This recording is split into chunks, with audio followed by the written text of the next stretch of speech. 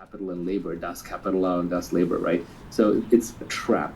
So you really want to stay out of labor-based leverage. You want the minimum amount of people working with you that are going to allow you to use the other forms of leverage, which I would argue are much more interesting. The second type of leverage is capital. And this one's a little less hardwired into us because large amounts of money moving around and being saved and being invested in money markets, these are inventions of human beings the last few hundred to few thousand years. They're not evolved with us from hundreds of thousands of years. So we understand them a little bit less well. They probably require more intelligence to use correctly, and the ways in which we use them keep changing. Management skills from 100 years ago might still apply today, but investing in the stock market skills from 100 years ago probably don't apply to the same level today. So capital is a trickier form of leverage to use. It's more modern. It's the one that people have used to get fabulously wealthy in the last century. It's probably been the dominant form of leverage in the last century. And you can see this by who are the richest people. It's bankers, politicians in corrupt countries who print money, essentially people who move large amounts of money around. And if you look at the top of very large companies, outside of technology companies, in many, many large old companies, the CEO job is really a financial job. They're really financial asset managers.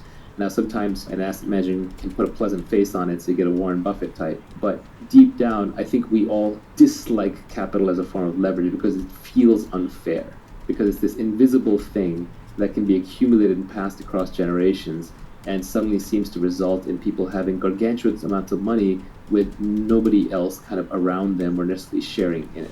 That said, capital is a powerful form of leverage. It can be converted to labor. It can be converted to other things. It's very surgical, very analytical. If you are a brilliant investor and you have $1 billion and you can make a 30% return with it, whereas anybody else can only make a 20% return, you're going to get all the money and you're going to get paid very handsomely for it. It scales very, very well. If you get good at managing capital, you can manage more and more capital much more easily. You can manage more and more people. So it is a good form of leverage, but the hard part with capital is how do you obtain it? And that's why I talked about specific knowledge and accountability first. If you have specific knowledge in a domain, and if you're accountable and you have a good name in that domain, then people are going to give you capital as a form of leverage that you can use to then go get more capital. So, but capital also is fairly well understood, and I think a lot of the knocks against capitalism come because of the accumulation of capital. The most interesting and the most important form of leverage is this idea of products that have no marginal cost of replication. This is the new form of leverage. This is only invented in the last few hundred years. It got started with the printing press. It accelerated broadcast media, and now it's really blown up with the internet and with code. So now you can multiply your efforts without having to involve other humans and without needing money from other humans. This podcast is a form of leverage. Long ago, I would have had to sit in a lecture hall and lecture each of you personally, and I would have maybe reached a few hundred people, and that would have been that. 30 years ago, I would have to be lucky to get on TV, which is somebody else's leverage. They would have distorted the message. They would have taken the economics out of it or charged me for it. They would have muddled the message, and I would have been lucky to get that form of leverage. But today, thanks to the internet, I can buy a cheap microphone, hook it up to a laptop or an iPad, and there you are, all listening. So this newest form of leverage is where all the new fortunes are made. So all the new billionaires, the last generation fortunes were made by capital. That was the Warren Buffetts of the world. But the new generation fortunes are all made through code or media. Joe Rogan making $50 to $100 million a year from his podcasts. PewDiePie, I don't know how much money he's rolling in, but he's bigger than the news, right? The Fortnite players. Of course, Jeff Bezos and Mark Zuckerberg and Larry Page and Sergey Brin and Bill Gates and Steve Jobs. That is all code-based leverage. Now, the beauty is when you combine all of these three. That's where tech startups really excel, where you take just the minimum but highest output labor that you can get, which are engineers and designers, product developers, and then you add in capital. You use that for marketing, advertising, scaling, and you add in lots of code and media and podcasts and content to get it all out there. That is a magic combination, and that's why you see technology startups explode out of nowhere, use massive leverage, and just make huge outsized returns. Do you want to talk a little bit about permissioned versus permissionless? Probably the most interesting thing to keep in mind about the new forms of leverage is they are permissionless. They don't require somebody else's permission for you to use them or succeed. For labor leverage, somebody has to decide to follow you. For capital leverage, somebody has to give you money to invest or to turn into a product.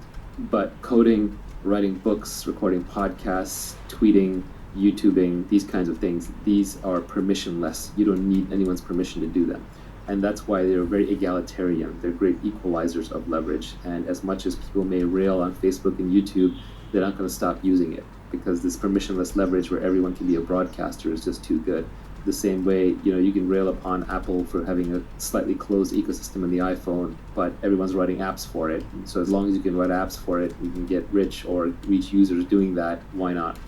I think of all the forms of leverage, the best one in modern society, and people this is glib, this is a little overused, and this is why I tell people learn to code, right? It's that we have this idea that in the future, there's going to be these robots, and they're going to be doing everything. And that may be true, but I would say the majority of the robot revolution has already happened. The robots are already here, and there are way more robots than there are humans. It's just that we pack them in data centers for heat and efficiency reasons. We put them in servers, they're inside the computers, all the circuits, the robot mind inside that's doing all the work. And so every great software developer, for example, now has an army of robots working for him at nighttime while he or she sleeps after they've written the code, and it's just cranking away. So the robots army is already here. The robot revolution has already happened. We're about halfway through it. We're just adding in much more of the hardware component these days. As we get more familiar, we get more comfortable with the idea of autonomous vehicles and autonomous airplanes and autonomous ships and maybe autonomous trucks and their delivery bots and Boston Dynamics robots and all that. But robots who are doing web searching for you, for example, are already here. The ones who are like cleaning up your video and audio and transmitting it around the world are already here. The ones who are answering many customer service queries, things that you would have had to call a human for, are already here. So an army of robots is already here. It's very cheaply available, and the bottleneck is just figuring out intelligent and interesting things to do to them. And essentially, you can order this army of robots around. Just the commands have to be issued in a computer language, in the language that they understand. So these robots aren't very smart. They have to be told very precisely what to do and how to do it. So coding is such a great superpower because now you can speak the language of the robot armies and you can tell them what to do. And I think at this point, actually, people are not only commanding the army of robots within servers through code, they're actually manipulating the movement of trucks, of other people. Just ordering a package on Amazon, you're manipulating the movement of many people and many robots to get a package delivered to you. People are doing the same things to build businesses now. So there's the army of robots within servers, and then there's also an army of actual robots and people that are being manipulated through software. Labor and capital are much less egalitarian, not just in their inputs, but in their outputs. Let's say that I need something that humans have to provide, like if I want a massage, or if I need someone to cook my food. The more of a human element there is in providing that service, the less egalitarian it is. Jeff Bezos probably has much better vacations than most of us, right? Because he has lots of humans running around doing whatever he needs to do. But if you look at the output of code and media, Jeff Bezos doesn't get to watch better movies and TV than we do. Jeff Bezos doesn't get to even have a better computing experience. Like Google doesn't give him some premium special Google account where his searches are better. It's the nature of code and media output that the same product is accessible to everybody. And it turns into a positive sum game, where if Jeff Bezos is consuming the same product as 1,000 other people, that product's going to be better than the version that Jeff would consume on his own. Whereas with other products, that's not true. If you look at something like buying a Rolex, which is no longer about telling the time, it's a signaling good. It's all about showing off, I have a Rolex. That's a zero-sum game. If everybody in the world is wearing a Rolex, then people don't want to wear Rolexes anymore because they no longer signal. It's canceled out the effect. And so rich people do have an advantage in consuming that product. They'll just price it up till only they can have Rolexes, and then poor people can't have Rolexes, and Rolexes resume their signaling value. But something like watching Netflix or using Google or using Facebook or YouTube, or even, frankly, modern day cars. Like rich people don't have better cars, they just have weirder cars. You can't drive a Lamborghini on the street at any speed that makes sense for a Lamborghini, so it's actually a worse car on the street. It just turned into a signaling good at that point. Your sweet spot where you want to be is somewhere like a Tesla Model 3 or like a Toyota Corolla. It's an amazing car. A new Toyota Corolla is a really nice car, but because it's mainstream, the technology has amortized the cost of production over the largest number of consumers possible, and the best products tend to be at the center, at the sweet spot, the middle class rather than being targeted at the upper class. So I think one of the things that we don't necessarily appreciate in modern society is as the forms of leverage have gone from being human-based, labor-based, and being capital-based to being more product and code and media-based, that most of the goods and services that we consume are becoming much more egalitarian in their consumption. Even food is becoming that way.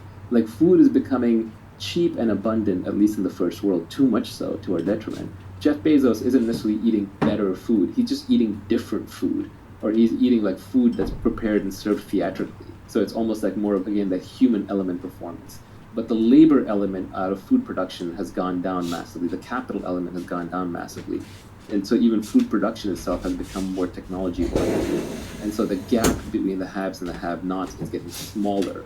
So if you care about ethics in wealth creation, it is better to create your wealth using code and media as leverage, because then those products are equally available to everybody, as opposed to trying to create your wealth through labor or capital, because what I'm referring to here is scale economies.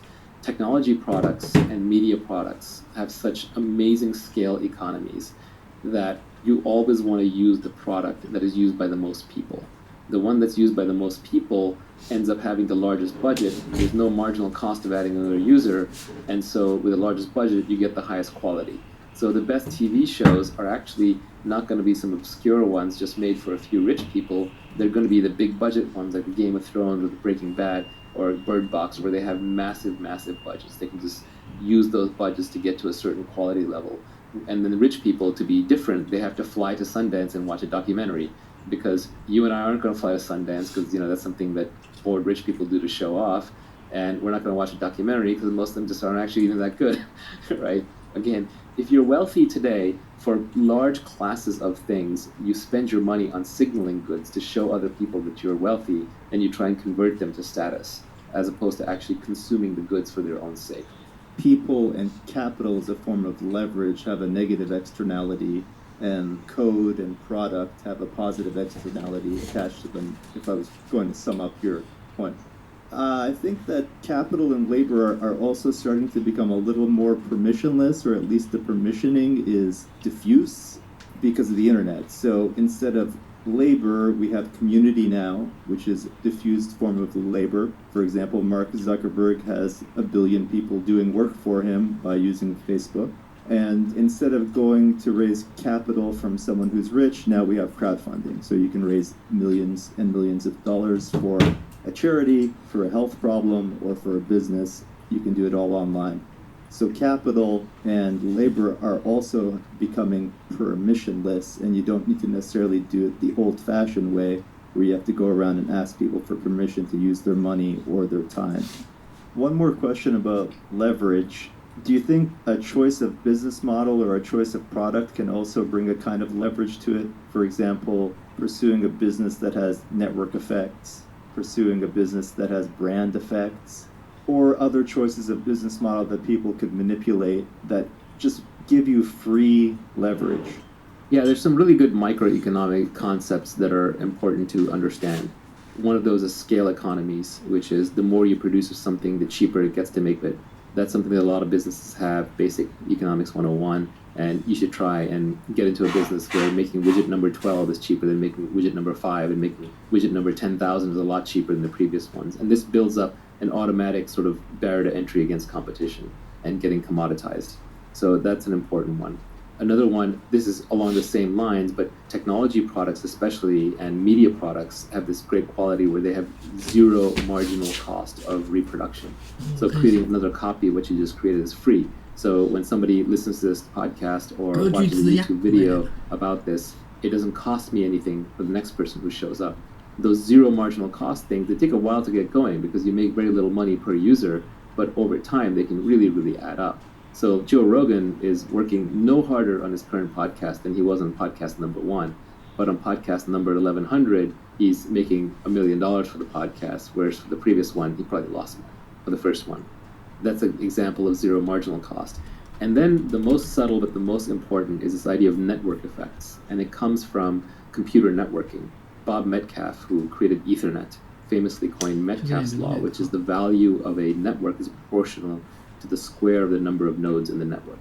So if a network of size 10 would have a value of 100, a network of a size 100 would have a value of 10,000. It's not just 10x more, it's 100x more because it's a square. So the difference is in the square. So you want to be in a network effects business, assuming you're not number 2. If you're number 1 in a network effect business, you win everything. So example, if you look at Facebook, right, your friends and family social networking protocol, who's their competitor? Nobody, because they won everything through network effects. Which is why when people say, well, I can just switch away from Facebook, they don't realize that network effects create natural monopolies. They're very, very powerful things. And one of the dirty secrets of Silicon Valley is that a lot of the winning businesses are natural monopolies. Even ride sharing tends towards one winner-take-all system. Like Uber will always have better economics than Lyft, as long as it's moving more drivers and more riders around. Something like Google, there's only one viable search engine. I do like DuckDuckGo, privacy reasons, but they're just always going to be behind because of network effects. Twitter, right? Where else would you go for microblocking? Even YouTube has weak network effects, but they're still powerful enough. There's really no number 2 site that you go to consume your video on a regular basis. It even turns out in e-tail, Amazon, Prime, and convenience, stored credit cards and information creates a powerful network effect. So what is a network effect? Let's just define it precisely. A network effect is when each additional user adds value to the existing user base. So your users themselves are creating some value for the existing users. The classic example that I think everybody can understand is language. Let's say that there's 100 people that live in the community and speak 10 different languages, and each person just speaks one of those 10. Well, you're having to translate all the time. It's incredibly painful. But if all 100 of you spoke the same language, it would add tremendous value. And so the way that community will play out is 10 people start out speaking 10 languages. So let's say that one extra person learns English. Well, now all of a sudden, 11 people know English. So the next person comes in to learn a new language, probably going to choose English. At some point, let's say English gets to 20 or 25 people, it's done. It's just going to own the entire language marketplace, and the rest of the languages will get competed out, which is why long term, the entire world is probably going to end up speaking English and Chinese. China is closed off on the internet, but the internet itself is a great leveler, and people who want to communicate on the internet are forced to speak English because the largest community of people on the internet speaks English. I always feel bad for my colleagues who grew up speaking foreign languages in foreign countries because you don't have access to so many books. So many books just haven't been translated into other languages. So if you only spoke French or you only spoke German or you only spoke Hindi, for example, you would be at a severe disadvantage in a technical education. Invariably, if you go and get a technical education, you have to learn English just because you have to read these books that have this data that has not been translated. So languages are probably the oldest example of network effect. Money is another example. We should all probably be using the same money, except for the fact that geographic and regulatory boundaries have created these artificial islands of money. But even then, the world tends to use a single currency as the reserve currency at most times, currently the US dollar. So network effects are a very powerful concept. When you're picking a business model, it's really good idea to pick a model where you can benefit from network effects, low marginal costs, and scale economies. And these tend to go together. Like anything that has zero marginal cost of production obviously has scale economies. And things that have zero marginal cost of reproduction very often tend to have network effects because it doesn't cost you anything more to stamp out the thing, so then you can just create little hooks for users to add value to each other. You should always be thinking about how your users, your customers, can add value to each other because that is the ultimate form of leverage. You're on the beach in the Bahamas or you're sleeping at night and your customers are adding value to each other. The tweet storm is very abstract. It's deliberately meant to be broadly applicable to all kinds of different domains and disciplines and time periods and places. But sometimes it's hard to work without concrete example. So let's just go concrete for a minute. Look at the real estate business. You could start at the bottom. Let's say you're a day laborer. You come in, you fix people's houses. Someone orders you around and tells you break that piece of rock, sand that piece of wood, put that thing over there. There's just all these menial jobs that go on a construction site. If you're working one of those jobs, unless you're a skilled trade, like say a carpenter or electrician, you don't really have specific knowledge. And even carpenter or electrician is not that specific because other people can be trained how to do it, so you can be replaced. So you get paid your 15, 20, 25, 50. If you're really lucky, $75 an hour, but that's about it. You don't have any leverage other than from the tools that you're using. So if you're driving a bulldozer, that's better than doing it with your hands. So day labor in India makes a lot less because they have no tool leverage. You don't have much accountability. You're a faceless cog in the construction crew, and the owner of the house or the buyer of the house doesn't know or care that you worked on it. One step up from that, you might have a contractor, like a general contractor, who someone hires to come and fix and repair and build up their house. That general contractor is taking accountability, they're taking responsibility. Okay, so now, if let's say they got paid $250,000 for the job, sorry, I'm using Bay Area prices, so maybe I'll go rest of the world prices, $100,000 for the job to fix up a house, and it actually costs the general contractor, all said and done, $70,000. Well, that contractor is going to pocket that remaining 30. So they got the upside, they got the equity, but they're also taking accountability and risk. So if the project runs over and there's losses, then they eat the losses. But you see, just the accountability gives them some form of additional potential income. And then they also have labor leverage because they have a bunch of people working for them. But it probably tops out right there. You can go one level above that and you can look at a property developer.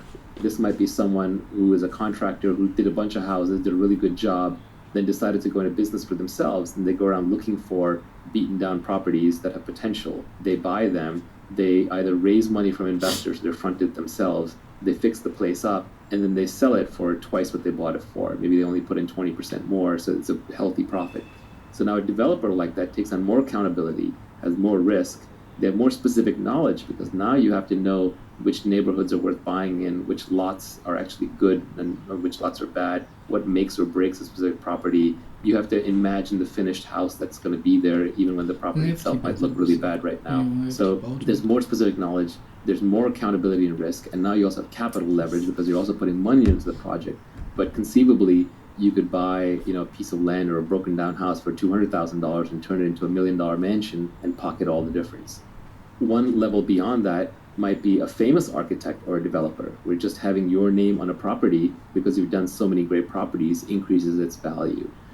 One level up from that, you might be a person who decides, well, I understand real estate and I now know enough of the dynamics of real estate that rather than just build and flip my own properties or improve my own properties, I'm going to be a massive developer. I'm going to build entire communities. Another person might say, I like that leverage, but I don't want to manage all these people. I want to do it more through capital, so I'm going to start a real estate investment trust. And that requires specific knowledge, not just about investing in real estate and building real estate, but also requires specific knowledge about the financial markets, the capital markets, and how real estate trusts operate. One level beyond that might be somebody who says, actually, I want to bring the maximum leverage to bear in this market and the maximum specific knowledge. And so that person would say, well, I understand real estate, and I understand everything from basic housing construction to building properties and selling them, to how real estate markets move and thrive. And I also understand the technology business. So I understand how to recruit developers, how to write code, and how to build good product. And I understand how to raise money from venture capitalists and how to return it and how all of that works. And obviously not a single person may know this. You may pull a team together to do it where each have different skill sets. But that combined entity would have specific knowledge in technology and in real estate. It would have massive accountability because that company's name would be a very high risk, high reward effort attached to the whole thing. And people would devote their lives to it, take on significant risk, and then it would have leverage in code with lots of developers. It would have capital with investors putting money in and the founder's own capital, and it would have labor of some of the highest quality labor that you can find, which is high quality engineers and designers and marketers who are working on the company. And then you may end up with a Trulia or a Redfin or a Zillow kind of company, and then the upside could potentially be in the billions of dollars or the hundreds of millions of dollars. So as you layer in more and more kinds of knowledge that can only be gained on the job and aren't common knowledge, and you layer in more and more accountability and risk-taking, and you layer in more and more great people working on it, and more capital on it, and more code and media on it, you keep expanding the scope of the opportunity all the way from the day laborer who might just literally be scrapping on the ground with their hands, all the way up to somebody who started a real estate tech company and then took it public. We spoke about specific knowledge, we talked about accountability, we talked about leverage. The last skill that Naval talks about in his tweet storm is judgment, where he says that leverage is a force multiplier for your judgment. We are now living in an age of nearly infinite leverage, and all the great fortunes are created through leverage. So your first job is to go and obtain leverage, and you can obtain leverage through permission by taking risks and getting people to work for you, or by raising capital, or you can get leverage permissionlessly by learning how to code or becoming a good communicator in podcasting, broadcasting, creating videos, writing, etc. So that's how you get leverage. But once you have leverage, what do you do with it? Well, the first part of your career is spent hustling to get leverage. Once you have the leverage, then you want to slow down a bit because your judgment really matters. It's like you've gone from steering your sailboat around to now you're steering an ocean liner or a tanker. You have a lot more at risk, but you have a lot more to gain as well. You're carrying a much higher payload. So in an age of infinite leverage, judgment becomes the most important skill. Warren Buffett is so wealthy now because of his judgment. Even if you were to take away all of Warren's money, tomorrow investors would come out of the woodwork and hand him $100 billion because they know his judgment is so good, and they would give him a big chunk of that $100 billion to invest. So ultimately, everything else that you do is actually setting you up to apply your judgment. One of the big things that people rail on is CEO pay. And for sure, there's crony capitalism that goes on where these CEOs control their boards and the boards give them too much money. But there's certain CEOs who definitely earn their keep because their judgment is better. If you're steering a big ship, if you're steering Google or Apple, and your judgment is 10 or 20% better than the next person's, society will literally pay you hundreds of millions of dollars more because you're steering $100 billion ship. If you're on course 10 or 20% of the time more often than the other person, the compounding results on that hundreds of billions of dollars you're managing will be so large that your CEO pay will be dwarfed in comparison. So demonstrated judgment, credibility around the judgment is so critical. Warren Buffett wins here because he has massive credibility. He's been highly accountable. He's been right over and over in the public domain. He's built a reputation for very high integrity, so you can trust him. So a person like that, people will throw infinite leverage behind him because of his judgment. Nobody asks him how hard he works. Nobody asks him when he wakes up or when he goes to sleep. Just like Warren, just do your thing. So especially demonstrated judgment with high accountability, clear track record is critical. Let's define judgment. I would define it as knowing the long-term effects of your decisions, or being able to predict the long-term effects of your decisions. It's funny, my definition of wisdom is knowing the long-term consequences of your actions. So they're not all that different. Wisdom is just judgment on a personal domain. Wisdom applied to external problems, I think, is judgment. So they're highly linked. But yes, it's knowing the long-term consequences of your actions and then making kind of the right decision to capitalize on that. Judgment is very hard to build up. This is where both intellect and experience come in play. There are many problems with the so-called intellectuals in the ivory tower, but one of the reasons why Nassim Taleb rails against them is because they have no skin in the game. They have no real-world experience, right? So they just apply purely intellect. And intellect without any experience is often worse than useless because you get the confidence that the intellect gives you and you get some of the credibility, but because you had no skin in the game and you had no real experience and no real accountability, you're just throwing darts. The real world is always far, far more complex than we can intellectualize. And especially all the interesting, fast-moving edge domains and problems, you can't get there without experience. So if you are smart and you iterate fast, so it's not even you put 10,000 hours into something, but you take 10,000 tries at something.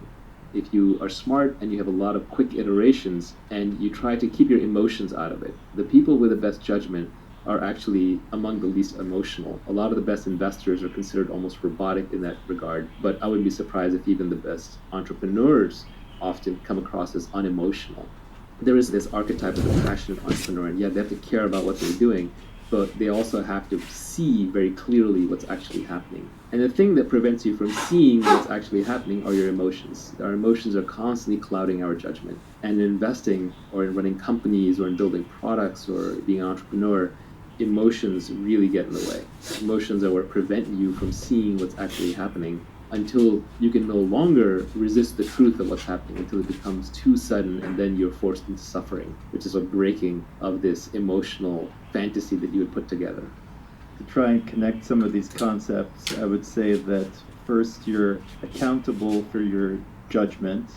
Judgment is the exercise of wisdom. Wisdom comes from experience, and that experience can be accelerated through short iterations. And the reason why a lot of the top investors, a lot of the value investors, if you read Jeremy Grantham or you read Warren Buffett, you read up on Michael Burry, these people sound like philosophers, or they are philosophers, or they're reading a lot of history books or science books. Like, what are they doing? Shouldn't they be reading investment books? No, investment books are the worst place to learn about investment. because investment is a real world activity that is highly multivariate. All the advantages are always being competed away. It's always on the cutting edge. So what you actually just need is very, very broad-based judgment and thinking. And the best way to do that is to study everything, including a lot of philosophy. And philosophy also makes you more stoic, makes you less emotional, and so you make better decisions, you have better judgment. One simple thing is I go out on Twitter, and it seems like half of Twitter is outrageous something at all times. You can go within someone's Twitter feed and get at least some semblance of what it must be like to be in their head all the time. And the more outraged somebody is, I guarantee you, the worse their judgment is. If someone's constantly tweeting political outrage and seems like an angry person getting into fights, you don't want to hand this person the keys to your car, let alone the keys to your company. So we covered the skills that you need to get rich. That was specific knowledge, accountability, leverage, judgment, and lifelong learning. Let's talk a little bit about the importance of working hard and valuing your time. So no one is going to value you more than you value yourself.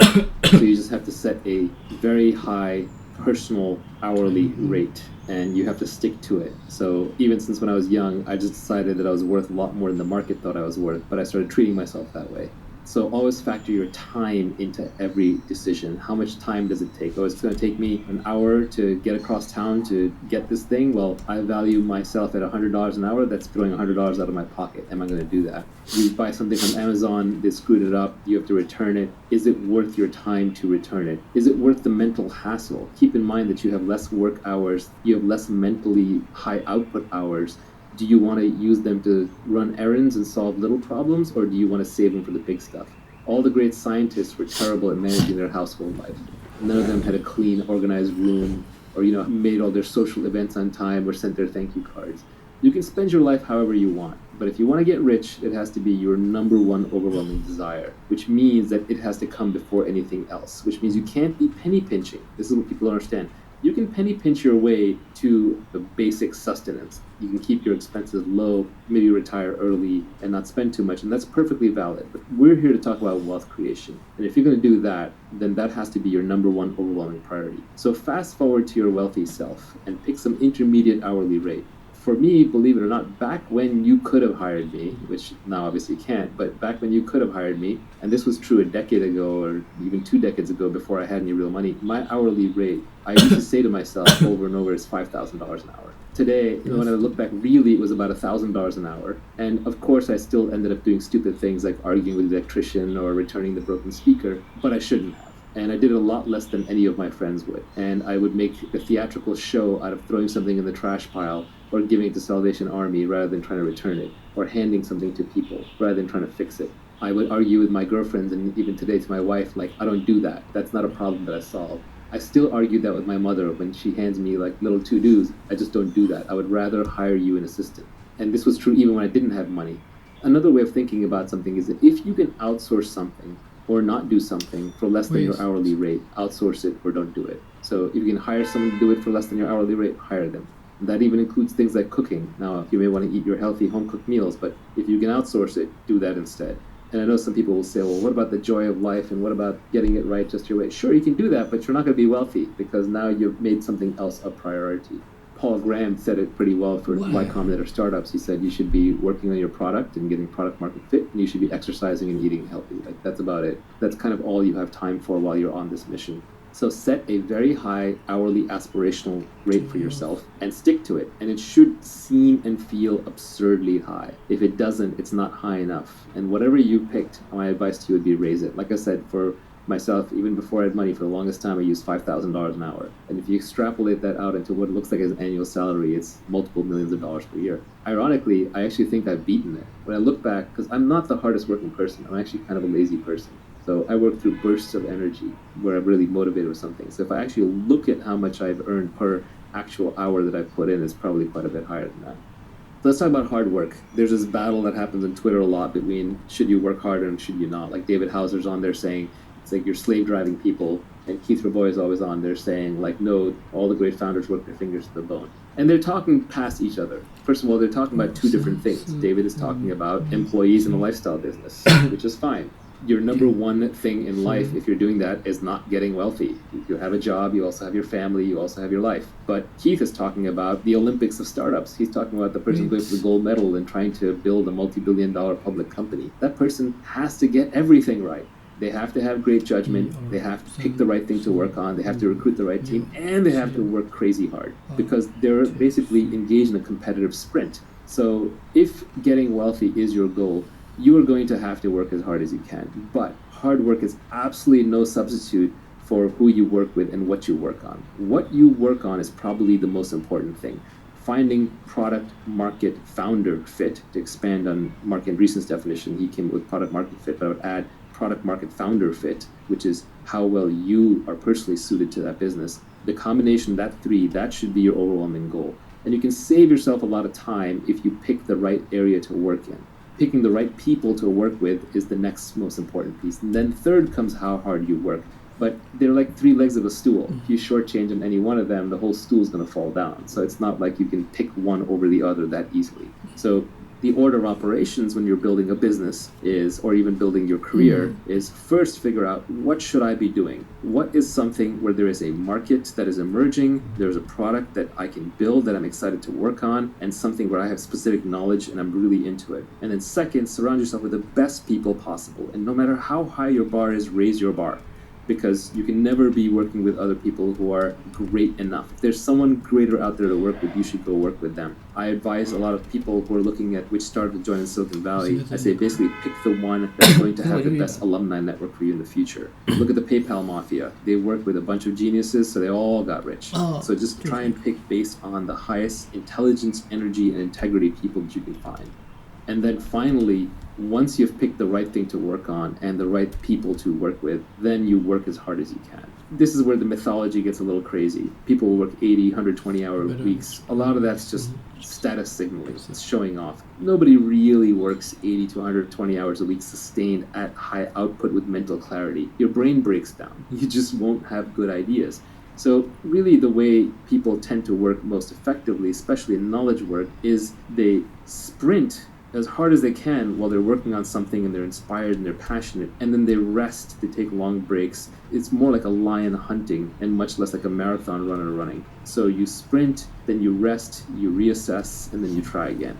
And what you end up doing is you end up building a marathon of sprints. Nivi just made the point to me on the side that inspiration is perishable, which is a very good point. When you have your inspiration, do it right then and there. This happens to me a lot with my tweet storms. I've actually come up with a whole bunch of additional tweet storms besides the ones that are already out there, but sometimes I just hesitate or I just pause and then it just dies. And what I've learned is if I'm inspired to write a blog post or to publish a tweet storm, I should probably do it right away. Otherwise, it's not going to get out there. I won't come back to it. So inspiration is a beautiful and powerful thing, and when you have it, just seize it.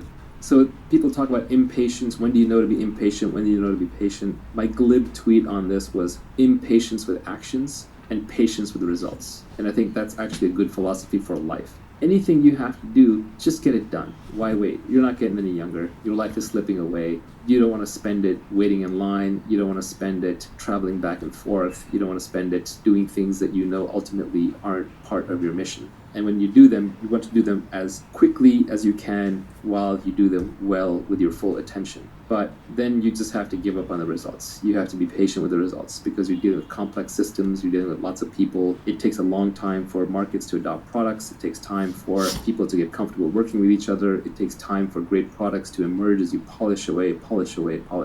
So impatience with actions, patience with results. And as Nivi said, inspiration is perishable. So when you have inspiration, act on it right then and there. If I have a problem that I discover in one of my businesses that needs to be solved, I won't sleep until at least the resolution is in motion. And this is just a personal feeling, but if I'm on the board of a company, I'll call the CEO. If I'm running the company, I'll call my reports. If I'm responsible, I'll get on there right then and there and solve it. If I don't solve a problem the moment it happens, or I don't start moving towards solving it the moment it happens, I have no peace, I have no rest, I have no happiness until that problem is solved. So solve it as quickly as possible. I literally won't sleep until it's solved. Maybe that's a personal characteristic, but it's worked out well in business.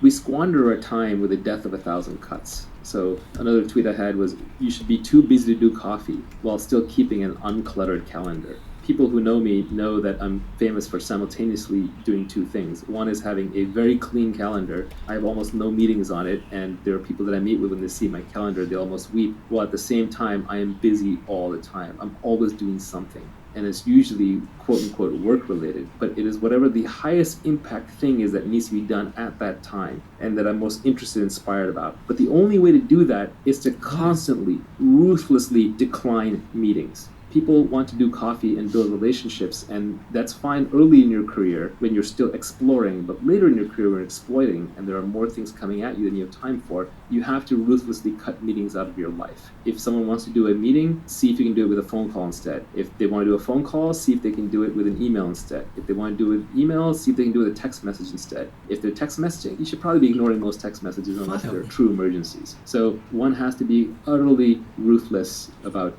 dodging meetings. When you do meetings, do walking meetings, do standing meetings, keep them short, keep them actionable, keep them small. Any meeting with 8 people in it sitting around a conference table, nothing is getting done in that meeting. You're literally just dying 1 hour at a time. Doing coffee reminds me of an old quote, I think, from Steve Jobs when they asked him, hey, why doesn't Apple come to conventions? Or why don't you come to my convention? And his response was, well, then because we wouldn't be here working. Yeah, I used to have a tough time turning people down for meetings, but now I just tell them outright. I just say, look, I don't do non-transactional meetings. I don't do meetings without a strict agenda. I don't do meetings unless we absolutely have to. Nivi used to do this. He would email people when they would ask Nivi and I for a meeting, like coffee meeting, get to know you. He would say, we don't do meetings unless it's life and death urgent. And then that person has to respond, yeah, it's life and death urgent, or there's no meeting.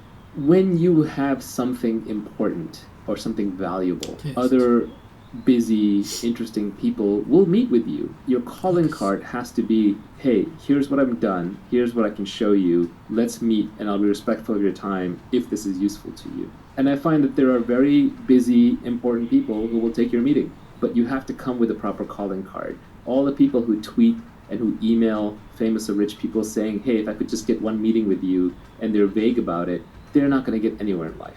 You have to build up the credibility. When, for example, an investor in the tech business, in the venture business, looks at a startup, the first thing they want to see is they want to see some evidence of product progress. They don't just want to even see a slide deck, they want to see product progress. Because the product progress is the resume for the entrepreneur. It is the unshakable, unfakeable resume. So you have to do the work. To use a crypto analogy, you have to have proof of work. If you have proof of work and you truly have something interesting, then you shouldn't hesitate to put it together in an email and send it to somebody. But even then, when you're asking for a meeting, you want to be super actionable about it. But I would say even the other side, even if you yourself haven't made it yet, if you think you're going to make it by going out and networking and doing a whole bunch of meetings, you're probably incorrect. Yes, networking can be important early in your career. And yes, you can get serendipitous with meetings. But the odds are pretty low. And as we spent time talking about earlier, when you are just meeting people and hoping to get that lucky break, you're relying on type 1 luck, which is blind luck, and type 2 luck, which is hustle luck. But what you're not getting is type 3 or type 4 luck, which are the better kinds, where you spend time developing a reputation, working on something, developing a unique point of view, and being able to spot opportunities that others can't. A busy calendar and a busy mind will destroy your ability to do great things in this world. If you want to be able to do great things, whether you're a musician or whether you are an entrepreneur or whether you're an investor, you need free time and you need a free mind. We just finished talking about the importance of working hard and valuing your time. Next, there's a few tweets on the topic of working for the long term. The first tweet is, become the best in the world at what you do. Keep redefining what you do until this is true. If you really want to get paid in this world, you want to be number one at whatever it is that you're doing. And it can be niche, that's the point. It can literally be you're getting paid for just being you. You know, at this point, some of the more successful people in the world are that way. Oprah gets paid for being Oprah. Joe Rogan gets paid for being Joe Rogan. And they're being authentic to themselves. So what this tweet is trying to say simultaneously is that you want to be number one, but you want to keep changing what you do until you're number one. You can't just pick something arbitrary. You can't say, I'm going to be the fastest runner in the world, and now you got to beat Usain Bolt. That's too hard of a problem. But what you can do is you can keep changing what your objective is until it arrives to your specific knowledge, your skill sets, your position, your capabilities, your location, your interests, and then converges to making you number one. So when you're searching for what to do, you actually have two different foci that you have to keep in mind at all points. And one of those is, I want to be the best at what I do. And the second is, what I do is flexible so that I am the best at it, until you arrive at a comfortable place where you're like, yes, this is something I can be amazing at while still being authentic to who I am. And this is not going to be an overnight discovery. It's going to be a long journey, but at least you know how to think about it. The most important thing for companies to find product market fit, I would say the most important thing for an entrepreneur is to find founder product market fit, where you are naturally inclined to build the right product which has a market. And that's a three-focus problem, which is you got to make all three of those work at once. If you want to be successful in life, you just have to get comfortable managing multivariate problems, multiple objective functions at once. And this is one of those cases where you have to map at least two or three at once. This reminds me of your tweet about escaping competition through authenticity. It sounds like part of this is a search for who you are. It's both a search and a recognition, because sometimes when we search our egos, we want to be something that we aren't, and our friends and family are better at telling us actually who we are, or looking back at what we've done is a better indicator of who we are. Peter Thiel talks a lot about how competition is besides the point. It's counterproductive. We're highly mimetic creatures. We copy what everybody else is doing around us. We copy our desires from them. Everyone around me is a great artist. I want to be an artist. If everyone around me is a great business person, I want to be a business person. Everybody around me is a social activist. I want to be a social activist. That's where my self-esteem will come from. You have to be a little careful when you get caught up in these status games that you end up competing over things that aren't worth competing over. So Peter Thiel talks about how he was going to be a law clerk because he was in law school and everybody around him wanted to be a law clerk or a Supreme Court justice or some famous judge, and he got rejected, and that's what made him go into business. So it helped him break out of a lesser game into a greater game. So sometimes you just get trapped in the wrong game because you're competing. And the best way to escape competition, to get away from the specter of competition, which is not just stressful and nerve-wracking, but will often drive you to just the wrong answer, the way to escape competition is to just be authentic to yourself. If you are fundamentally building and marketing something that is just an extension of who you are, no one can compete with you on that. Who's going to compete with Joe Rogan or Scott Adams? It's impossible. Is somebody else going to come along and write a better Gilbert? No. Is someone going to compete with Bill Watterson and create a better Calvin and Hobbes? No. They're being authentic. This is easiest to see in art. Artists are, by definition, all naturally authentic. But even entrepreneurs are authentic. Who's going to be Elon Musk? Who's going to be Jack Dorsey? These people are authentic, and the businesses and products that they create are authentic to their desires and their means. If somebody else came along and started launching rockets, I don't think it would faze Elon one bit. He's still going to get to Mars because that's his mission. You know, insane as it seems, that's the one he set for himself, and he's going to accomplish it. So authenticity naturally gets you away from competition. It doesn't mean that you necessarily want to be authentic to the point where there's no product market fit. It may turn out you're the best juggler on a unicycle, but maybe there just isn't that much of a market for that even with YouTube videos. So you got to adjust that somehow until you find product market fit, but at least lean towards authenticity, towards getting away from competition, and competition automatically leads towards copycatting and often towards just playing completely the wrong game. Especially in entrepreneurship, the masses are never right. If you see a lot of people tweeting about what a great market to enter is, or you see journalists talking about a company is terrible, they don't know anything. If the masses knew how to build great things and create great wealth, we'd all already be done. We'd all already be rich by now. So in a sense, when you see a lot of competition, sometimes that indicates to you that the masses are already here, so it's already competed over too much and there's nothing here, or it's in the wrong trend to begin with. On the other hand, if it's completely empty, if the whole market is empty and no one's there, that can also be a warning indicator that you've gone too authentic and not enough on the product market fit part of founder product market fit. So there's a balance. You have to find it. But generally, most people will make the mistake of paying too much attention to the competition and being too much like the competition and not being authentic enough. And the great founders tend to be authentic iconoclasts. I hate to bring up the Scott Adams skill stack one more time, but I'll still bring it up. Do you think one way of getting to authenticityยินดีเสนอ is เชิญ not necessarily adding some random skills that you think might be important, but just really finding 5 or 6 various skills that you already authentically do and just stacking them on top of each other, and not even in any purposeful way. If you are expressing who you are, you're going to be expressing all these little 5 or 6 different skills anyway. That's really where life is going to lead you anyway. Long term, if you are good and successful at what you do, you will find that whatever your hobbies were, you're almost doing them for a living. As Robert Frost said, combine your vocation and your avocation, what you love to do and what you do. So I think you'll find yourself there anyway. And you're right about the skill stack, and that everyone's got multiple skills. We aren't all one-dimensional creatures, even though that's how we have to portray ourselves in our online profiles to get employed. You meet somebody and they say, I'm a banker, or I'm a bartender, or I'm a barber, or what have you, all the B's. But people are multivariate. They have a lot of skills. One banker might be good at finance, another one might be good at sales, a third one might be just good at macroeconomic trends and have a feel for the markets. Another one might be really good at picking individual stocks. Another one might just be good at maintaining relationships rather than selling new relationships. So everyone's going to have their various niches, and you're going to have multiple niches. It's not going to be just one. So over time, you will find, as you go through your career, both you will gravitate towards the things that you're good at, which by definition are almost the things you enjoy doing, otherwise you wouldn't be good at them, you wouldn't have put in the time. And other people will push you towards the things that you're good at, because your smart bosses and your smart coworkers and your smart investors will realize, okay, you're really world-class in this thing, and you recruit somebody else for that other thing. So ideally, you want to end up specializing in being you. I think when you're being authentic, you don't really mind competition that much. Yeah, it pisses you off and it inspires some fear and jealousy and all the other emotions that come along with it, but also you don't really mind because you're more oriented towards the goal and the mission, and worst case, you get some ideas from them, and there's often ways to work with the competition in a positive way, and it ends up increasing the size of the market for you. Yeah, sometimes it depends on the nature of the business. Silicon Valley tech industry businesses tend to be winner take all, at least the good ones.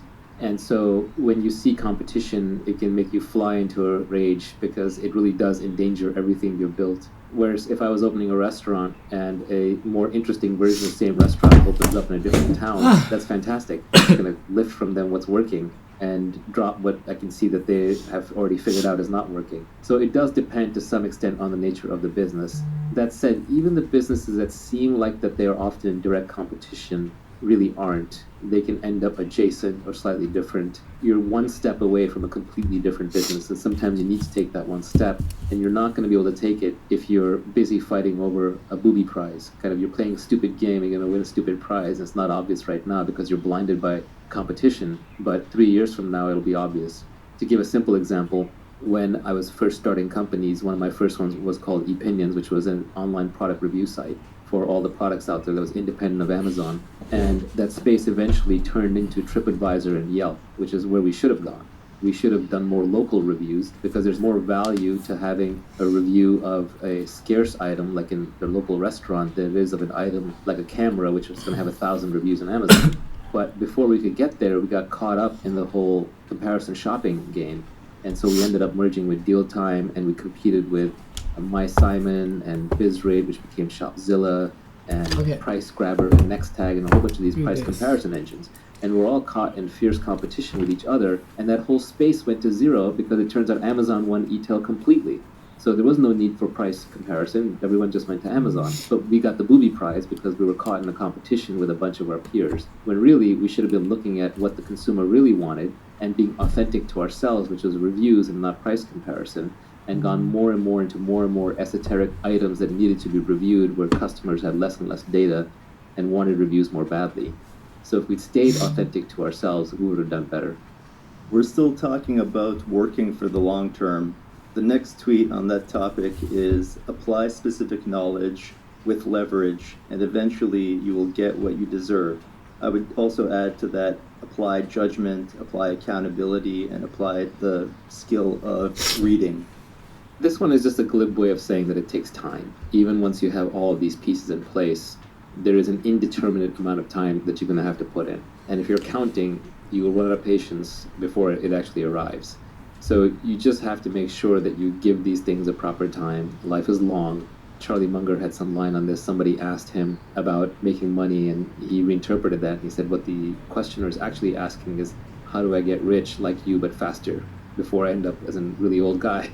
And everybody wants it immediately, but the world is an efficient place. Immediate doesn't work. You do have to put in the time. You do have to put in the hours. And so I think you just have to put yourself in the position with the specific knowledge, with the accountability, with the leverage, with the authentic skill set that you have to be the best in the world at what you do. And then you have to enjoy it and just keep doing it and keep doing it and keep doing it, and don't keep track and don't keep count. Because if you do, you will run out of time. I can look back at my career and the people 2 decades ago that I had identified as brilliant and hardworking but hadn't thought much more about it, they're all successful now, almost without exception. On a long enough time scale, you do get paid, but it can easily be 10 or 20 years. Sometimes it's 5, and if it's 5 or 3 and a friend of yours got there, it can drive you insane. But those are exceptions, and for every winner, there's multiple failures. One thing that's important in entrepreneurship is you just have to be right once. You get many, many shots on goal. You can take a shot on goal every 3 to 5 years, maybe every 10 at the slowest, or once every year at the fastest, depending on how you're iterating with startups. But you really only have to be right once.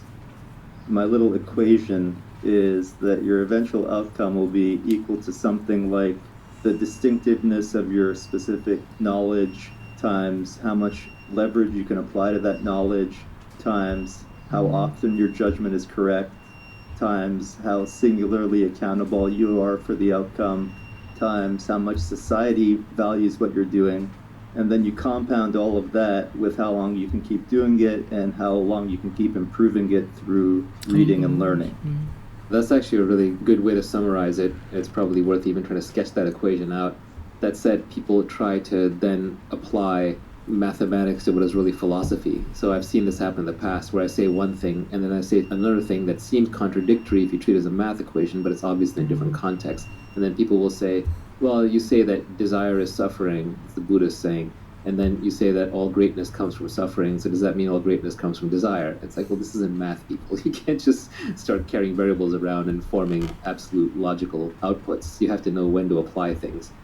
So I think that is very useful to understand, but at the same time, one can't get too analytical about it. It's what a physicist would call false precision. When you take 2 made-up estimates and you multiply them together and you get 4 degrees of precision, those decimal points don't actually count. You don't have that data. You don't have that knowledge. In a model, the more estimated variables you have, the greater the error in the model. So just adding more and more complexity to your decision-making process actually gets you a worse answer. You're better off just picking the single biggest thing or 2. For example, what am I really good at according to observation and according to people that I trust, that the market values? Like that alone, those 2 variables alone are probably good enough. Because if you're good at it, you'll keep it up. And if you're good at it, you'll develop the judgment. And if you're good at it and you like to do it, eventually people will give you the resources and you won't be afraid to take on accountability. So all the other pieces will fall in place. Product market fit is inevitable if you're doing something you love to do and the market wants it. Regarding the guy that gets rich in 5 years, one of the tweets that you had on the cutting room floor was, avoid people who got rich quickly. They're just giving you their winning lottery ticket numbers. This is generally true of advice anyway, which is, it's back to Scott Adams, systems, not goals. If you ask a specific person what worked for them, very often it's just like they're reading out the exact set of things that work for them, which may not be applicable for you. They're just reading your winning lottery ticket numbers. It's a little glib. There is something to be learned from them, but you can't just take their exact circumstance and map it onto yours.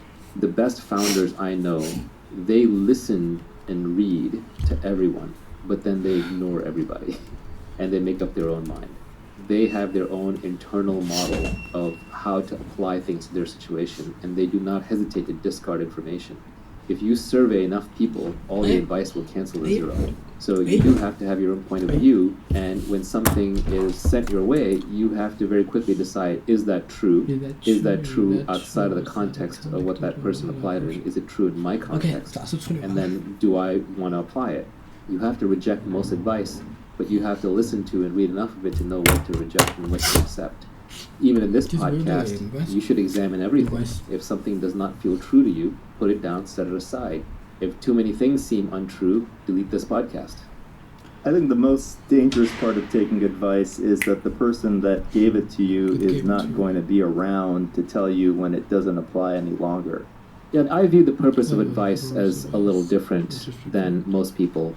I just view it as helping me have anecdotes and maxims that I can then later recall when I have my own direct experience and say, that's what that person meant.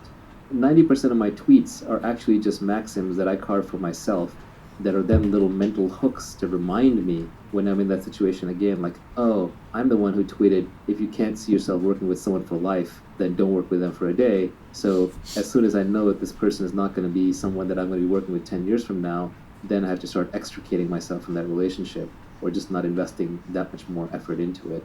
So I use my tweets and other people's tweets as maxims that help compress my own learnings and be able to recall them. Because, the brain space is finite. You have finite neurons. So you can almost think of these as pointers, addresses, mnemonics to help you remember deep-seated principles where you have the underlying experience to back it up. If you don't have the underlying experience, then it just reads like a collection of quotes. It's like, it's cool, it's inspirational for a moment, maybe you make a nice poster out of it, but then you forget it and move on. So all of these are really just compact ways for you to recall your own knowledge. The last tweet on the topic of working for the long term is that when you're finally wealthy, you'll realize that it wasn't what you were seeking in the first place.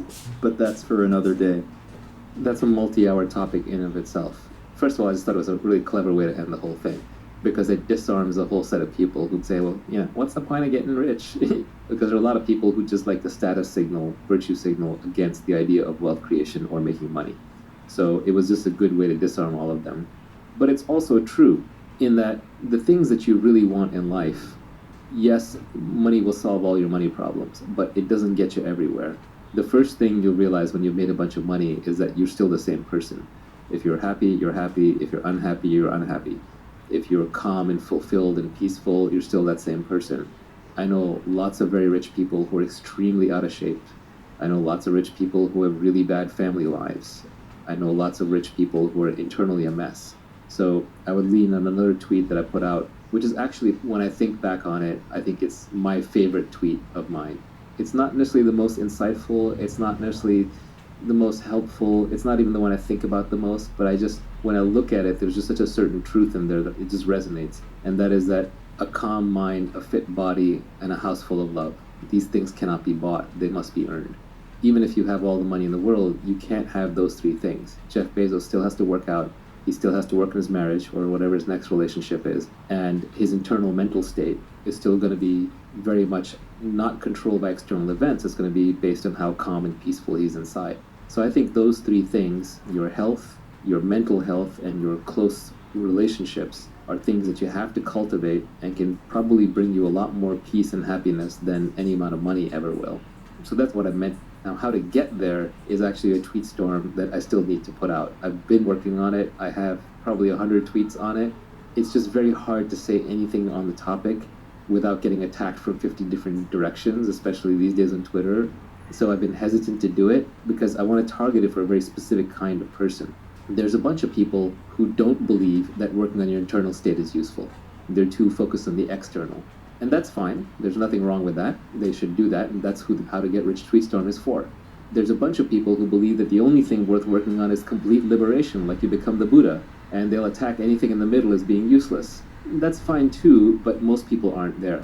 So what I want to do is to create a tweet storm that is just very practical advice for everyday people who want to have a calmer internal state. Just a set of understandings, realizations, half-truths and truths that if you were to imbibe them properly, and again, these are just pointers to ideas that you already have and experiences that you already have, that if you keep these top of mind, slowly but steadily, it will help you with certain realizations that will lead you to a calmer internal state. That's what I want to work on. Fitness is another big one. I'm just not the expert there. There are plenty of good people on Twitter who are better at fitness than me. And I think loving household and relationships actually automatically falls out of the other things. If you have a calm mind, and if you've already made money, you should have good relationship. There's no reason why you shouldn't. A lot of divorces actually happen over money, Unfortunately, that's just the reality of it. So having money removes that part of it. A lot of external battles happen because your internal state is not good. When you're naturally internally peaceful, you're going to pick less fights. You're going to be more loving without expecting anything in return, and that will take care of things on the external relationship front. So money solves your money problems.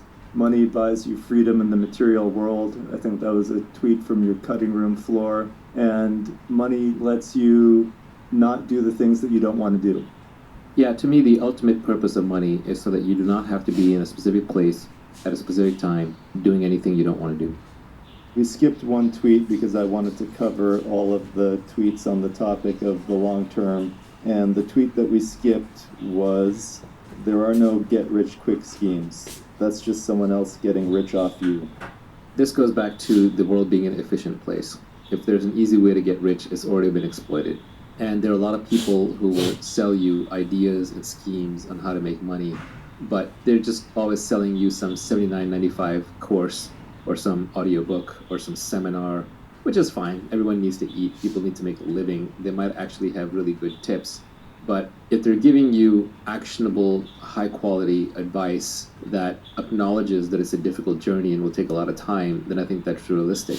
But if they're selling you some get-rich-quick scheme, whether it's crypto or whether it's an online business or seminar, they're just making money off you. That's their get-rich-quick scheme. It's not going to necessarily work for you. One of the things about this whole Tweetstorm and podcast is that we don't have ads on here. We don't charge for anything. We don't sell anything. Not because I don't want to make more money. It's always nice to make more money. We're doing work here. But because it would completely destroy the credibility of the enterprise. If I'm saying, hey, I know how to get rich and I'm going to sell that to you, it ruins it. When I was young and I was kind of studying up on the topic, one of my favorite books on the topic was actually called How to Get Rich by Felix Dennis, the founder of Maxim magazine, billionaire who passed away. And he had a lot of crazy stuff in there, but he had some really good insights too. But whenever I read something by him or by the GoDaddy founder, Bob Parsons, or say Andrew Carnegie, you read stuff by people who are already very wealthy and they've clearly made their wealth in other fields, not by selling the how to get rich line. They have credibility. You just trust them. And they're not trying to make money off of you. They are obviously trying to win some status and some ego, right? You always have to have a motivation for doing something. But at least that is a cleaner reason why they're probably not lying. They're probably not fooling you. They're not snowing you. At some level, every founder has to lie to every employee of the company that they have, where they have to convince them that it's better for you to work for me than it is to do what I did and go work for yourself. So I've always had a hard time with that, which is why the only honest way in my companies, I've recruited entrepreneurs. And I tell them, you're going to get to be entrepreneurial in this company. And the day you're ready to go start your own next thing, I'm going to support you. I'm never going to get in the way of you starting a company, but this can be a good place for you to learn how to build a good team and build a good culture, how to find product market fit, to perfect your skills and meet some amazing people while you figure out exactly what it is you're going to do, because positioning, timing, deliberation are very important when starting a company. But what I've never been able to do is look them in the face and say, you must be at your desk by 8 a.m. because I'm not going to be at my desk by 8 a.m. I want my freedom. Or say to them that you're great at being a director today and you'll be a VP tomorrow, putting them into that career path track, because I don't believe in it myself.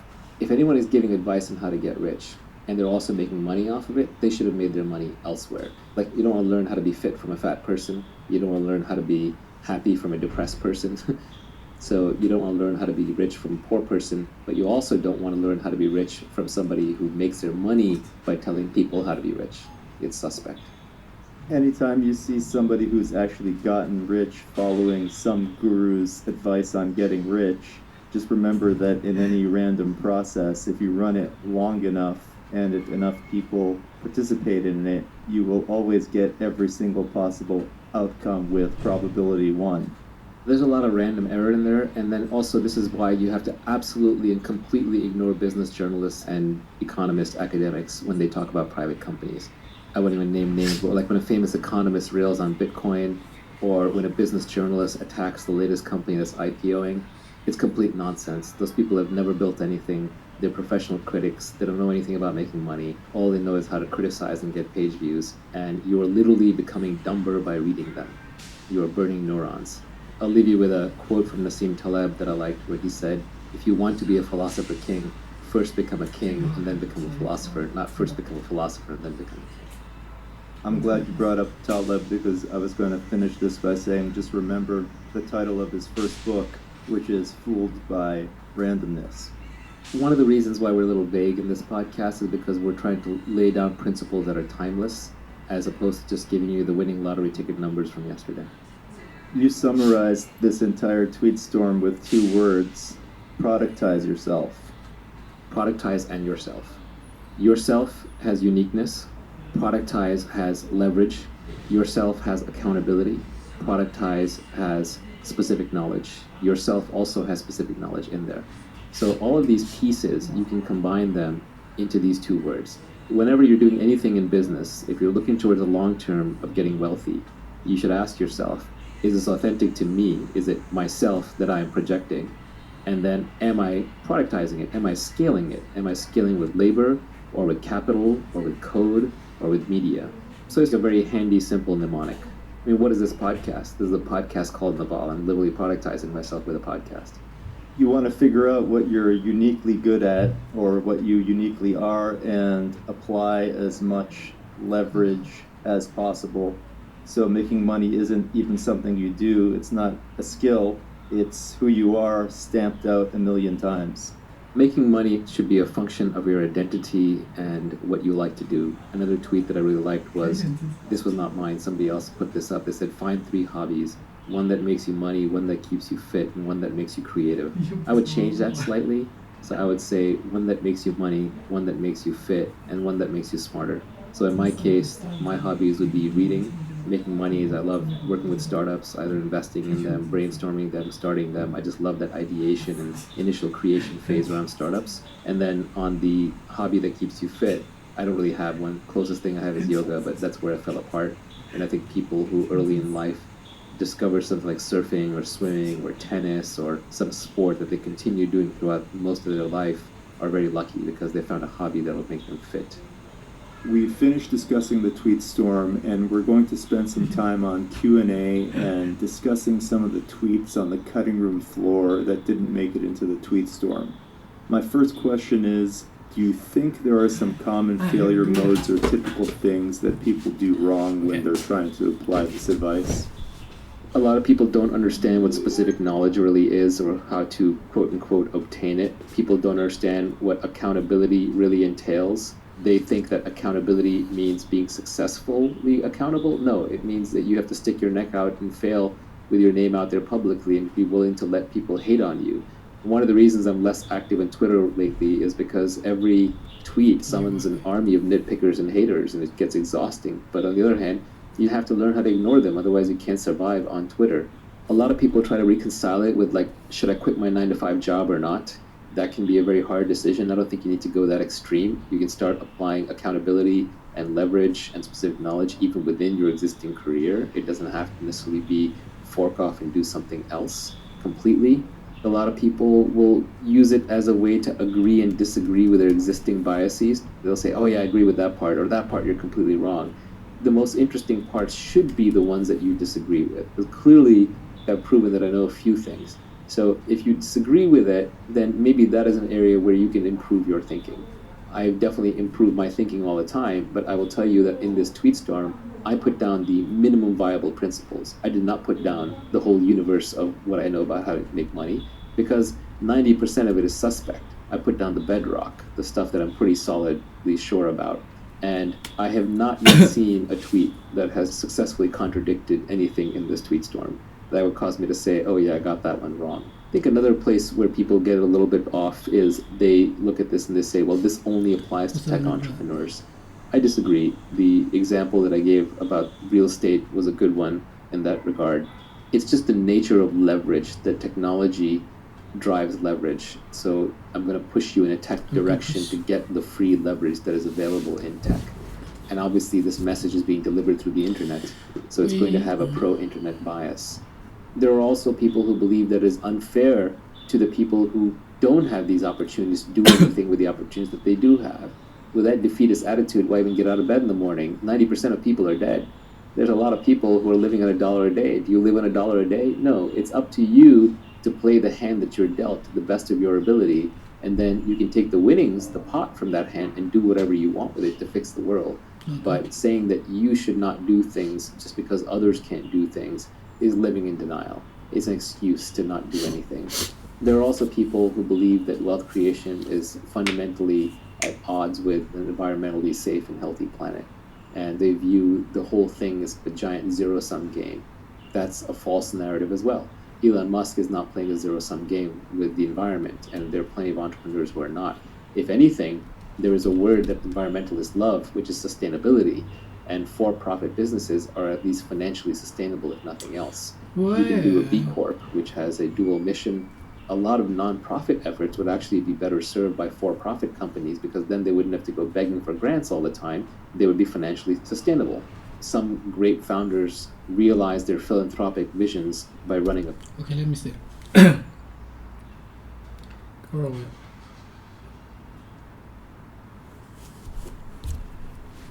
Man, it's from Miss Junie. Spanish mates listening. Junie. Spanish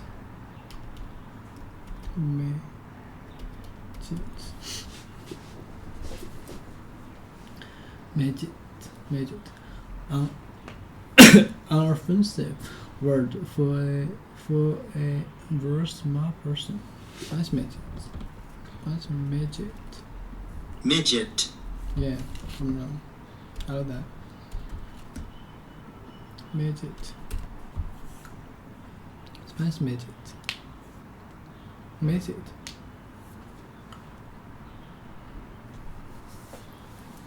Spanish midget.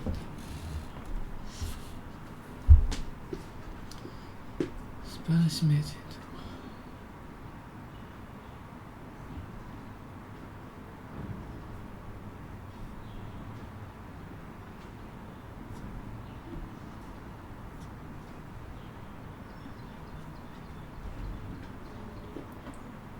Midget. Our offensive word of a very expensive, very small person. Spanish midget with Spanish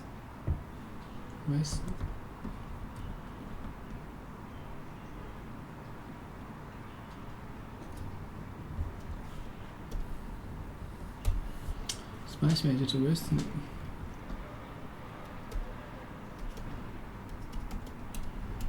with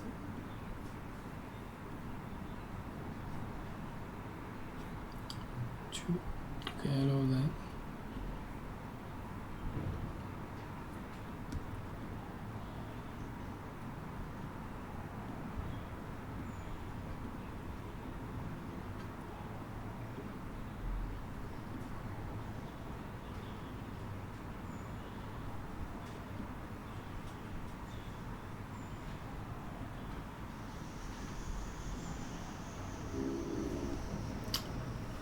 Not do that, okay?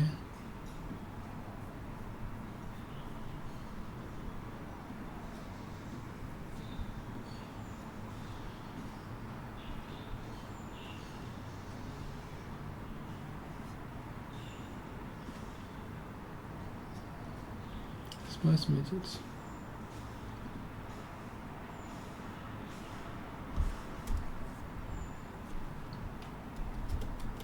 Storekeeper.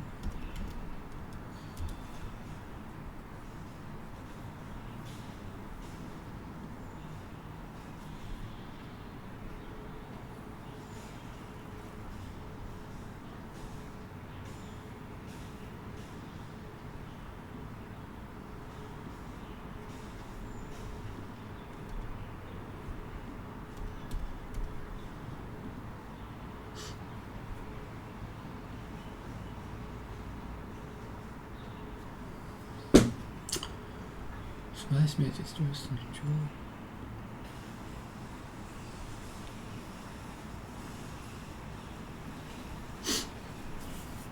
Sports. Wrestling, a sport in which two people fight and try to throw each other over to the ground. Wrestling. Spice midgets wrestling. sports in which two people fight and try to throw each other to the ground. Okay, the ground. Spanish majors, wrestling, Julie. Oh yes, I see you got there. You ever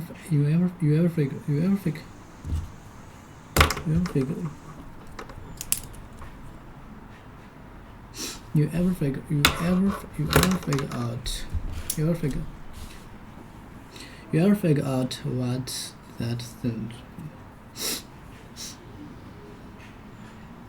You ever figure out what that stands for? You ever figure out what that stands for? You ever figure out what that stands for? No, see, I'm trying this new screen thing. Okay, may I assure Miss Junie, Spanish midgets,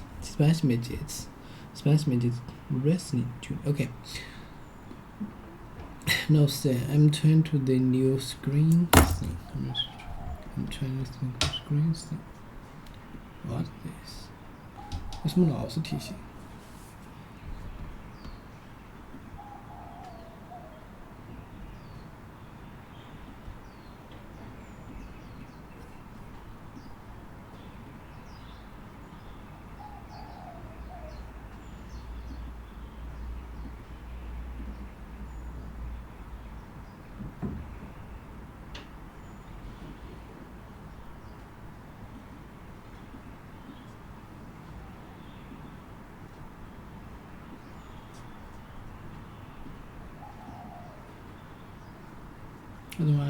？I don't like this. Listen to. Okay, screen thing.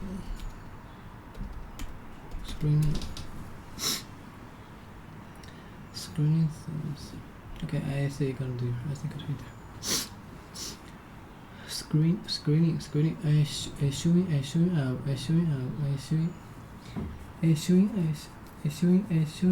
Showing a movie. Wait, you need. Showing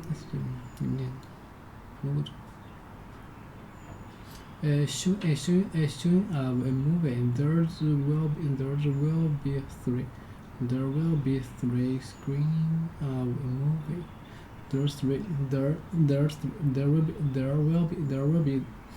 There will be their screening of the movie at 3 p.m., 5 p.m. and 7 p.m. Okay, screening showing Big Brother. Showing a movie. There will be three screening of the movie at a screen.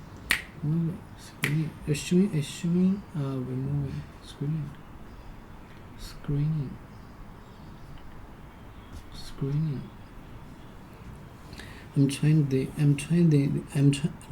No, see. You ever figure out what this for? You ever figure out this things for? Okay. Oh, I got that. You ever figure out what things for? No, say, I'm trying the new screening thing. You know, I figure if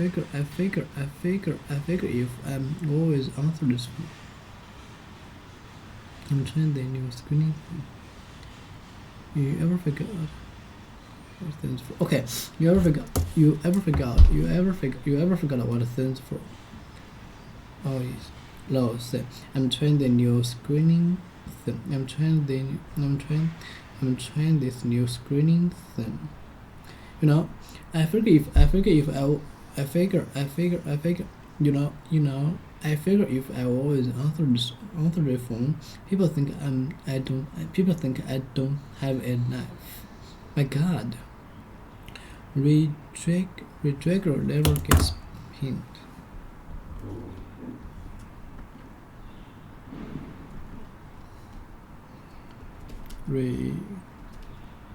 Rodrigo. E.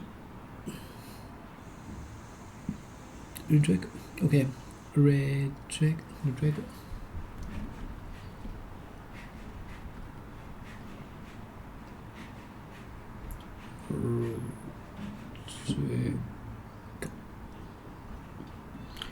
My God, ridiculous. It's person's name in the Rodrigo. Rodrigo.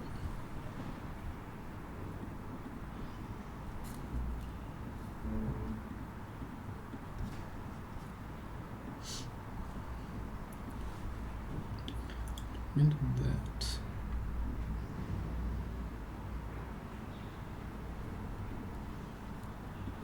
Rodrigo. Rodrigo. Rodrigo. Rodrigo. What is Rodrigo? Rodrigo. My God, Rodrigo never gets pinned.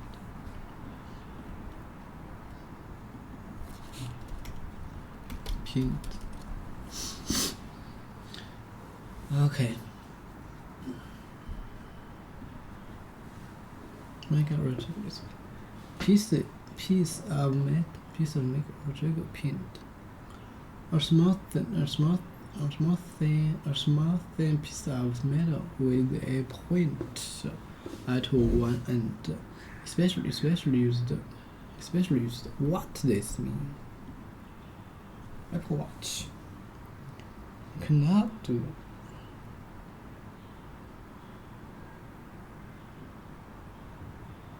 What is this?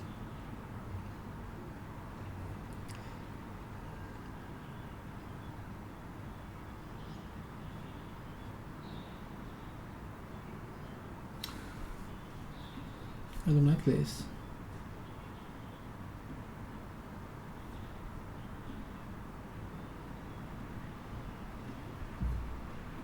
Like this.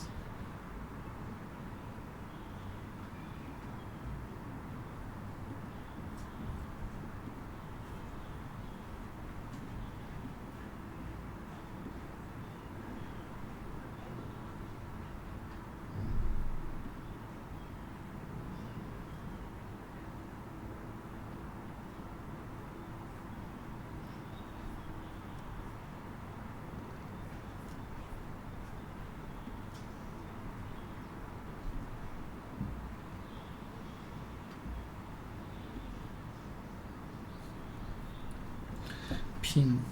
Pin.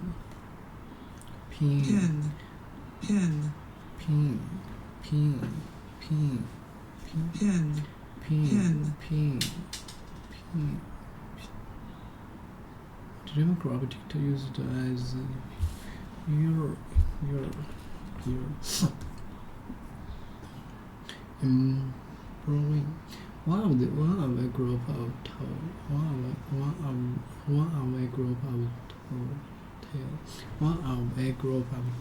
thin wooden objects that you try to kick down with a ball in the game of bowling. In golf, they pull with a flag on top that is used to mark the position of the hole into which players try to get their ball. Inherent imagine. I imagine that you can save and share with other people on pin.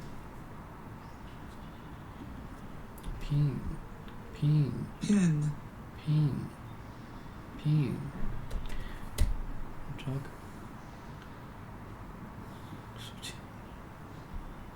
Is that pin? My God, Rodrigo never gets pinned.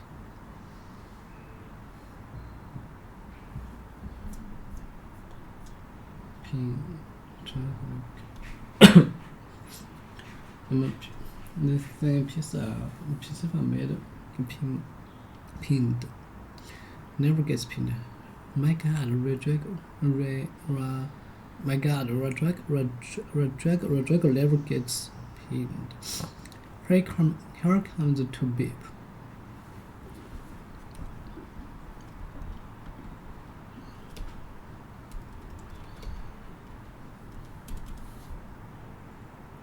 Beep. To make her short,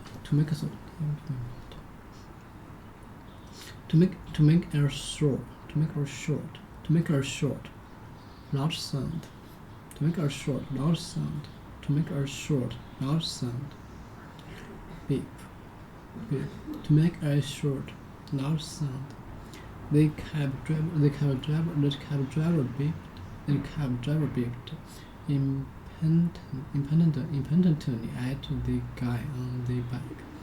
At the guy on the table, the cab driver beeped. To make a short, loud sound. Beep. Beep.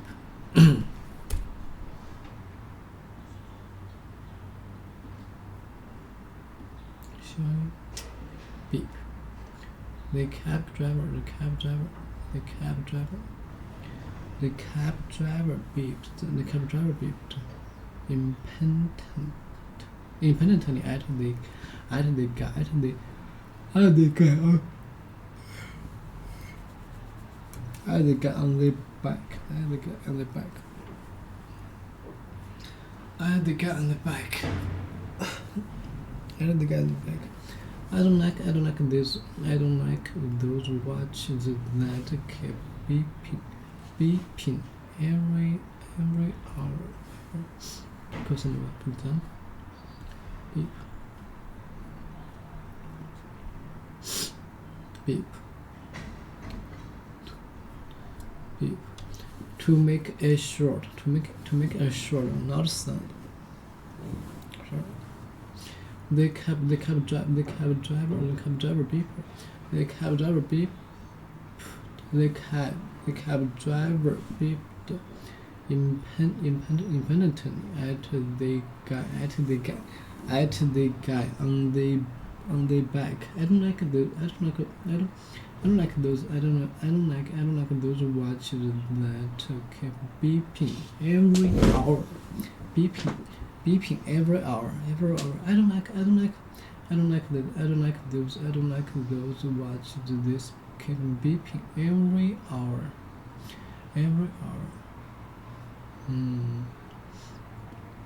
The cab driver beeped. The cab driver beeped. Impendently at the guy on the back. I don't like those watches. I don't like those watches that keep beeping every hour.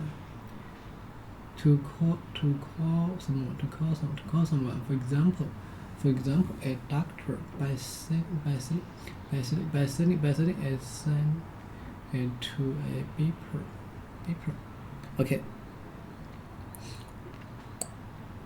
Logo never gets pinned. Gets pinned.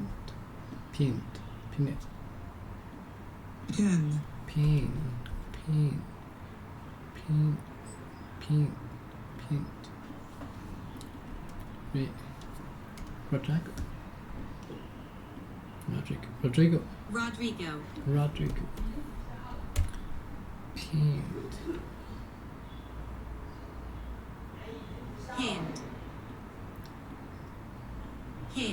Pinned.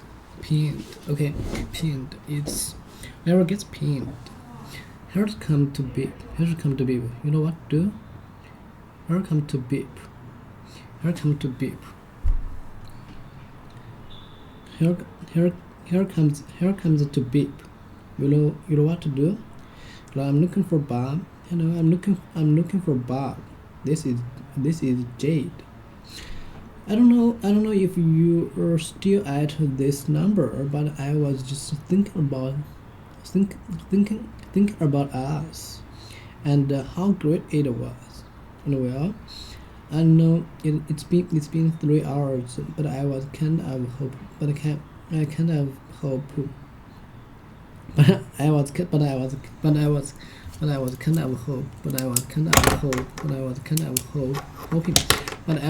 of hoping we could hook up again.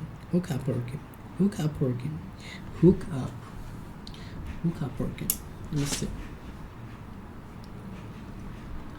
But hook up again.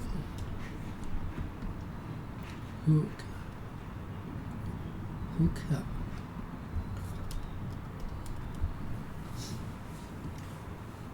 Okay. A curved device used for catching or holding things, especially one attached to a surface for hanging things on.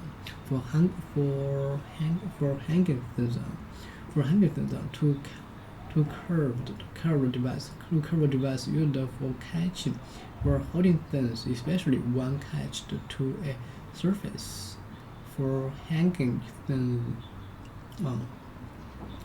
A curved device used for catching or holding things, especially one attached to a surface for hanging things on. There were 4 coat hooks next to the door. Standard picture hooks won't hold a heavy mirror. Standard picture hooks. Hook.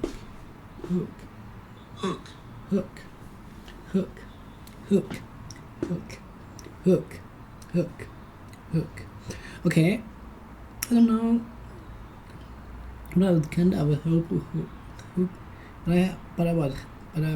But I was kind of hoping, we could hook up again. We could hook up again. Unboxing are hard. Swagging. It made with a bent elbow. Sound. Yes.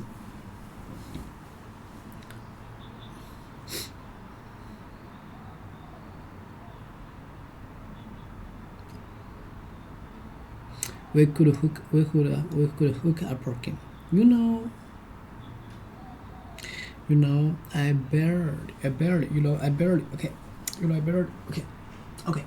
I'm a little bit uncomfortable. Barely. Okay, I barely had the nerve to make this call. So, you know what I did? So, you know what I did? Barely.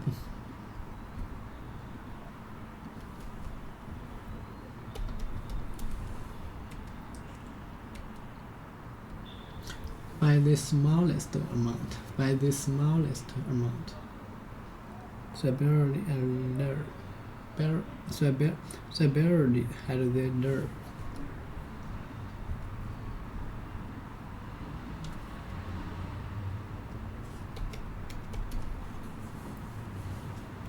Body. A group of long, thin fibers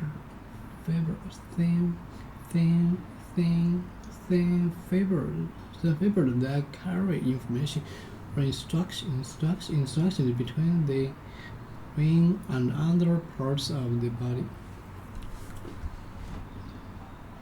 Like that. There.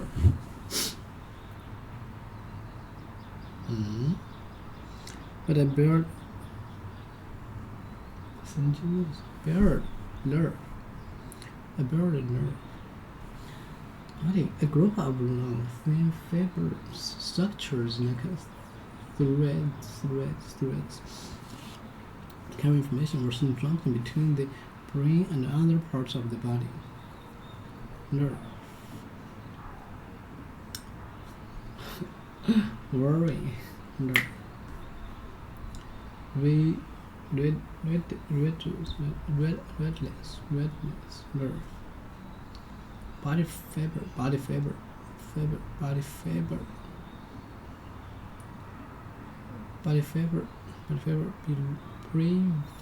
bravery, bravery. A group of lungs, a group of lungs, a group of lungs, a group of lungs, a group of lungs, a group of lungs, a group of lungs, a group of lungs, thin fibers that carry information were instructed between the brain and other parts of the body.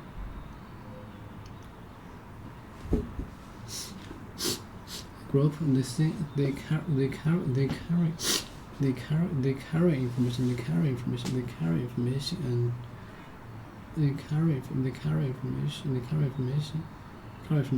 were instructions between the brain and other parts of the body. Nerve.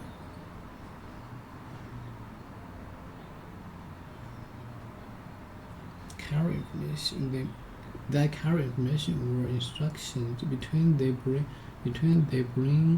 and other parts and other parts of the body. Between the brain and other parts of the body. That carry information were instructions between nerve.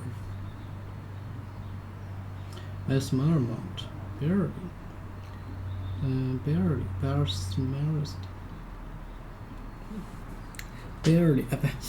had the. I don't have make this.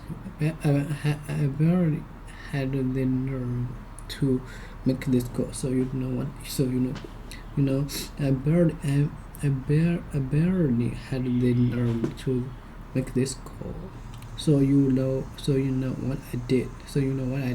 What? I got a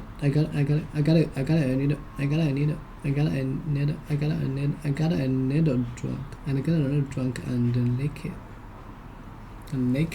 Okay, how does this mean? She's nothing.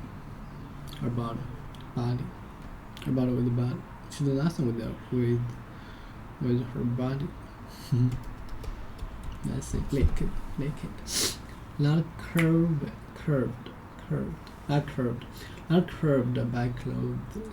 Nothing by clothes.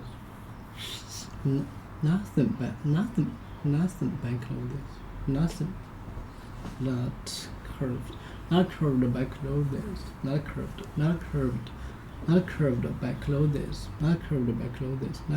by clothes. A naked man.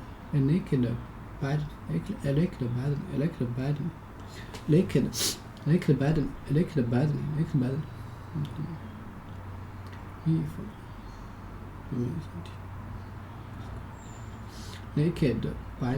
body. Stark naked. Completely naked. Stark naked. But naked. Butt.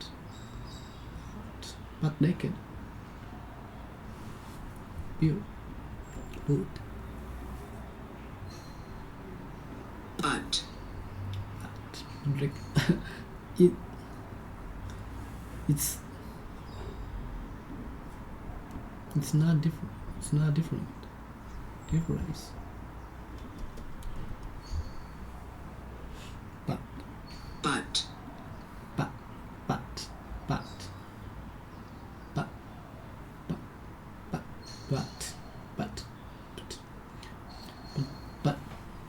But. Okay, a naked man. Naked. Up here, what? A very smallest things. Smaller. By the smallest amount. They have very They have barely enough. They have barely enough to pay. They have barely enough to pay the rent this month. To pay the rent this month. To pay the rent this month. To pay the rent this month. She was barely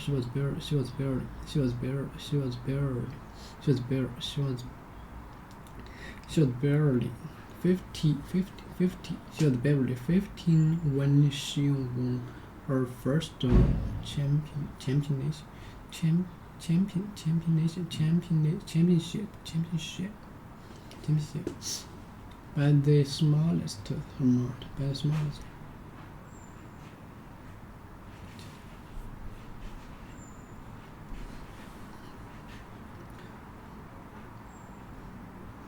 By the smallest amount, only just theirs was barely there was barely enough room for the two of them. The neckline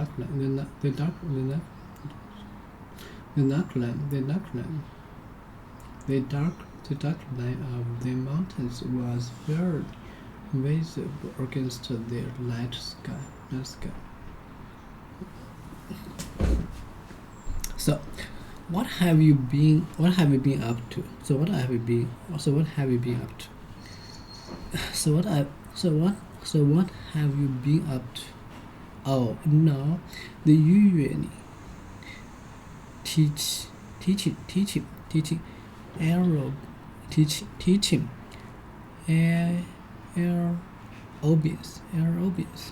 Okay. Aerobics. Not nerve, body, thin fiber, body fibers, nerves. Aerobics.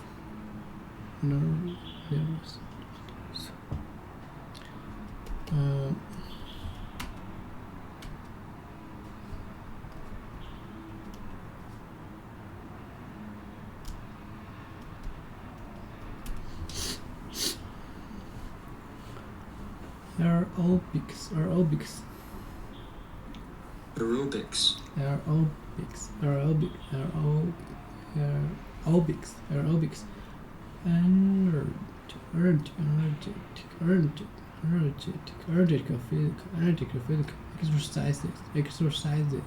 exercises often performed with a group of people to music that make the heart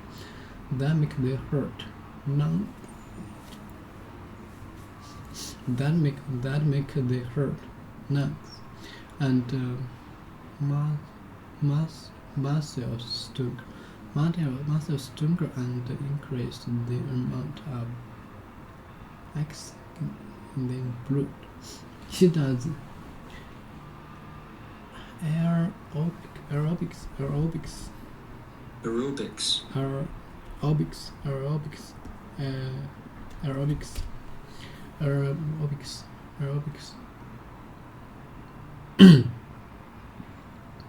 What is this? Since what is this since? Aerobics. Step aerobics.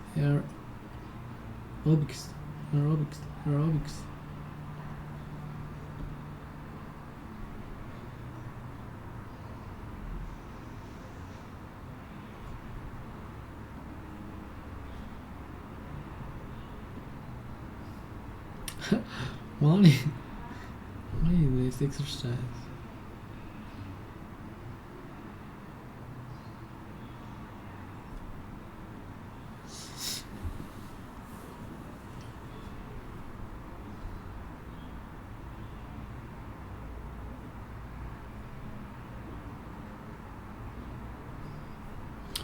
Aerobics. energetic.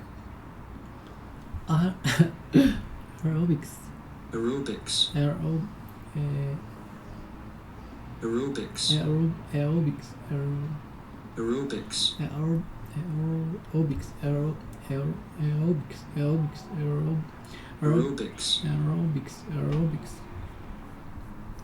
Aerobics. Aerobics. Okay, teaching. Okay, you know the usually teaching aerobics teaching. So, what have you been up to? Oh, you know the usually teaching aerobics party way too much. Aerobics party way too much. Party way too. Oh, and and in case you were wondering, those are my necks. Those are my necks on the new James Bond poster. Okay. No, and in case you were wondering, those are my neck. Those are my necks on the new James Bond poster. Those are my neck on the new James Bond poster. Wonder.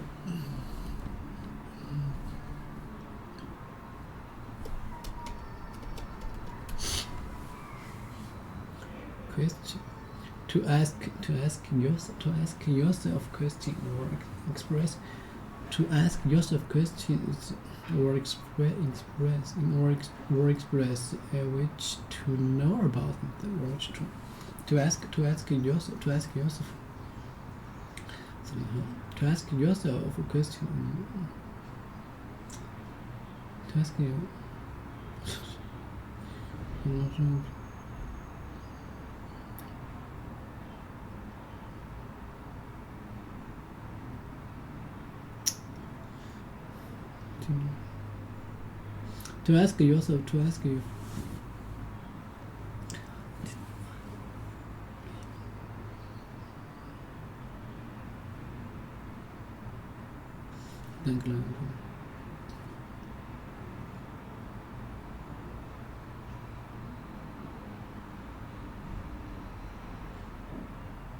to ask yourself to ask you to ask yourself questions or expressions to wish to know. Okay, you were wondering, and in case you were wondering, and those are my neck on the new James Bond poster. Can you hold on a moment? Can you hold on a moment? I have another call. Can you hold on a moment? I have another call. I love her. I know. I'm back. So, are we gonna get together? Are we gonna get together or what? So, are we gonna get together or what? Afternoon. How about tomorrow afternoon? Do you know Central Park in the village? Central Park. Do you know Central Park in the village?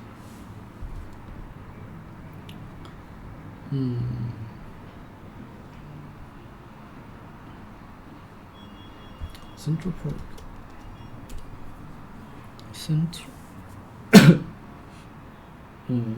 Do you know Central Park? Central. Do you know the Central Park? Near the meadow. From. Okay, this is from. There is some from my sister. This is from my mother. Okay, from or near the centralmost important part of something. No. Central part of something. We know that.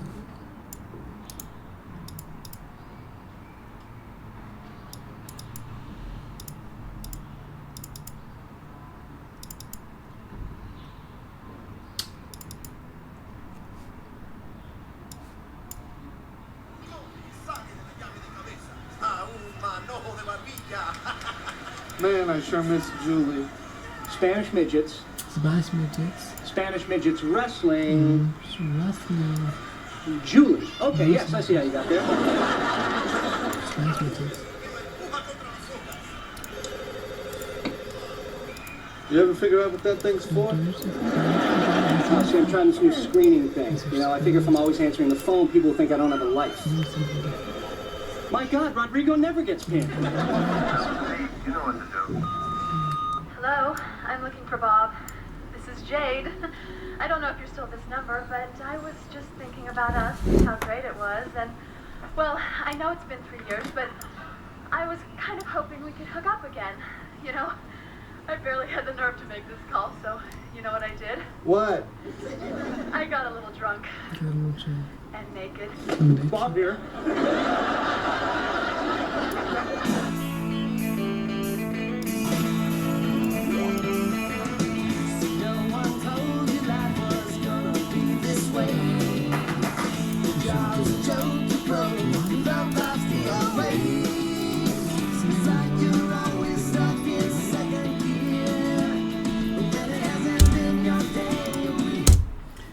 Central Park. Central Park. Yeah.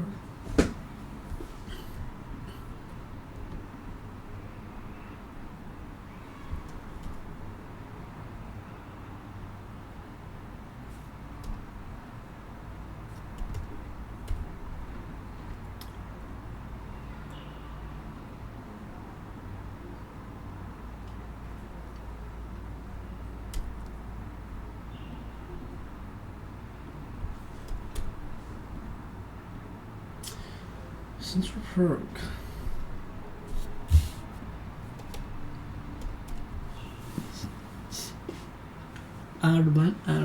Advantage or something extra.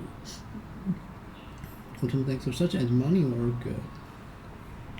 That you are given because of a job. That you are given because of a job. Advantage. Be greatest. Something. Greatest something. Competition. Some. Okay, company having advantage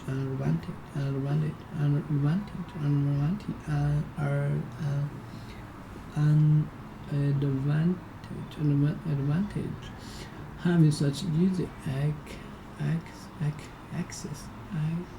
access to some of the best cinema and third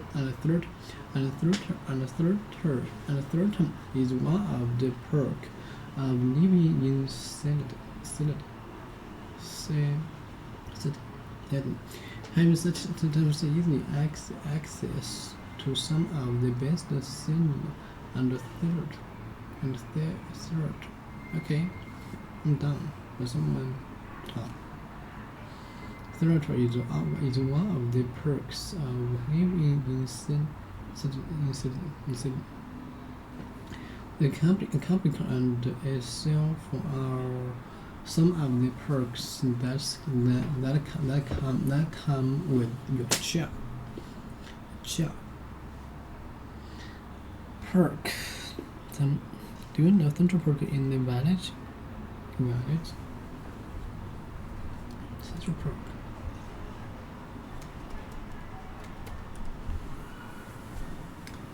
A group of houses and other buildings that is similar than a town,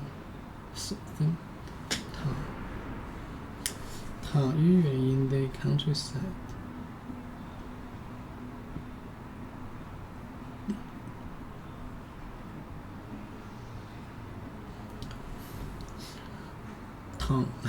That is similar than a town. Usually in the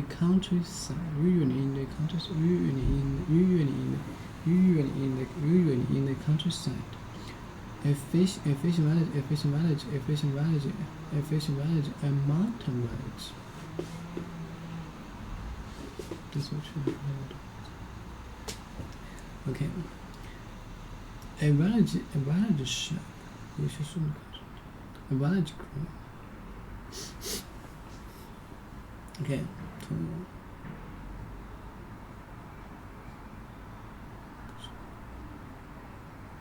a village group. A village group.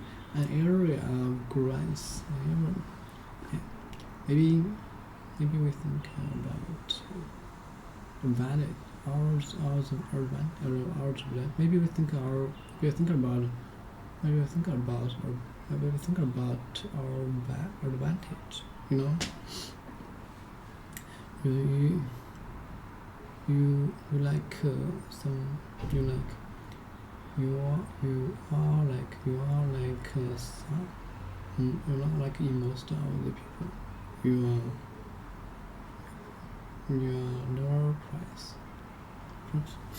Okay. No, a group of houses and other buildings that is similar than village.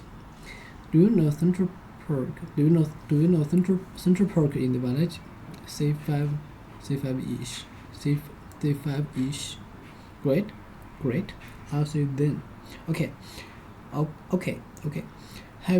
Having a phone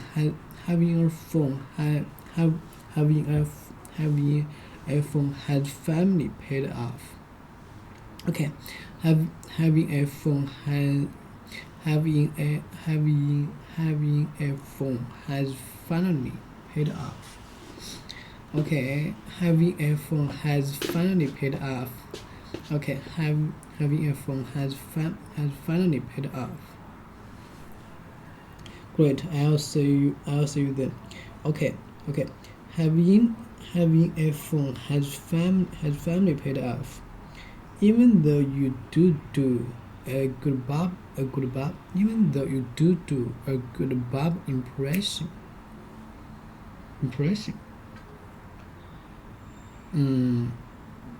Even though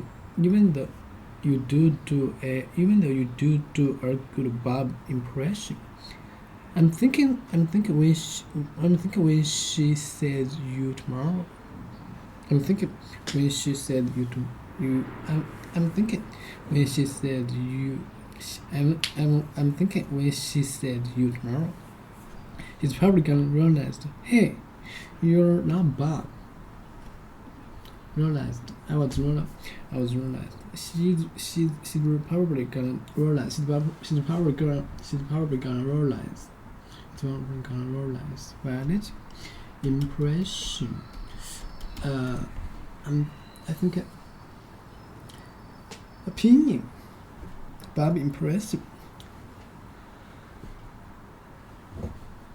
是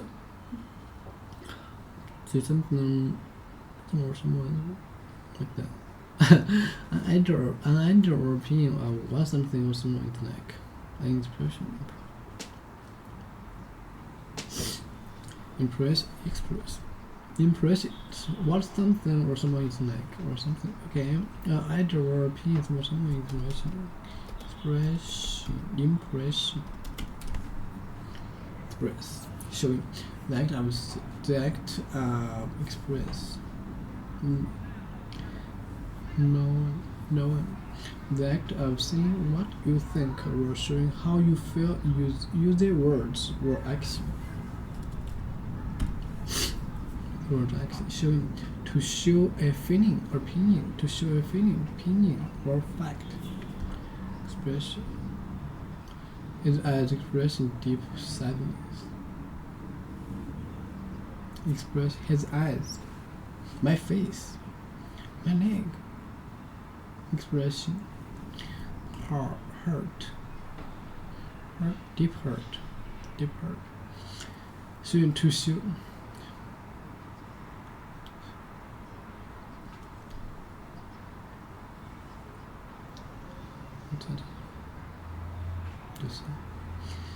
Even though sentence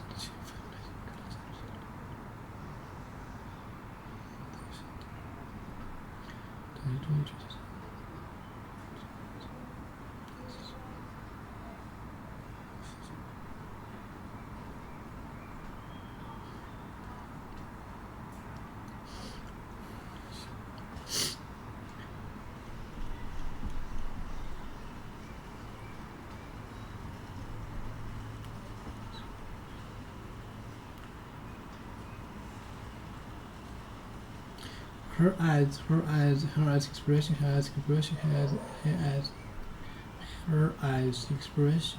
expression deep.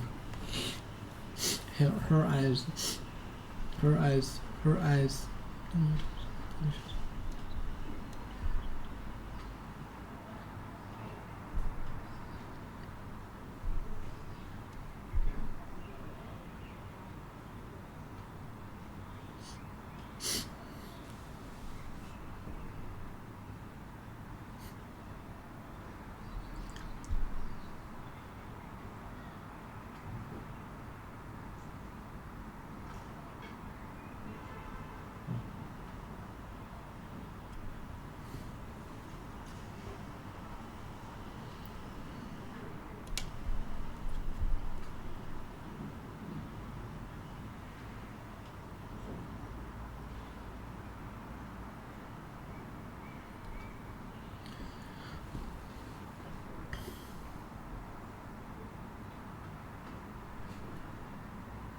I would like to express my thanks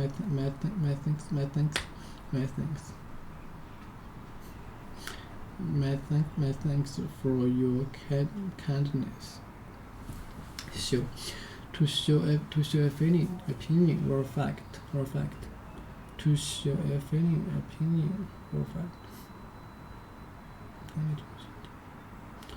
To show a feeling, opinion, or fact. Her eyes expressed deep sadness. Her eyes expressed deep impression. Our opinion or idea. Our opinion or idea or opinion on what something or something is like. Bad expression. Even though you do a good Bob impression, I'm thinking. Even though you do a good Bob impression, I'm thinking when she says you tomorrow, she probably gonna realize she's probably gonna realize, hey, you're not Bob. I'm hoping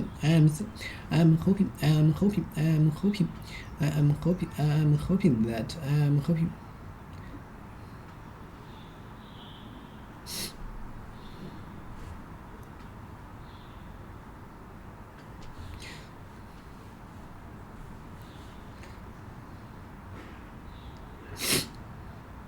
是不愿意往上讲。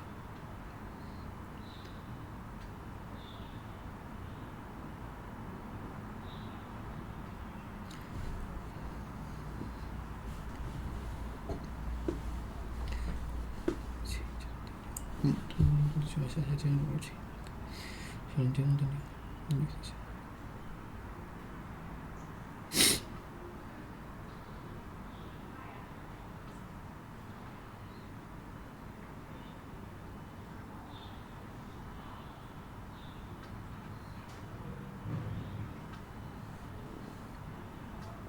I'm hoping that I'm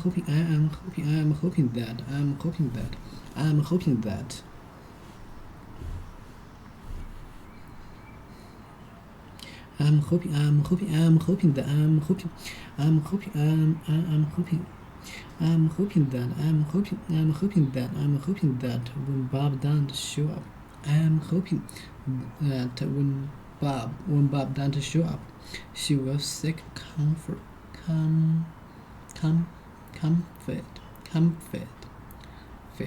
She will seek comfort in the open arms in the right stranger at the next table. She will seek impression.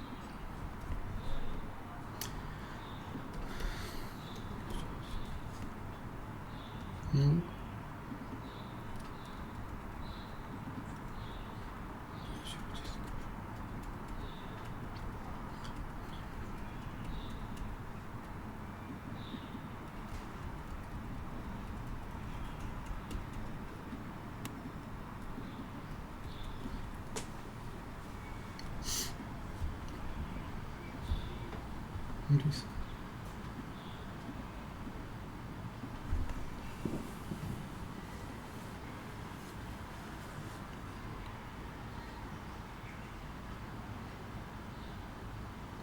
She was sick. She was sick. She was sick. She was sick. Sick. To try search. To try to find or get something. To try to find or get something. To try to find.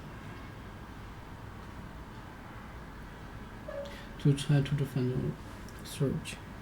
She was sick. She was sick. Comfort. She was sick. She was sick. Comfort. Comfort. She was sick. Comfort. She was sick. Comfort. She was sick. Comfort. Comfort in the open arms of in the right stranger at the next table. At the next table. At the next table. Sick. Sick. Search. Search. To try to do. To try to find and. To try to find or get something, especially something, especially something, especially something. To try to find or get something, especially something that is not a physical object. To try to find or get something, especially something, especially something that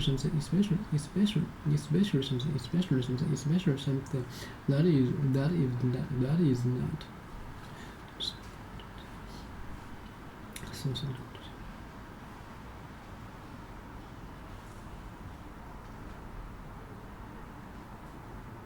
但没有人说。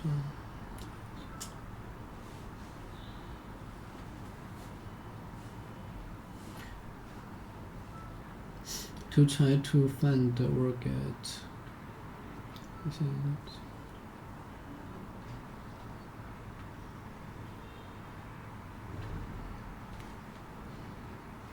To try to find or get something.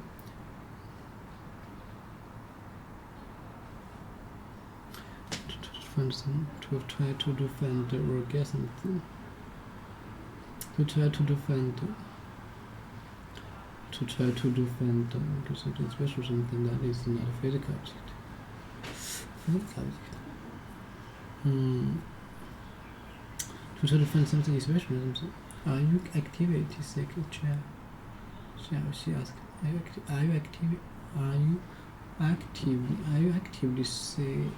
Are you actively seeking jobs? She asked. Search. Sick. Search. To ask for advice. To ask for especially something that is not physical object. Especially something that is not a physical object. To try to find out or get something. Especially something that is not a physical object.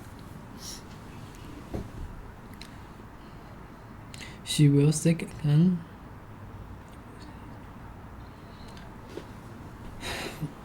I'm hoping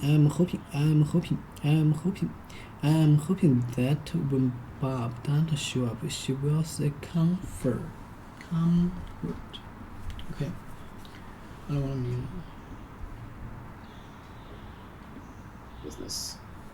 Who is this advice targeted to? Is it for my Lyft driver? Is it for an internet entrepreneur? Is it for somebody who wants to start a YouTube channel? Because it comes from someone who's steeped in Silicon Valley and tech companies, it's always going to have a bias towards that. But I think it's good for anybody who wants to be entrepreneurial, anybody who wants to control their own life, anybody who wants to deterministically and reliably improve their ability to create wealth over time, is patient and looking at it for the long haul. And certainly if you're 80 years old, retired, running out of energy, you should probably just stay retired. But there are 80-year-olds who have a lot of energy and want to do new things and live for the future. It can obviously apply very easily to a young person, I would say 9-10 years old and up. The most difficult one is probably middle-aged, because when we're in our 30s, 40s, 50s, we already have a lot invested. We have a lot of obligations because those are the years where we're earning and people are relying upon us.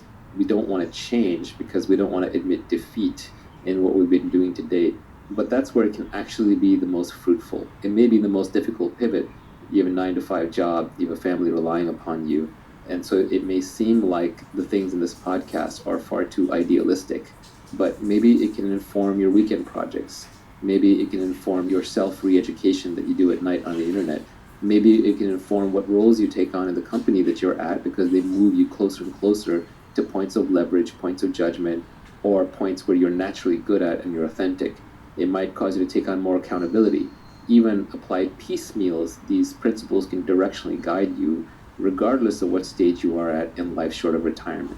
And if you're in retirement, just test them to see if they're true and then teach them to your kids or your grandkids. There's many different ways to participate. It should really apply to almost everybody who has a complete body, sound mind, and is looking to work. I think one way to apply the advice is to look at who is getting the leverage off of the work that you're doing. Look up the value chain, look at who's above you and who's above them, and see how they are taking advantage of the time and the work that you're doing and how they're applying leverage to it. People do that naturally in that they want to move up the corporate ladder, but that's mostly about managing other people. And what you really want to be doing is managing more capital, products, media, and community. People think about moving up the ladder in their organization, but they don't think that often about moving to a different organization or creating their own organization to get more leverage. In general, ceteris paribus, fancy Latin words for all other things equal, you will do better in a smaller organization than a larger one. You will have more accountability, it'll be more visible. You are more likely to be able to try on multiple things to find out the thing that you're uniquely good at.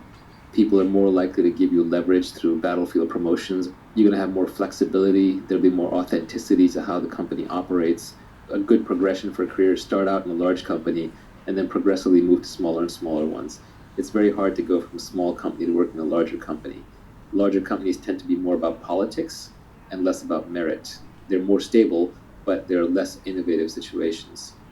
The goal long term is, if we are all wealthy, is that we're all working for ourselves, and the people who are working for us are essentially robots. And today that's software robots in data centers executing code. Tomorrow it could be delivery bots, flying bots, mechanical bots that are carrying things around. This goes back to this idea of the best relationships are peer relationships. If there's someone above you, then that's someone to learn from. If you're not learning from them and improving, then there shouldn't be anybody above you.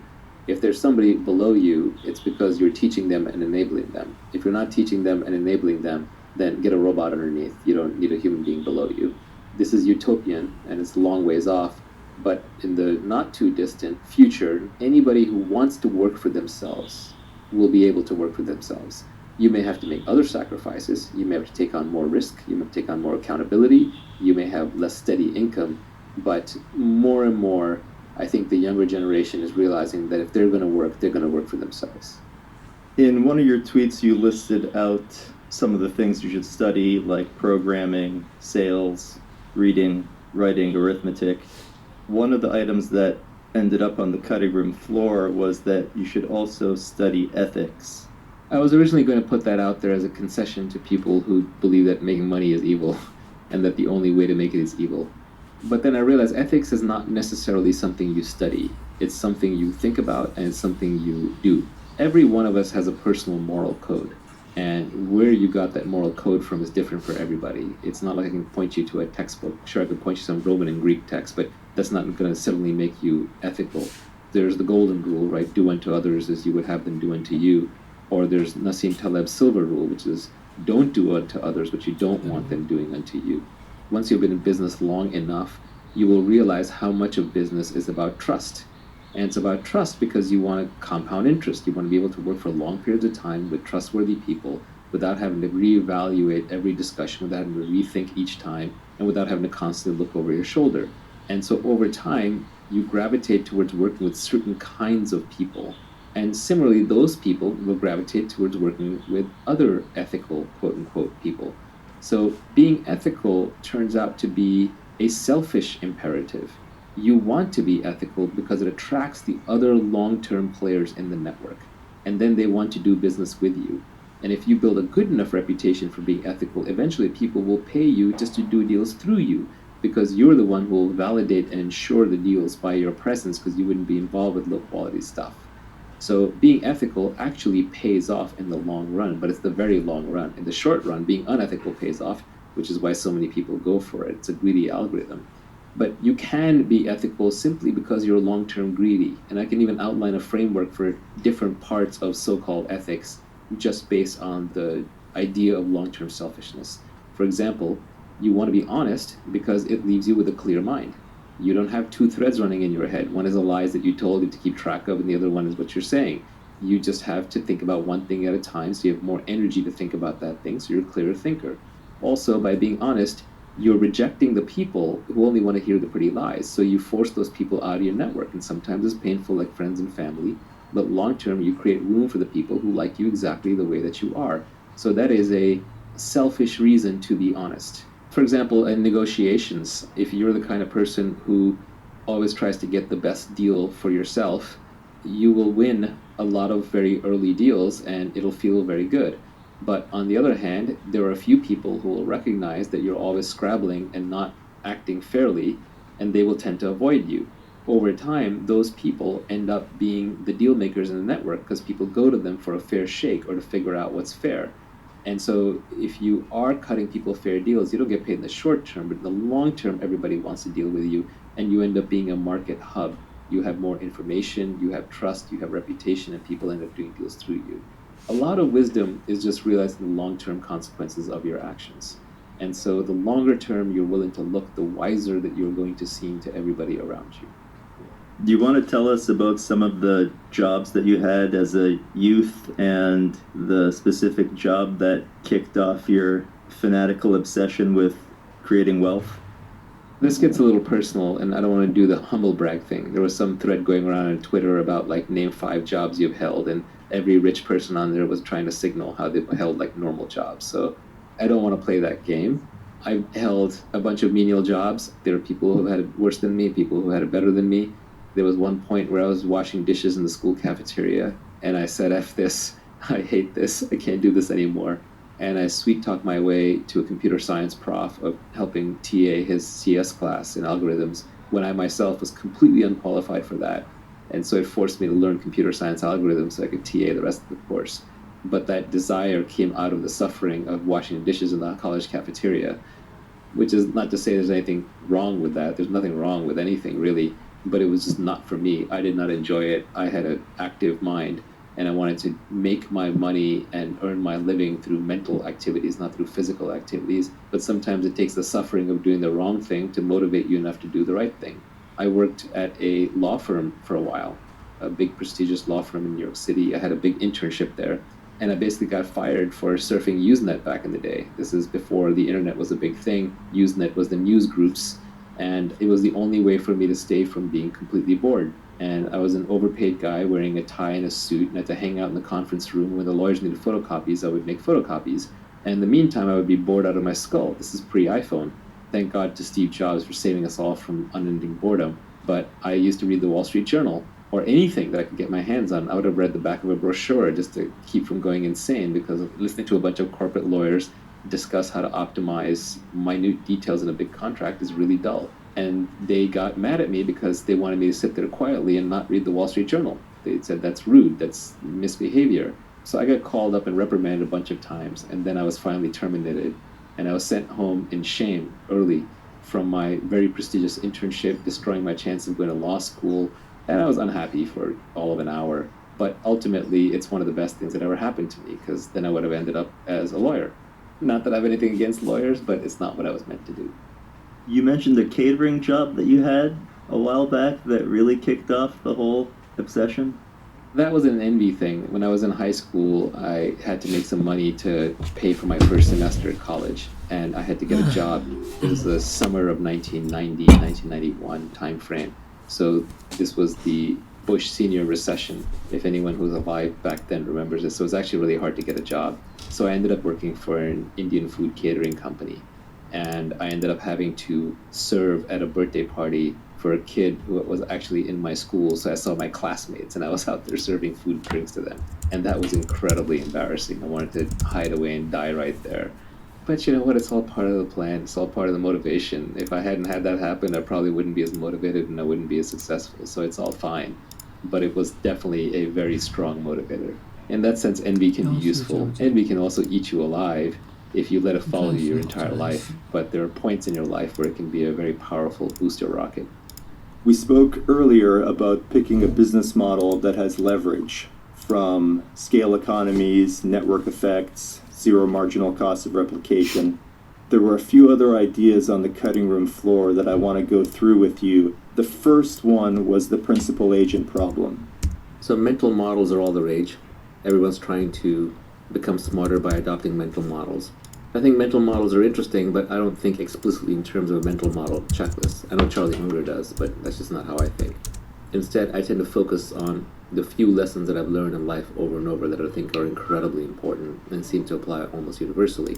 One that keeps coming up from microeconomics, because as we've established, macroeconomics is not really worth spending time on, is what's called the principal-agent problem. Principal in this case is principal with a P-A-L, not P-L-E, so it's not a principal that you follow. It's a principal who is a person. A principal is an owner, and an agent is the person who works for the owner. So you can think of it as an employee, the difference between a founder and an employee. I can summarize this by a famous quote that either was said by Napoleon or by Julius Caesar. It's generally attributed to either one. But he said, if you want it done, then go. If not, then send. Which is saying, if you want to do something right, do it yourself, because other people just don't care enough. Now, the principal-agent problem pops up everywhere. In microeconomics, the way that they try to characterize it is that the principal's incentives are different than the agent's incentives. So the owner of the business wants what is best for the business and will make the most money. The agent generally wants whatever will look good to the principal, or might make them the most friends in the neighborhood or in the business, or might make them personally the most money. You see this a lot with hired gun CEOs running public companies, where the ownership of the public company is distributed so widely that there's no principal remaining. So nobody owns more than 1% of the company. The CEO takes charge, stuffs the board with their buddies, and then starts issuing themselves low-price stock options or doing a lot of stock buybacks because their compensation is based directly tied to the stock price. So agents have a way of hacking systems. This is what makes incentive design so difficult. As Charlie Munger says, if you could be working on incentives, don't work on anything else. Almost all human behavior can be explained by incentives. The study of signaling and signals is seeing what people do despite what they say. People are much more honest with their actions than they are with their words. You have to get the incentives right to get people to behave correctly. It's a very, very difficult problem, because the good people aren't purely coin operated. They're not just looking for money, they're also looking for other things like status or meaning in what they do. Principal agent problem is the one that as a business owner, you're always going to be trying to figure out, how do I make this person think like me? How do I incent them? How do I give them founder mentality? And I think you have to truly have been a founder to fully appreciate how important this founder mentality thing is, and what a difficult and gnarly problem the principal agent problem is. What I would say to you is, if you are a principal, you essentially want to spend a lot of your time thinking about this problem. What that means is, you want to take your top lieutenants and you want to be very generous with them in terms of ownership and incentives, even if they don't necessarily realize it, because over time they will, and you want them to be aligned with you in how they operate. When you do business deals, it's better to have an aligned partnership where you both have the same incentives than a partnership where you got the advantage in the deal. You negotiate in such a way that you've got the better end of the transaction, because eventually the other person will figure it out, or they'll be misaligned and the partnership will fall apart. Either way, it's not going to be one of those things that you can invest into with the benefits of compound interest over decades. Finally, if you're in a current role where you're an agent, you're an employee, your most important job is to think like a principal. The more you can think like a principal, the better off you're going to be long term, because it's training you how to be a principal long term, and eventually you will become a principal. It's also going to align you with the principal, and a good principal will then promote you or empower you or give you accountability or leverage way out of proportion to what might be your menial role. I'm always very impressed by founders who will promote up very, very young people through the ranks, having them skip multiple levels despite their experience. And invariably, it happens because this agent who's way deep down thinks like a principal. So if you can hack your way through the principal-agent problem, you'll probably solve half of what it takes to run a company. The reason I asked about this one first is because I feel like I personally never see the principal-agent problem in my work. I tend to work in small teams where everybody is highly economically aligned, and the people have been filtered for a commitment to the mission, and everybody else who doesn't work out moves on to another role elsewhere. These are all heuristics that you have designed to avoid having to deal with the single biggest problem in management. Another example of a heuristic you can have that helps you route around the principal-agent problem is to deal with the smallest firms possible. So for example, when I'm hiring a lawyer or a banker or even an accountant to work on my deals, one of the things that I've become very cognizant about is the bigger firms, all other things equal, are generally worse. Yes, they have more experience. Yes, they have more people. Yes, they have a bigger brand. But what you'll find is that the principal and the agent are highly separated. And very often the principal will sell you and convince you to work with a firm, but then all the work will be done by an agent who simply doesn't care as much. And you can end up getting substandard service. So I prefer to work with boutiques, and my ideal law firm to work with is a law firm of one. My ideal banker to work with is a solo banker. Now you're making other sacrifices and trade-offs in terms of that person's resources, and you are betting big on that person, but you've got one throat to choke, there's no one else to point fingers to, there's nowhere to run. The accountability is extremely high. If you're an agent, the best way to operate is just say, what would the founder do? If you think like the owner and you act like the owner, it's only a matter of time until you become the owner. Let's chat about the Kelly criterion.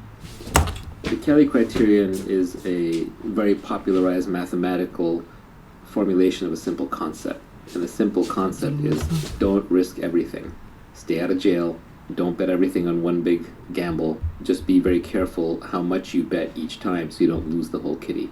The Kelly criterion mathematically formulates, if you're a gambler, even when you have an edge, how much should you gamble per hand? Because even when you have an edge, you can still lose. So let's say you have 51-49 edge, every gambler knows not to bet the whole kitty on that 51-49 edge, because you can just lose everything, and you don't get to come back to the average.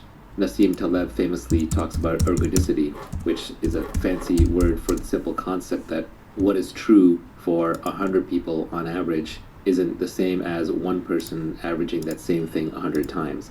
The easiest way to see that is by playing Russian roulette. 6 people who play Russian roulette once each, and then each winner gets $1 billion. One person ends up dead, 5 people have $1 billion, versus one person who plays Russian roulette with the same one gun 6 times is never going to end up a billionaire, is going to end up worth 0. And so risk-taking, especially when the averages are calculated across large populations, is not always rational. The Kelly criterion helps you avoid ruin. The number one way in which people get ruined in modern business is not by betting too much, but it's by cutting corners and doing unethical things or downright illegal things. Ending up in an orange jumpsuit in prison or having your reputation ruined is the same as getting wiped to 0. So never do those things. Let's talk about the Schelling point. It's a game theory concept made famous by Thomas Schelling in a book called Strategy of Conflict, which I do recommend reading. It's about multiplayer games where other people are responding based on what they think your response is. What he came up with was the mathematical formalization of how do you get people who cannot communicate with each other to coordinate. Suppose that I want to meet with you, but I don't tell you where and I don't tell you when. We both want to meet, but we cannot communicate any more information to each other. That would sound like an impossible problem to solve. We're done. We can't do it. Not quite. Because I know that you're a rational person and smart and educated, and you know I'm a rational person who's smart, we're going to start thinking, if we have to pick an arbitrary date, we're probably going to pick New Year's. And what time? Midnight or 12:01 a.m. And where would we meet? What is a big meeting point? Well, if we're Americans, it's probably in New York City. It's the most important city. And where in New York City will we meet at midnight? Probably Grand Central Station under the clock. maybe you end up at the Empire State Building, but not likely. You can just use social norms to converge onto a Schelling point. There are many times in many games where you can look at the game itself, whether it's business or art or politics, and you can find the convergent Schelling point within the context of that game. You can cooperate with the other person. Here's a simple example. Let's suppose that you have two companies that are competing heavily with each other and they hold an oligopoly. Let's say that they're competing right now and the price fluctuates between $8 and $12 for whatever the service is. Don't be surprised if they both converge on $10 without ever talking to each other. Do you want to talk about Pareto optimal? Pareto optimal is another concept from game theory, along with Pareto superior. Pareto superior means that something is better in some ways while being equal or better in the other ways. It's not worse off in any way. This is an important concept when you're negotiating with somebody. If you can make a solution Pareto superior to where it was before, you will always do that. Pareto optimal is when the solution is the best that it can possibly be, then you can't change it without making it worse in at least one dimension. There is a hard trade-off from this point forward.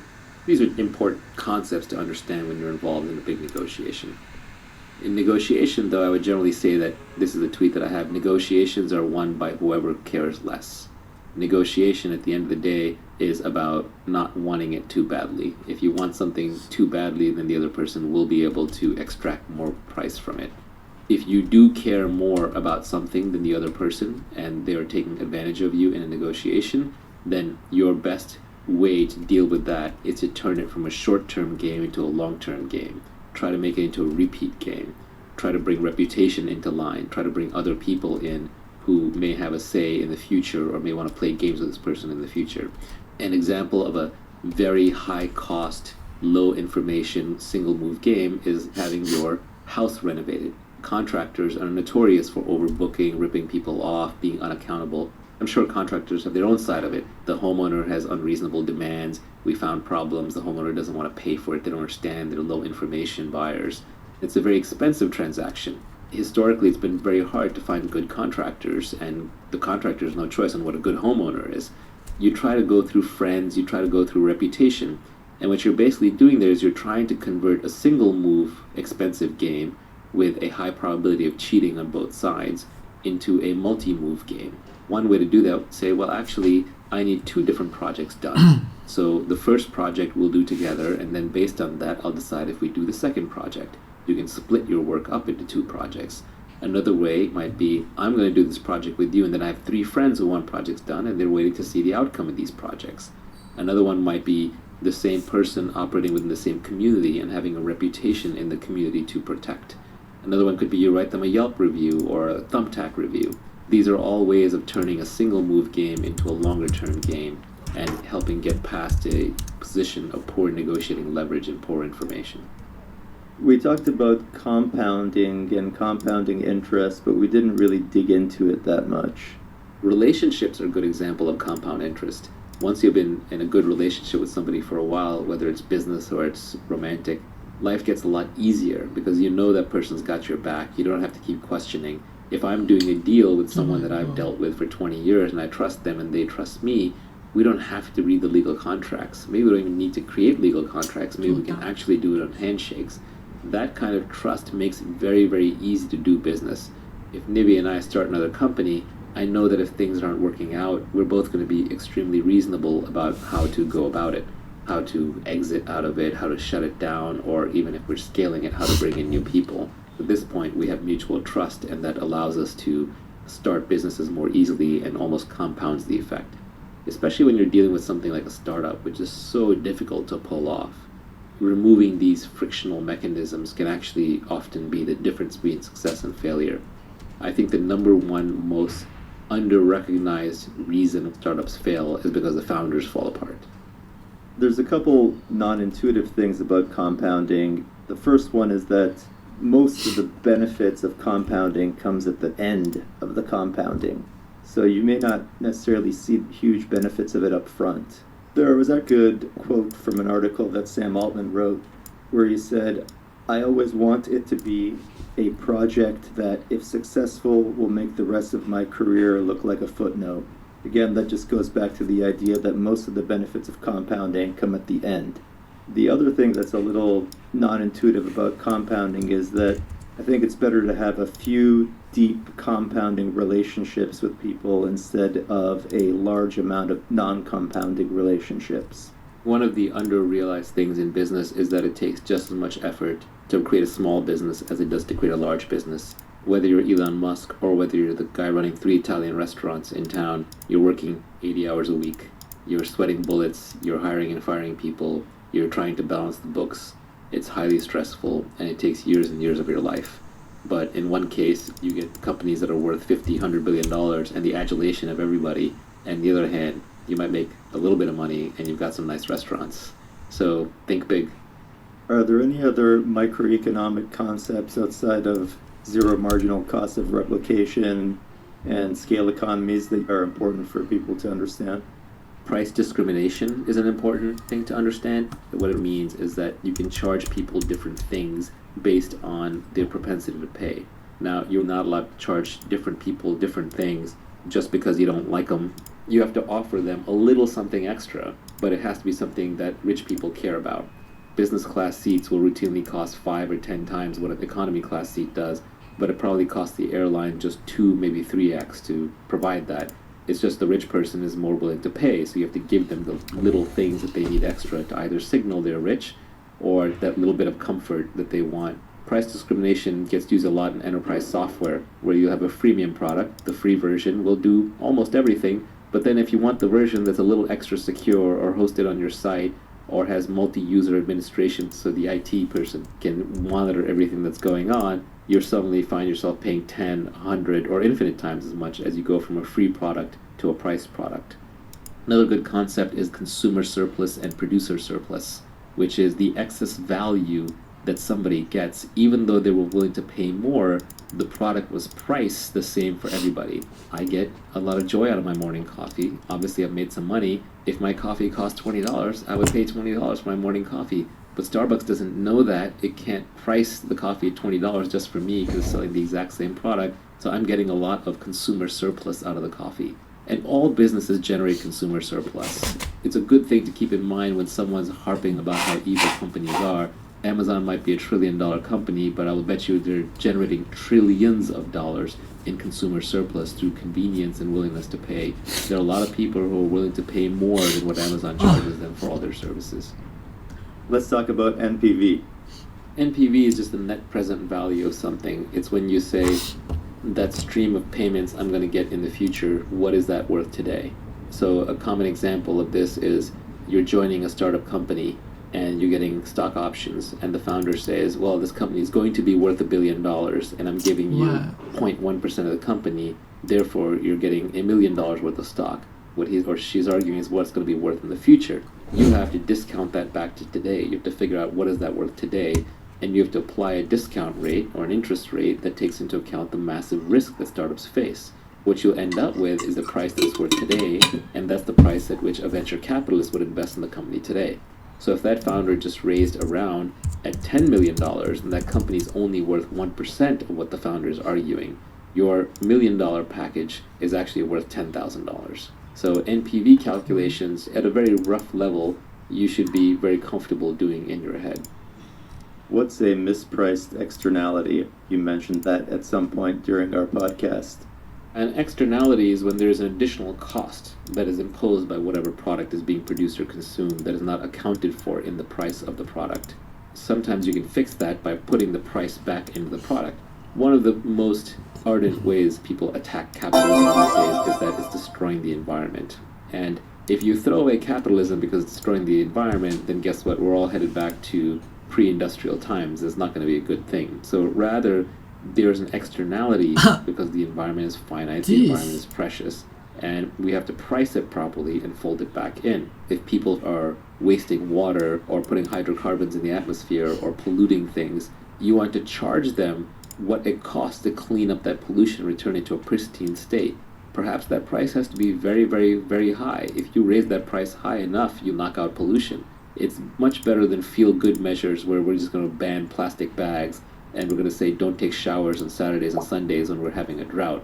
California likes to run declarations and ads to scare you into not taking showers on times when there's a drought, when it would be just much better to raise the price of fresh water. Your average consumer might pay a few pennies more for a shower, but then the almond farmers who consume a lot of the water will cut back on using fresh water, and almond farming may move to a part of the country where water is more abundant.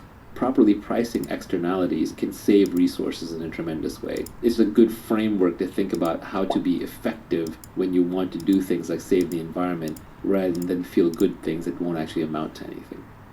One of the most common questions we get from people is, how do I get the time to start investing in myself? I have a job. I'll kick off the answer with one of the tweets from the cutting room floor, where you said, "You will need to rent your time to get started. This is only acceptable when you are learning and saving, preferably in a business where society does not yet know how to train people and apprenticeship is the only model." You're going to have to work starting out unless you happen to be born rich, in which case you probably won't have the motivation to make money in the first place. If you're going to do the work, join a business where apprenticeship matters. Warren Buffett went and tried to work for Benjamin Graham straight out of school to learn how to be a value investor, and he offered to work for free, and Ben Graham said, "You're overpriced." It's true in that these apprenticeship businesses, you're probably making a sacrifice in terms of short-term career to work there. But try to learn something where people haven't quite figured out how to teach it yet. And that can happen if you're working in a field that is brand new and quickly expanding, so no one has figured it out. Or it's a field that's very circumstantial, where the details really matter, and it's always moving. For example, fund investments or investing in general is one of those skills. Entrepreneurship is one of those skills.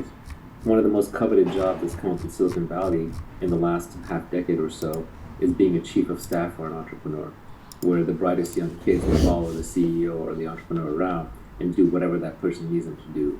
And in many cases, they're way overqualified for the position. You may have someone who has 2 graduate degrees who is essentially running the CEO's laundry for that day because that's the most important thing that needs to be done. But at the same time, they're also going to be sitting in all the highest end staff meetings. They're going to be privy to all the venture fundraising decks and all the stress and drama, theatrics, innovation, and knowledge that can only come from being next to the entrepreneur. Because the entrepreneur is willing to do anything and everything to make their company successful, and the chief of staff is accompanying them and learning.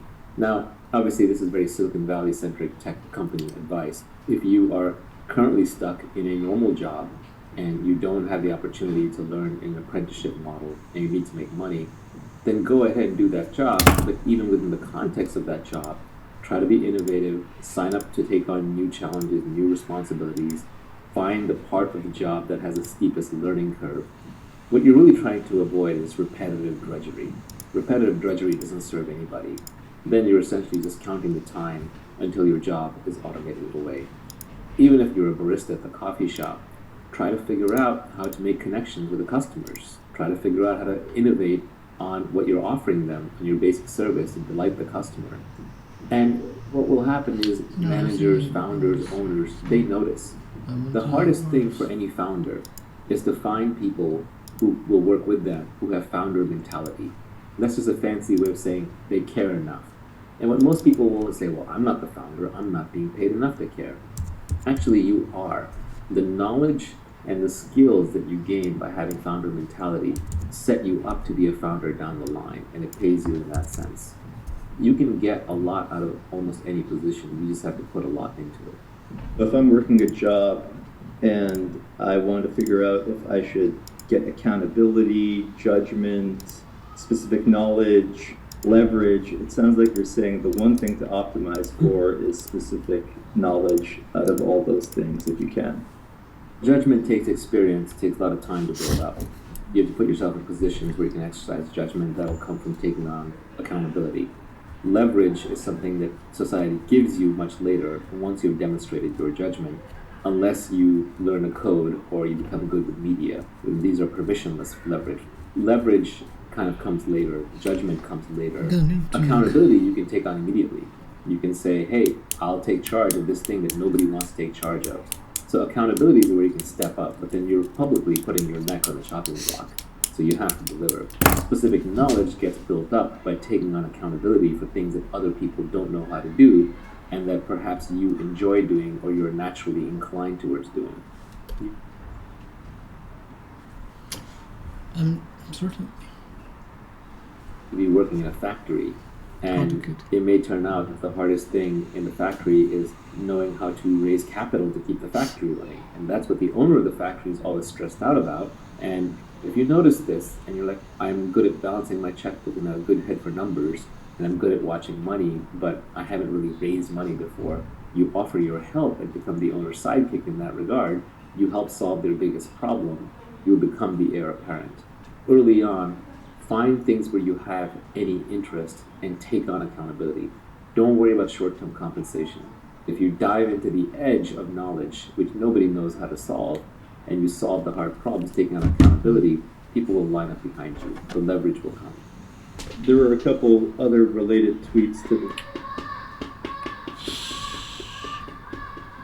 Coverage. Central Park. Sick. Comfort. Comfort. Low pain. Okay, unpleasant. She will say comfort in the open the arm in the right stranger at the next table. She was sick. She was sick. She was sick. She was sick. Sick. She was sick. To try to find the good something, especially something that is not physical object. She was sick. She was sick. She was comfortable in the open arms of the right stranger.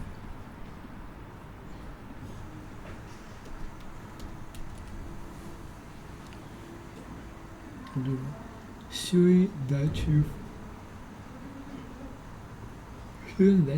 found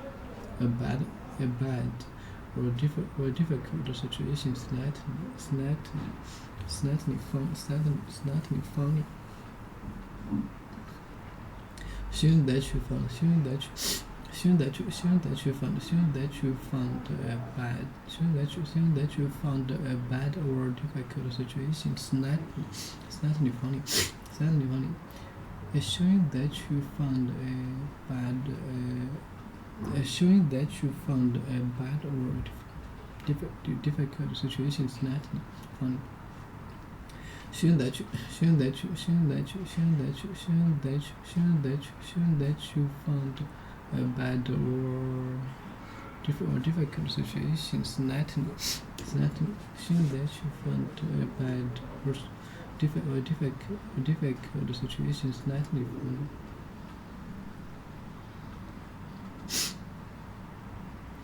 A right smile. Showing that you found a bad or difficult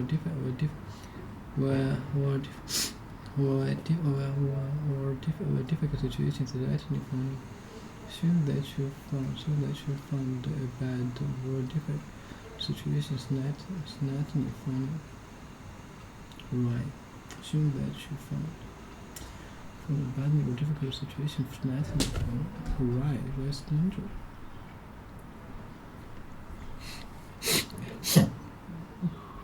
In the right danger. Showing that you found a bad or difficult situation slightly funny.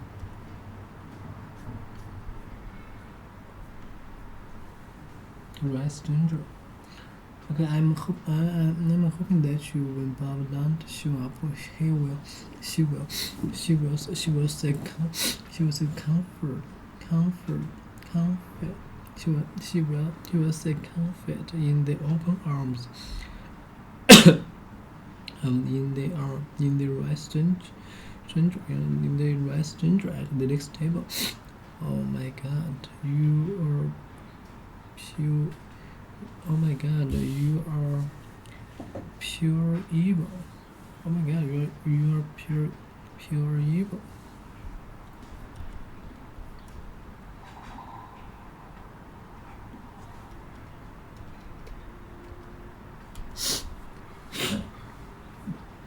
That makes the with anything else. not mixed with anything else. Not mixed with anything else. A pure cotton shirt.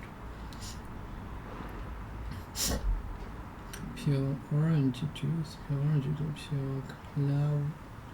clover honey. A pure ripe horse. Not mixed. Not mixed with anything else. A pure cat shirt, a pure orange juice, pure clever honey, a pure ripe horse. A pure color is not mixed with any other colors. It's white. Wine is pure white, true matte.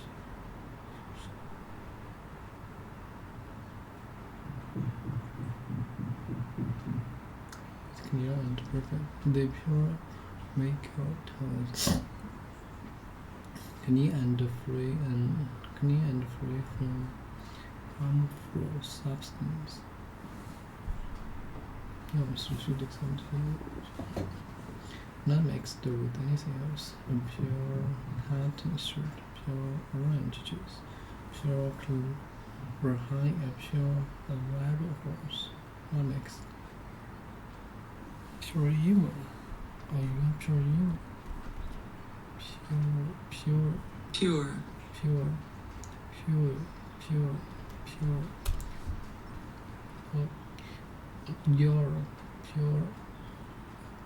You're pure evil. Definition.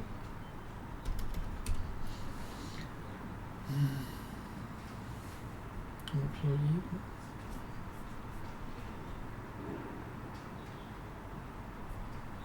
Pure evil, not mixed with anything else. You're pure evil.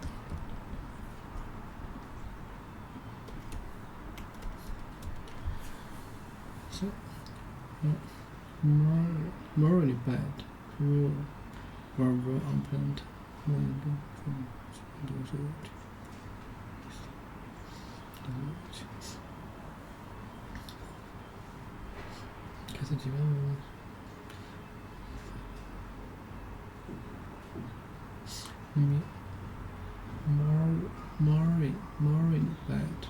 bad.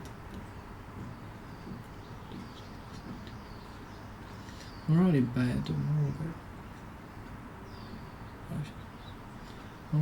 bad, cruel, verbal, unpleasant, evil, doctor. Morally bad, evil, cruel, verbal, unpleasant, evil.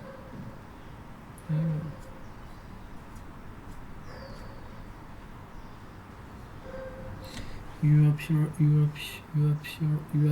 evil. Oh my God, you are pure evil. Okay, pure evil. Holy and low.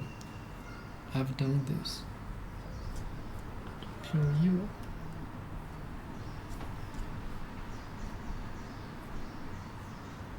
Pure evil. Morally bad, cruel, verbal, unpleasant.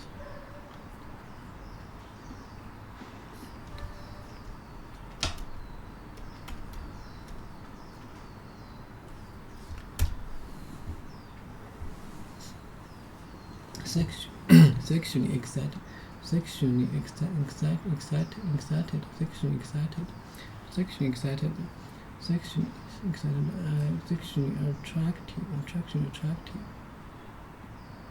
attractive. She'd had a cup of drinks and was feeling sexual horny, sexual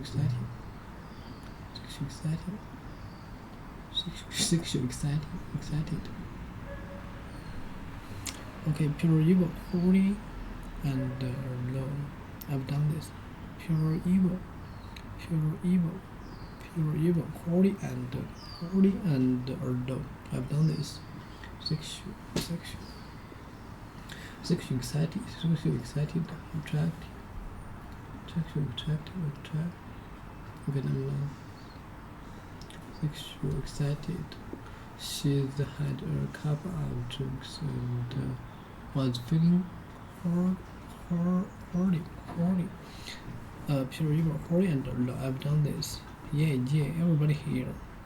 Hey, everybody, say hi to Julie in New Mexico.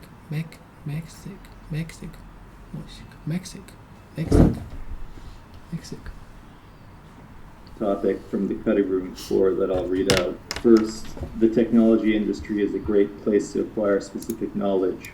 The frontier is always moving forward.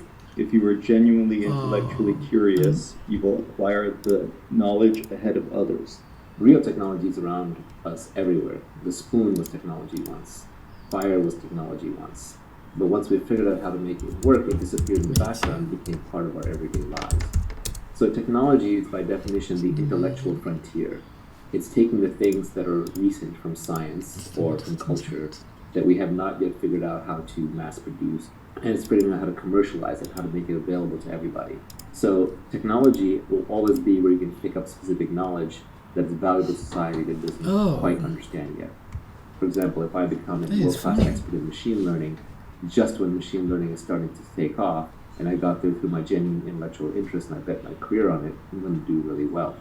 But 20 years from now, machine learning may be second hat. There are also timeless forms of specific knowledge. For example, if you're good at persuading people, it's probably a skill that you picked up early on in life. It's always going to apply because persuading people is always going to be valuable.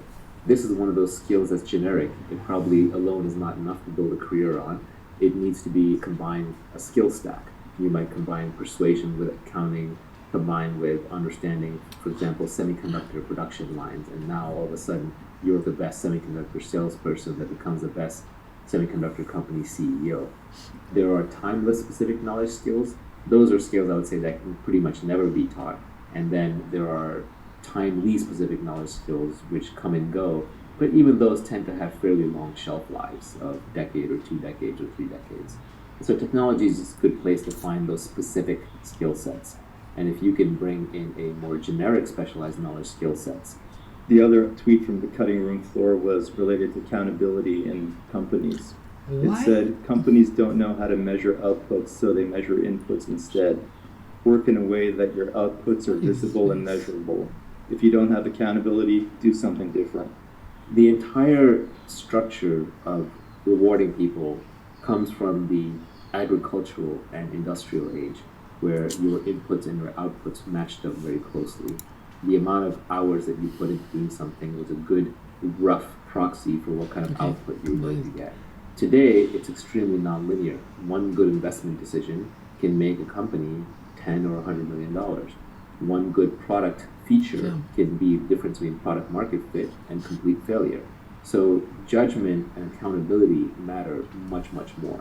And you want the accountability because sometimes the best engineers or the best salespeople are the ones who don't work very hard, but then they'll ship that one critical product at just the right time. Or they'll make that one huge sale or that one huge deal that will make the company or at least make the numbers for the quarter. It's very important that people are able to tell that you had a role in that. That doesn't mean that you stomp all over your team. Humans are extremely sensitive to people who take too much credit. So you do want to be the kind of person that is always giving out credit. But the smart people will know who was responsible. There are jobs where you're not customer facing enough, where you're kind of a cog in a machine, and you sacrifice accountability to some degree. An example is when you're a consultant. As a consultant, often you're giving the best ideas and the best outcome, but it's being delivered through some person who's working within the organization. At that point, you may not have visibility to the top people in the organization, but you may be hidden behind a screen. And that's just a trade-off that you're making in exchange for your independence as a consultant, because you're not willing to play the corporate rat race or the corporate ladder game. Realize that with accountability, you can get a lot more credit when things go right. Of course, the downside is you get hurt a lot more when things go wrong. You stick your neck out, you have to be willing to be bullied, sacrifice, and even attack. So if you're the kind of person that thrives in a high accountability environment, you're naturally also going to... Man, I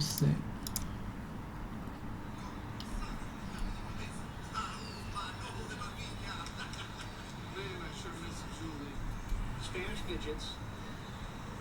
That's me. Midgets wrestling. Julie. Okay, yes, I see it. Let's see how you got this. Let's see how you got this. You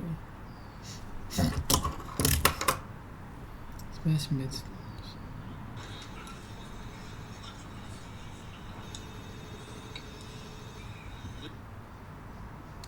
You ever figure out what that thing's for? Ever figure out what that thing's for? Oh, say I'm trying to this screen. Screening? Try this. So you're trying this new screening thing. Screen is now I'm figuring. I figure.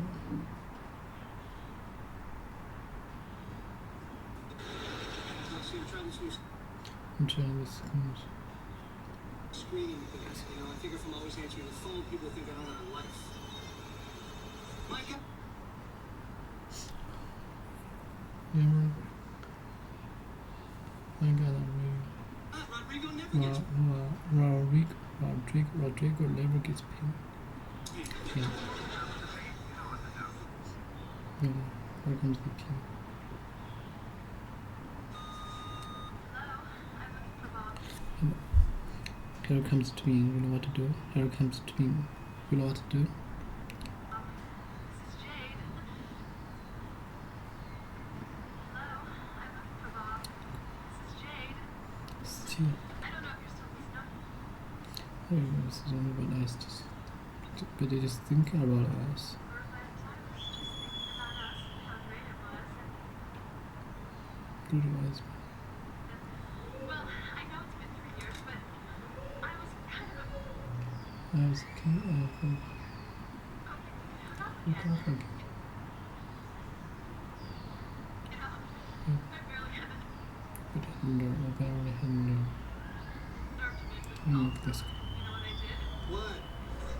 I got a little drunk. And naked. Bob here.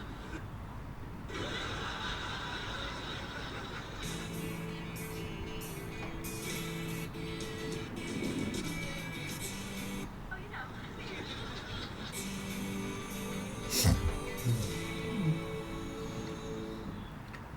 So, what have you been up to? What have teaching aerobics. teaching aerobics. Party way too Way much. too much. Anyway, party way too much. And in case you were wondering, And in case you want teaching aerobics, partying way party too much. and then in case you're wondering. In case you were wondering.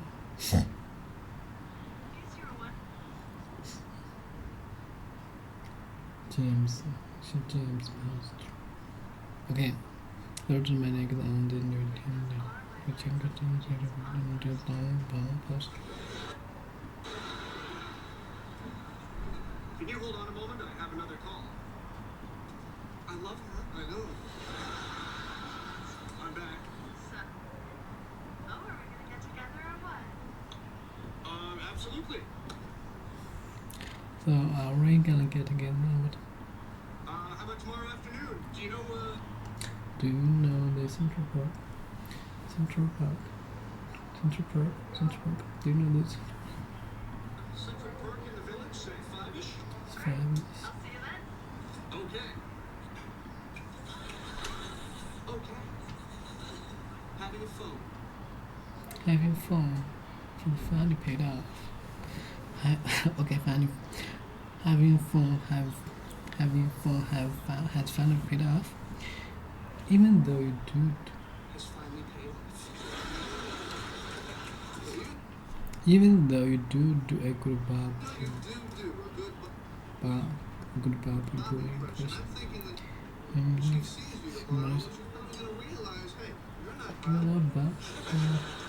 I am hoping that when Bob I'm hoping that when Bob sure doesn't show up, she will see. she will say comfort. She will say comfort.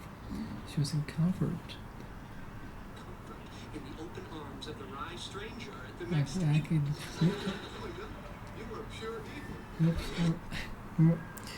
pure evil. You're pure evil. Okay, pure. Okay, pure evil, Pure. horny and alone. You are.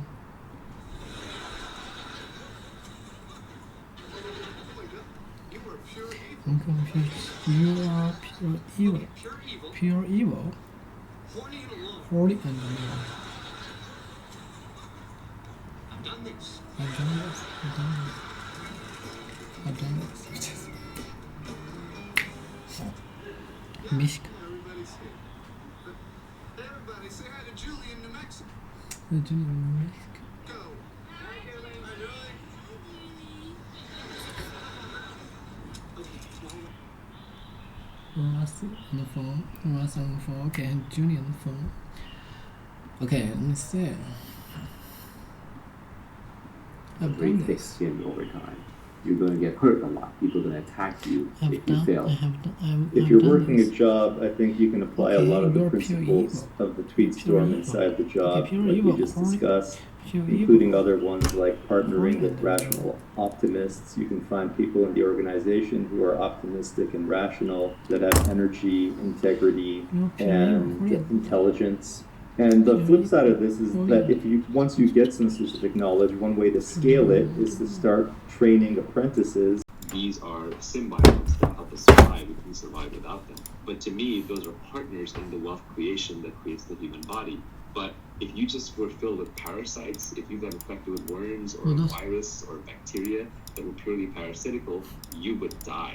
So any organism can only withstand a small number of parasites. And when the parasitic element gets too far out of control, you die. So, again, I'm talking about ethical wealth creation. I'm not talking about monopolies. I'm not talking about crony capitalism. I'm not talking about mispriced externalities like the environment. I'm talking about free minds and free markets. Small-scale exchange between humans is voluntary and doesn't have an outsized impact on others.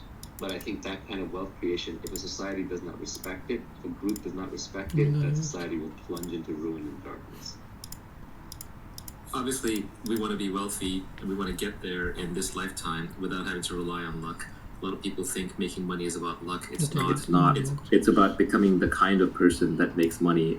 I like to think that if I lost all my money and if you dropped me on a random street in any English-speaking country, within 5 to 10 years, I'd be wealthy again, right? Because it's just a skill set that I've developed and I think anyone can develop. In 1,000 parallel universes, you want to be wealthy in 999 of them. You don't want to be wealthy in the 50 of them where you got lucky. So we want to factor luck out of it. There's really 4 kinds of luck that we were talking about. This came from a book. Mark Andreessen wrote a blog post about it. But basically, there's different kinds of luck. The first kind of luck you might just say is that blind luck, where I just got lucky because something completely out of my control happened. That's fortune, that's fate, etc. Then there's luck that kind of comes through persistence, hard work, hustle, motion, which is when you're just running around creating lots of opportunities, you're generating a lot of energy, you're doing a lot of things. Lots of things will just get stirred up in the dust. It's almost like mixing a petri dish and seeing what combines, or mixing a bunch of reagents and seeing what combines. You're just generating enough force and hustle and energy that luck will sort of find you. We as a group, you could argue, got together because of that. Nenad had put up these great videos online. I saw them on Twitter. And so in that sense, sort of generated his own luck by just creating videos until people like me keep finding him. A third way is that you just become very good at spotting luck. So if you are very skilled in a field, you will notice when a lucky break happens in that field when other people who aren't attuned to it won't notice. So you become sensitive to luck, and that's through skill and knowledge and work. And then the last kind of luck is the weirdest, hardest kind, but that's what we want to talk about, which is where you build a unique character, a unique brand, a unique mindset, where then luck finds you. For example, let's say that you're the best person in the world at deep sea underwater diving, and you're known to take on deep sea underwater dives that nobody else will even attempt to dare. And then by sheer luck, somebody finds a sunken treasure ship off the coast they can't get at. Well, their luck just became your luck because they're going to come to you to get that treasure and you're going to get paid for it. Now that's an extreme example, but it's just showing how like the person who got lucky by finding the treasure chest, that was blind luck, but them coming to you and asking you to extract it and having to give you half, that's not luck. You kind of created your own luck. You put yourself in a position to be able to capitalize on that luck or to attract that luck when nobody else has created that opportunity for themselves. So when we talk about without getting lucky, we want to be deterministic. We don't want to leave it to chance. Do you want to elaborate a little bit more on the idea that in 1,000 parallel universes, you want to get rich in 999 of them? I think some people are going to see that and say, that sounds impossible, sounds like it's too good to be true. No, I don't think it's impossible. I think that you may have to work a little bit harder at it given your starting circumstances. I mean, remember, I started as a poor kid in India, right? So if I can make it, anybody can, in that sense. Now, obviously, I had all my limbs and I had my mental faculties and I did have an education. So there are some prerequisites you can't get past. But if you're listening to this video or podcast, you probably have the requisite means at your disposal, which is a functioning body and a functioning mind. And I've encountered plenty of bad luck along the way. First little fortune that I made, I instantly lost in the stock market. The second little fortune that I made, or I should have made, I basically got cheated by my business partners. It's only the third time around has been a charm, and even then it has been a slow and steady struggle. And I haven't made money in my life in one giant payout. It's always been a whole bunch of small things kind of piling up. So it's more about consistently creating wealth by creating businesses and creating opportunities and creating investments. It hasn't been like a giant one-off thing. My personal wealth has not been generated by one big year. It just sort of stacks up little bit chips at a time. More options, more businesses, more investments, more things I can do. Same way, someone like Adinad, Ilacertus, he's building his brand online, he's building videos. It's not like any one video is going to suddenly shower him with riches overnight. It's going to be a long lifetime of learning, of reading, of creating, that's just going to compound. So we're talking about getting wealthy so you can retire, so you have your freedom.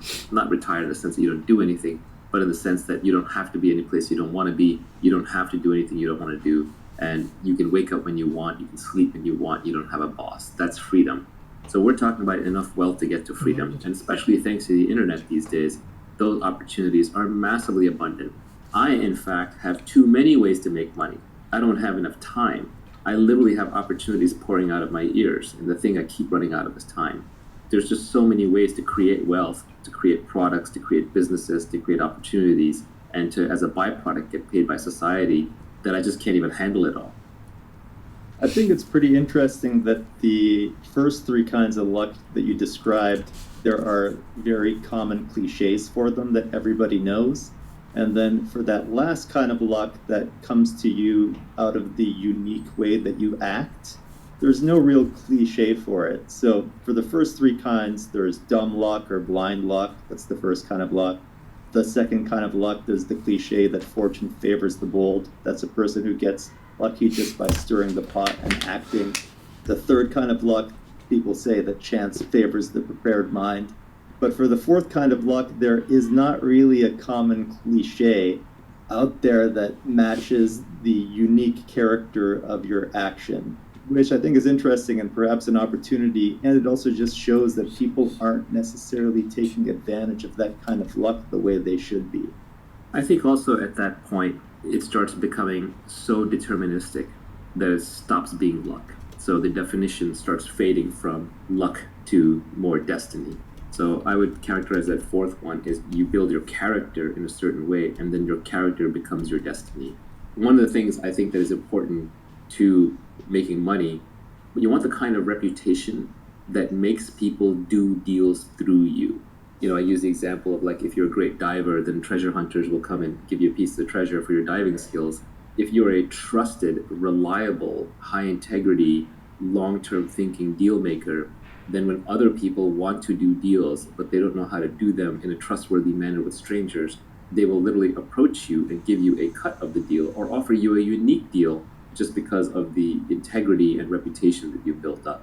Warren Buffett, he gets offered deals and he gets to buy companies and he gets to buy warrants and bail out banks and do things that other people can't do because of his reputation.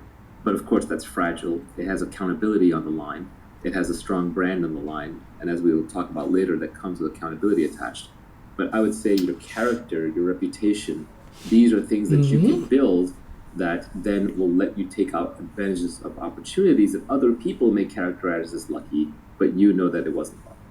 You said that this fourth kind of luck is more or less a destiny.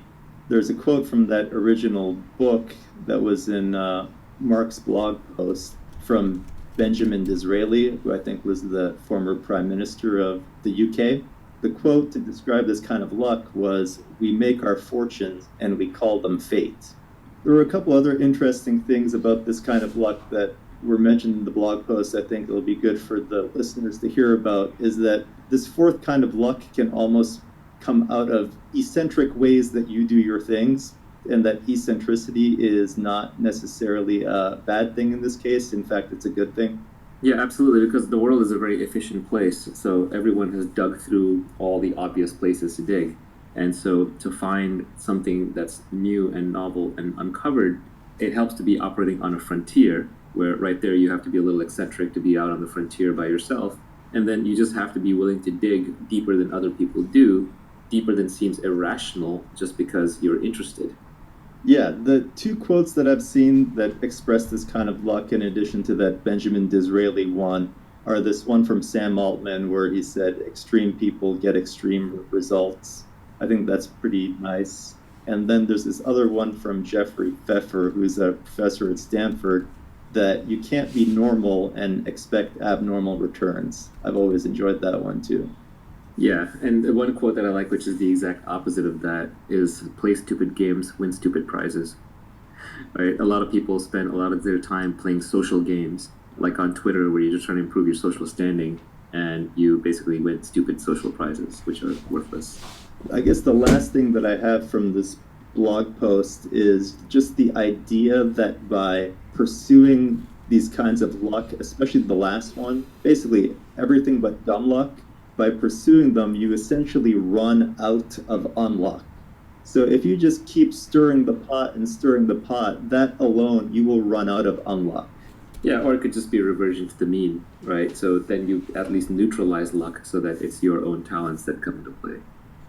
Next, you go into more specific details on how you can actually get rich and how you can't get rich. The first point was about how you're not going to get rich.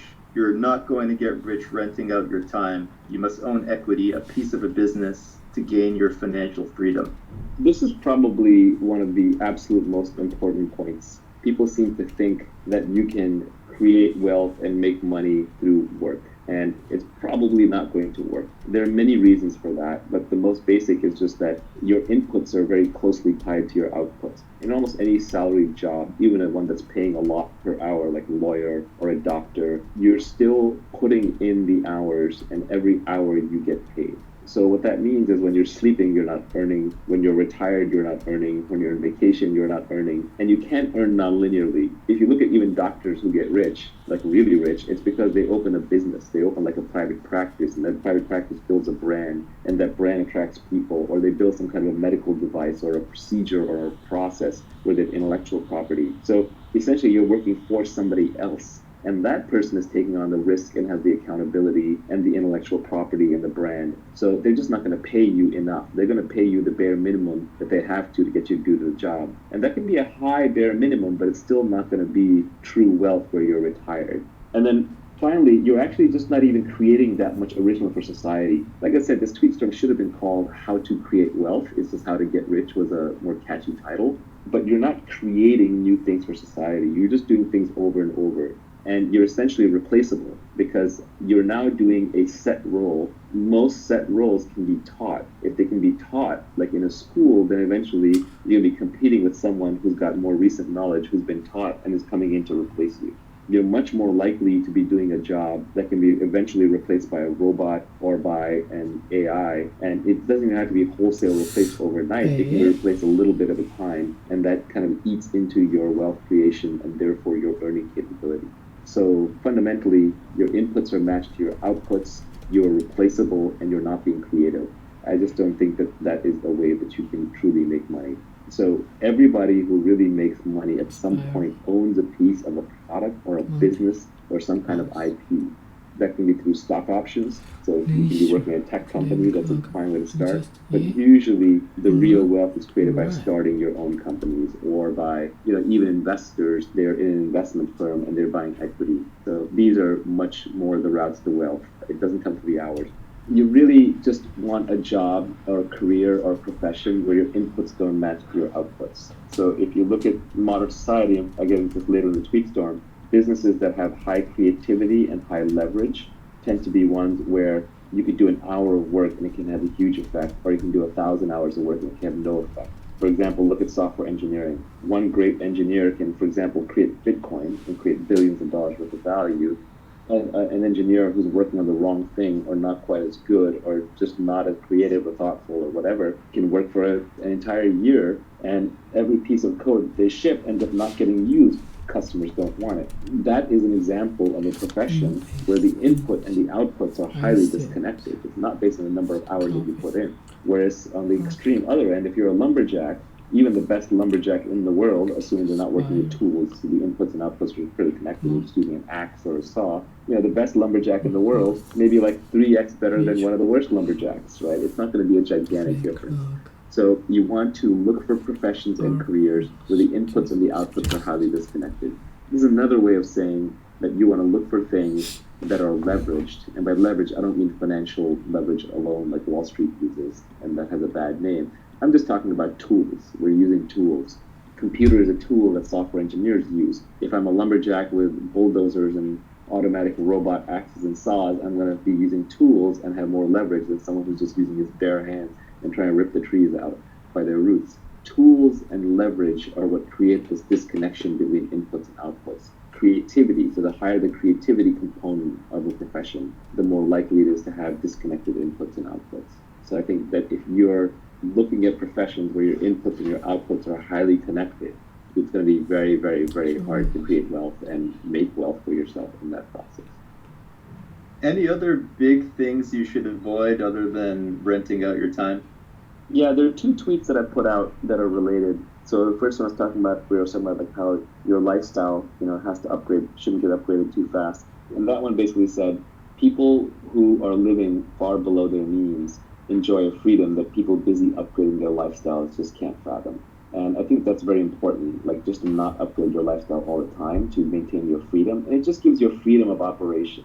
You basically, once you make a little bit of money, you still want to be living like your old self, so that just the worry goes away. So don't run out to upgrade that house and lifestyle and all that stuff. Let's say you're going to get $1,000 an hour. The problem is that when you go into a work lifestyle like that, you don't just suddenly go from making $20 an hour to making $1,000 an hour. That's a progression over a long career. And as that happens, one subtle problem is that you upgrade your lifestyle as you make more and more money. And that upgrading of the lifestyle kind of ups what you consider to be wealth, and you stay in this wage slave trap. So I forget who said it, maybe it was Nassim Taleb, but he said, the most dangerous things are heroin and a monthly salary, right? Because they're highly addictive. The way you want to get wealthy is you want to be poor and working and working and working. And this is, for example, how the tech industry works, where you don't make any money for 10 years, and then suddenly in year 11, you might have a giant payday, which is, what, by the way, one reason why these very high marginal tax rates for the so-called wealthy are flawed, because the highest risk-taking, most creative professions, you literally lose money for a decade of your life while you take massive risk and you bleed and bleed and bleed, and then suddenly in year 11 or year 15, you might have one single big payday. But then, of course, Uncle Sam show up and basically say, hey, you know what, you just made a lot of money this year, therefore you're rich, therefore you're evil, and you got to hand it all over to us. So it just destroys those kinds of creative risk-taking professions. But ideally, you want to make your money in discrete lumps, separated over long periods of time, so that your own lifestyle does not have a chance to adapt quickly, and then you can basically say, okay, now I'm done, now I'm retired, now I'm free. I'm still going to work because you got to do something with your life, but I'm going to work on only the things that I want, when I want, and it's going to be much more creative expression and much less about money. You're not going to get rich renting out your time, but you say that you will get rich by giving society what it wants, but does not yet know how to get at scale. That's right. So essentially, as we talked about before, money is IOUs from society saying, you did something good in the past, now here's something that we owe you for the future.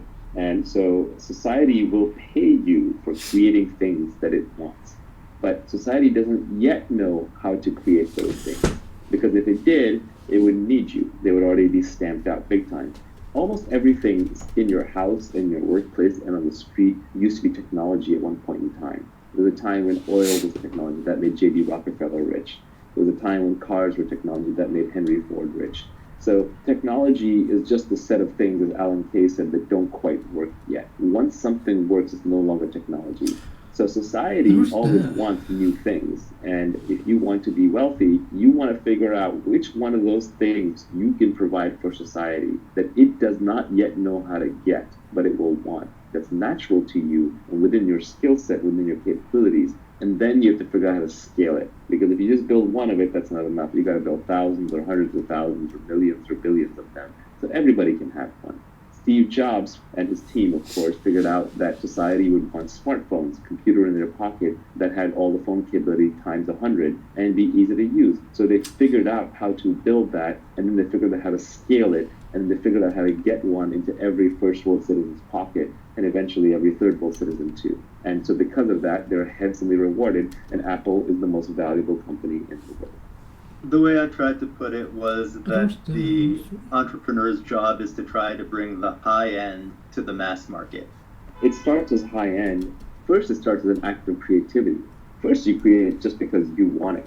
You want it, and you know how to build it, and you need it. And so you build it for yourself. Then you figure out how to get it to other people, and then for a little while, rich people have it. Like, for example, rich people had chauffeurs, and then they had black town cars, and then Uber came along, and everyone's private driver was available to everybody. And now you can even see Uber pools that are replacing shuttle buses because it's just more convenient. And then you get scooters, which are even further down market of that. So you're right, it's about distributing what rich people used to have to everybody. But the entrepreneur's job starts even before that, which is creation. Entrepreneurship is essentially an act of creating something new from scratch, predicting that society will want it, and then figuring out how to scale it and get it to everybody in a profitable way, in a self-sustaining way.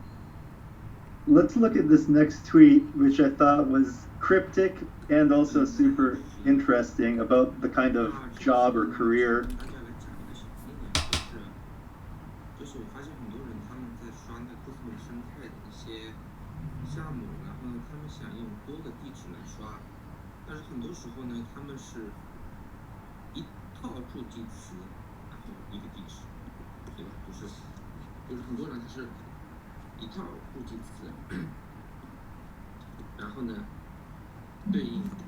OK。一个地址，大概很多时候是这样子，但是我们能不能一套地址，然后呢？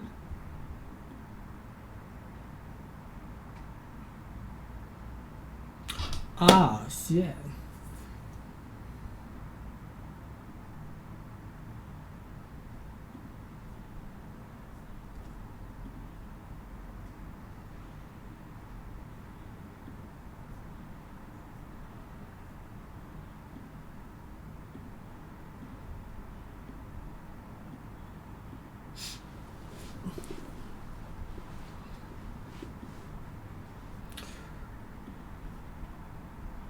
That you might have. You said the internet has massively broadened the possible space of careers. Most people haven't figured this out yet. The fundamental property of the internet, more than any other single thing, is it connects every human to each other human on the planet. You can now reach everyone, whether it's by emailing them personally, whether it's by broadcasting to them on Twitter, whether it's by posting something on Facebook that they find, whether it's by putting up a website they come and access. It connects everyone to everyone. So the internet is an inter-networking tool. It connects everybody. That is its superpower. So you want to use that. What that helps you figure out is that the internet means that you can find your audience for your product or your talent and skill, no matter how far away they are. For example, Nina, who's Illustratus, she would do videos pre-internet. how would he get the message out there? It would just be, what would he do? He would run around where he lives in his neighborhood, showing it to people on a computer or a screen, or he would try to get it played at his local movie theater. It was impossible. It only works because he can put it on the internet. And then how many people in the world are really interested in it, or even interested in what we're talking about, are really going to absorb it, right? It's going to be a very small subset of humanity. The key is being able to reach them. So what the internet does is allows any niche obsession, which could be just the weirdest thing. It could be like people who collect snakes, to like people who like to ride hot air balloons, to people who like to sail around the world by themselves, just one person on a craft, or someone who's obsessed with miniature cooking, like there's this whole Japanese miniature cooking phenomenon, or there's a show about a woman who goes into people's houses and tidies it up, right? So whatever niche obsession you have, the internet allows you to scale. Now that's not to say that what you build will be the next Facebook will reach billions of users, but if you just want to reach 50,000 passionate people like you, there's an audience out there for you. So the beauty of this is that we have 7 billion beings on this planet. The combinatorics of human DNA are incredible. Everyone is completely different. You'll never meet any two people who are vaguely similar to each other that can substitute for each other. It's not like you can say, well, Nivi just left my life, so I can have this other person come in and he's just like Nivi, and I get the same feelings, the same responses, and the same ideas. No, there are no substitutes for people. People are completely unique. So given that each person has different skill sets, different interests, different obsessions, and it's that diversity that becomes a creative superpower. So each person can be creatively superb at their own unique thing. But before, that didn't matter, because if you were living in a little fishing village in Italy, like your fishing village didn't necessarily need your completely unique skill, and you had to conform to just the few jobs that were available. But now, today, you can be completely unique. You can go out on the internet and you can find your audience, and you can build a business and create a product and build wealth and make people happy, just uniquely expressing yourself through the internet. Space of careers has been so broadened. Esports players, people making millions of dollars playing Fortnite, people creating videos and uploading them, YouTube broadcasters, bloggers, podcasters. Joe Rogan, I read, true or false, I don't know, but I read that he's going to make about $100 million a year on his podcast, and he's had 2 billion downloads. Even PewDiePie, this is a hilarious tweet that I retweeted the other day. PewDiePie is the #1 trusted name in news. This is a kid, I think, in Sweden,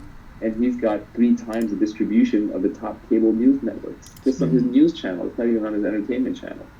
The internet enables any niche interest, as long as you're the best at it, to scale out. And the great news is, because every human is different, everyone is the best at something, being themselves. Another tweet I had that is worth kind of weaving in, but didn't go into this tweet storm, was a very simple one. I like things when I can compress them down, because they're easy to remember and easy to hook on to. But that... Let me see. Pure evil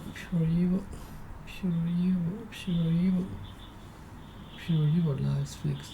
Next, pure evil. Not fixed with, not mixed with anything else. Not mixed with anything. Okay. Oh my God, you're pure evil. Okay, you're pure evil, and honey, and no, I've done this. Okay, I've done this. Yeah, everybody here. Say hi to Julian. Misk.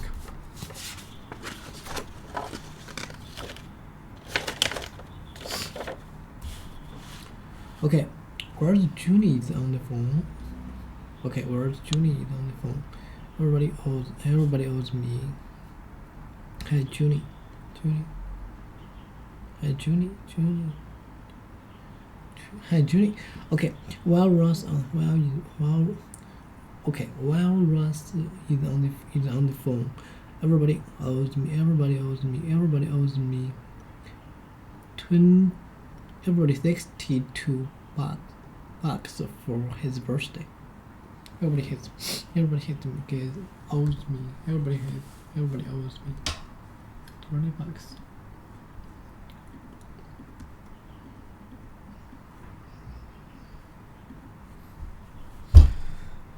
Everybody owes me. Oh, have debits. Too near to pay. Too near to pay to need to pay or get something or someone because they have lent money because they have lent money to you or in exchange for something they have done for you. I owe Janet. Okay. I owe Janet $50. We still owe $100 on our car. We still need to pay. Owes me. Bucks. Stars.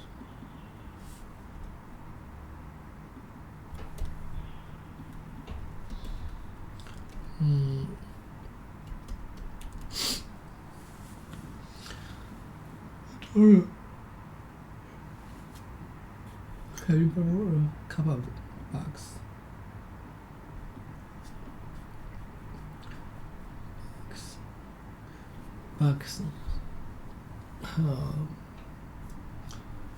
What are money?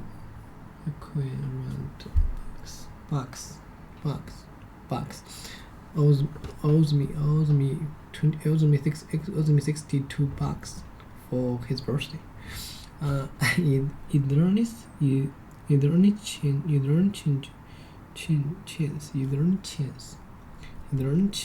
that you run up from, running up from? Is there any chance that you are running up, from like 20? Is there any chance that you are run up from, from like 20? Is there any chance that you are rounding up from, from like 20? From like 20. Hey, come on. We got the gift. The concert and the cake. The concert and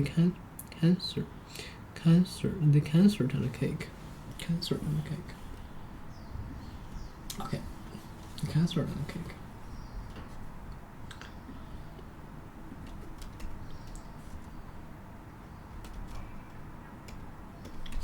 Concert and the cake.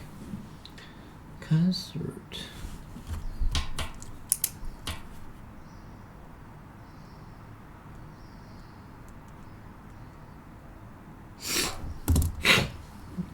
Hey, come on. We got the gift, the concert and the cake. Hey, come. We got the gift, the concert and the cake. We need a cake? Concert. Performs music. Performed by one or more musician, the more singer. Okay. Okay, come on, we got the gift, the concert and the cake. Do we need a cake? Look, guys, I know it's a little steep. I know it's a little steep. Look, guys, I know it's a little steep. Yeah, whoosh. But it's Ross. Hey, come on, we got the gift. We got the gift, the concert and the cake. Do we need a cake? Do we need a cake? Look, guys, I know it's a little steep. Yeah, whoosh.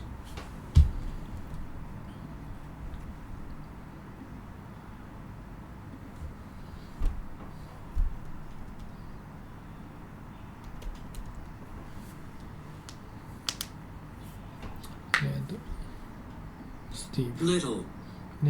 Yeah, alright. Concert.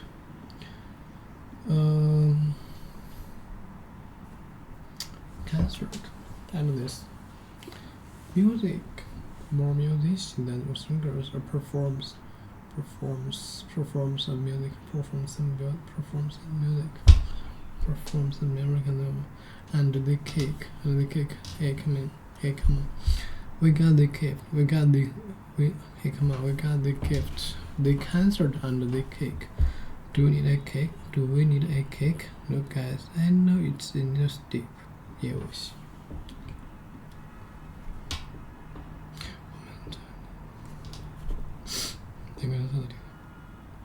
I know it's in your steep. Yes.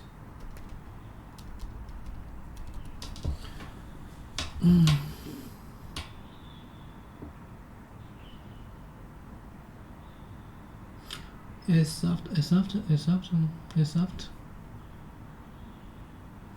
soft sound made by something moving stress.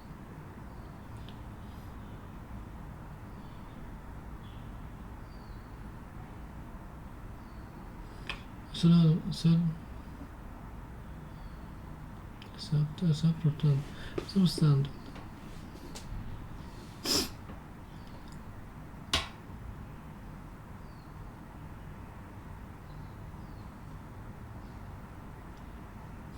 A soft sound made by something.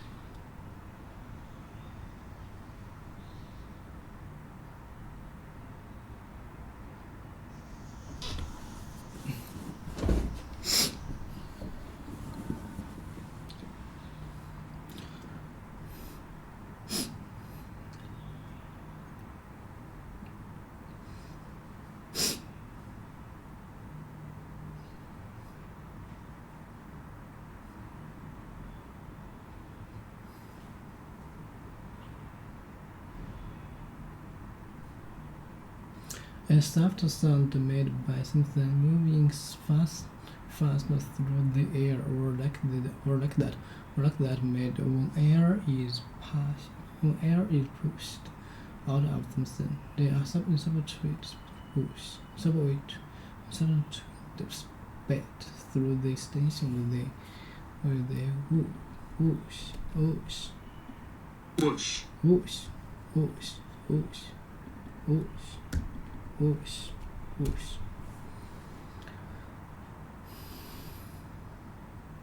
Whoosh, yeah, whoosh. Suddenly fast. Suddenly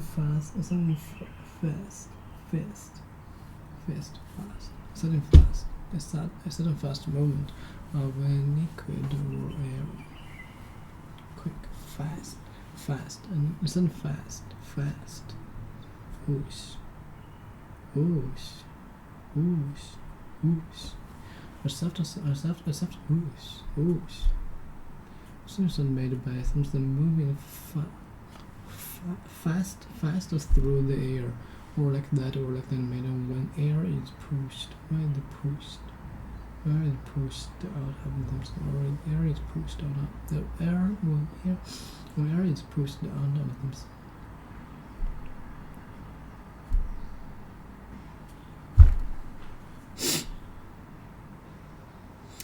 Yeah, whoosh.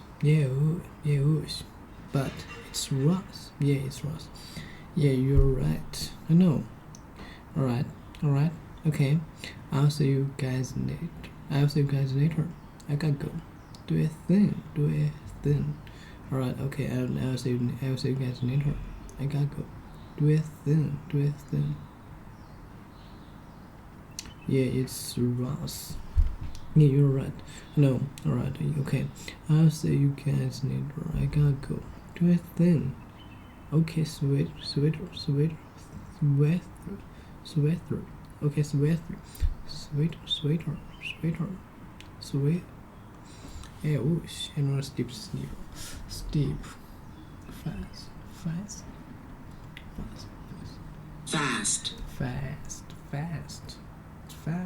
Yeah, steep.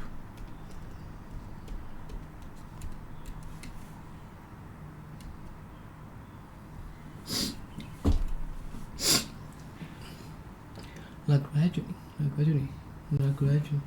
raising or fun at a shifting steep. Okay, I need. Oh, guys, I know it's in steep. in that.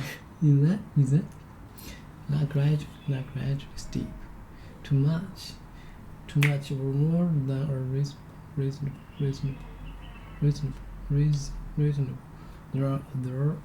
are having to face very steep taxes. Very steep taxes. We enjoyed our meal at the restaurant, but the check was a little steep. The membership fees at the golf club are pretty steep.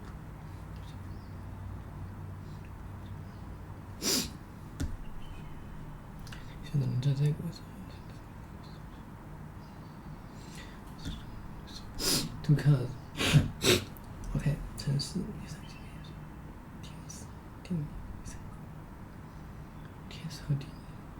天时和地利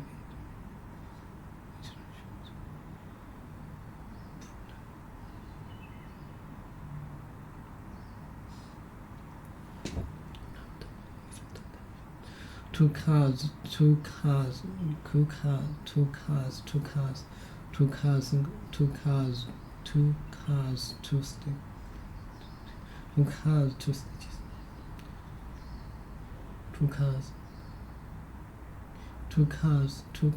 stay in a liquid,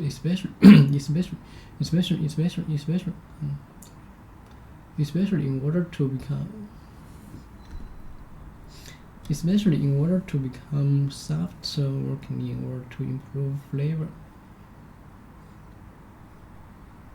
Two cars to stay in a liquid, especially in order to become soft, working in order to improve flavor. Steep, not gradual. Too much. Okay. Look, I know it's steep. Yeah, oops. But it's rough. Yeah, it's rough. Yeah, you're right. I know. Alright. Okay, I'll see you guys later. I gotta go. Do a thing. Alright. Okay. I'll see you guys later. I gotta go. Do a thing. Okay, so later. I'll call you later tonight. Ooh. Okay. You're not really gonna go through with this, are you? You're not really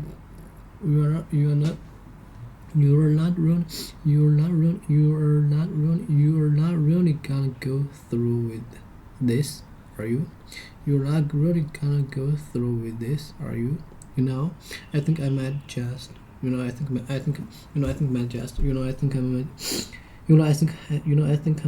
just. I think I might just. I think I might just. So, what are you guys doing for dinner tonight? So, I think I might just. So, what are you guys doing for dinner tonight? Well, I guess I can start saving up for Russ's birthday.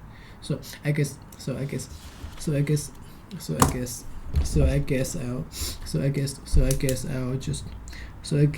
just stay home and eat dust bunnies. So I guess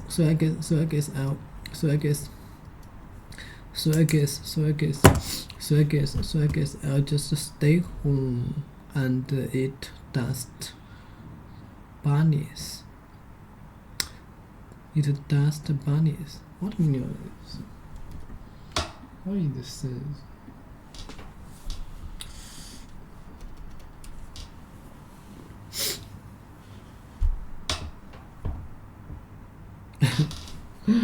That's traitor in the form of power that covers surfaces inside a building or a very small dry piece of soap, sand, or other substance.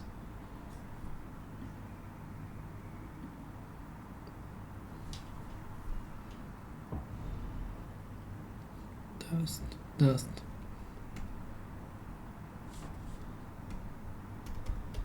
Bunnies.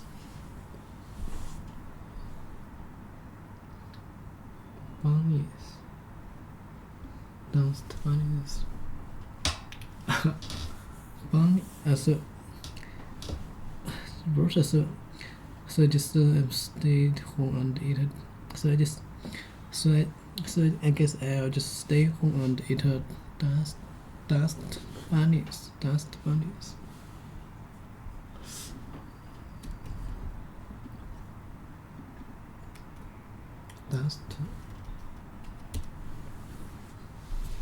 Dust bunnies.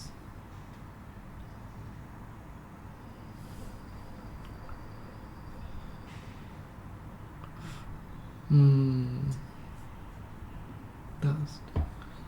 Dry dirty in the form of power that cover the surface is refuting or very small dry pieces of soap, sand, or other substances. Or other substances.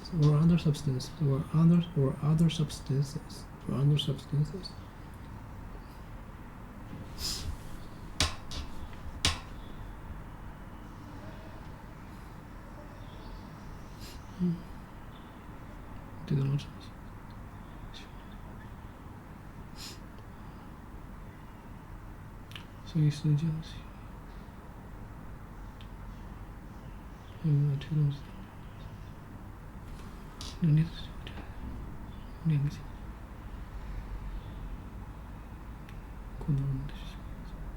Cream cover to use a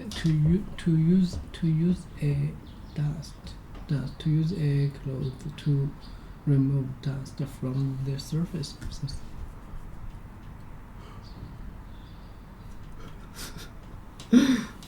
Dust bunny summit. So I guess I'll just stay home and eat dust bunnies. Can you believe how much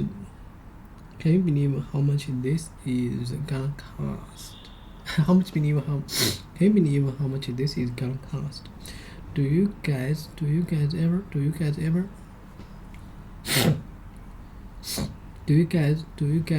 get the feeling that Chandler? Do you guys ever get the feeling that Chandler and those guys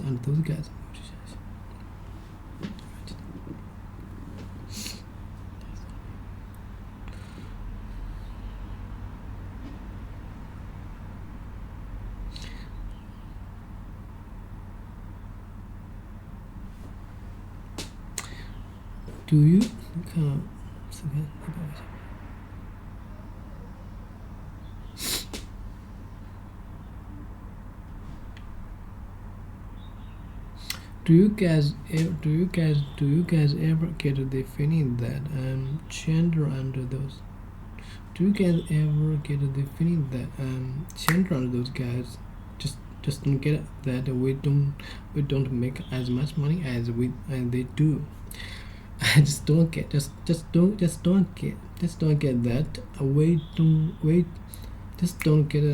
we don't make as much money as they do. Do you guys ever get the feeling that Chandler and those guys just don't get that we don't make as much money as they do? Yeah, you know what I mean? It's like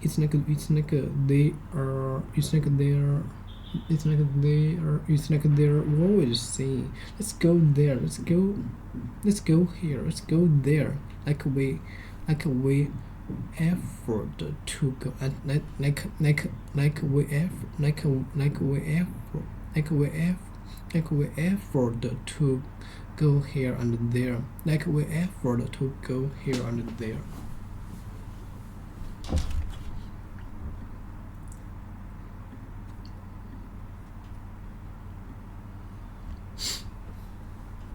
Effort.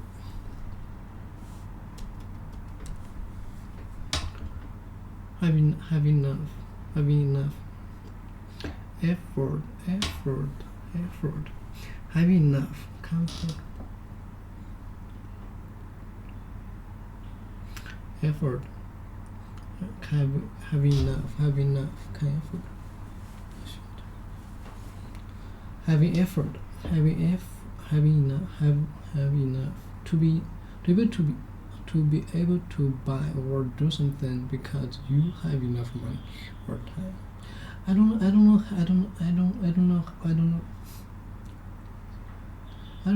how he can afford. I don't know how he can afford a new car on his salary. Have enough. Effort.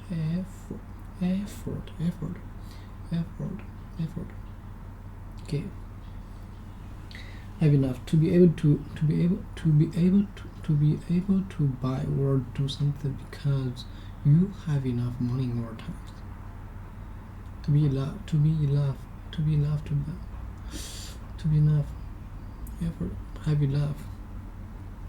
Like we effort to go here and there. Yeah, and we always have to go to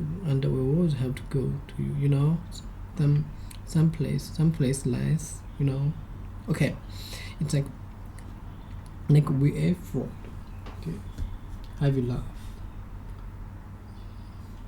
Have we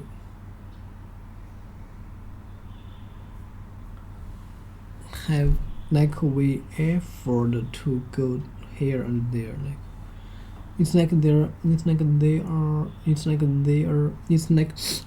always saying, let's go here, let's go there, let's go here, let's go there. we effort to go here and there. It's we effort to go here and there. Yeah, yes, and it's yes, and it's we always have to go to someplace nice, God, and it's not like we can't say anything about it because God, and it's not like we can say anything about it because this is the birthday thing, and it's for us. Oh my God, hey, what? Okay, I'm at work, just an ordinary day. Hey, okay, I'm at work, just an order, just an ordinary day. Okay, I'm at work, just an ordinary day, chop, suit, just chop, suit. I'll chop, suit, something. Chop, suit.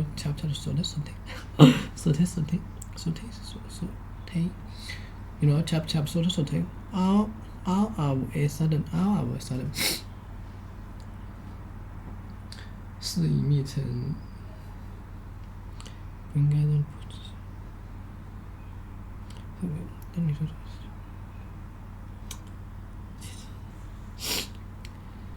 chop, suit. All of a sudden, Leon. The manager calls me into his office. Turns out they fired the head lunch chef. Into his office. Turns out they fired the head lunch chef.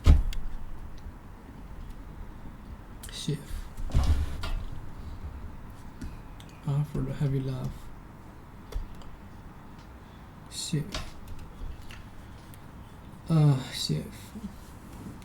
Scared and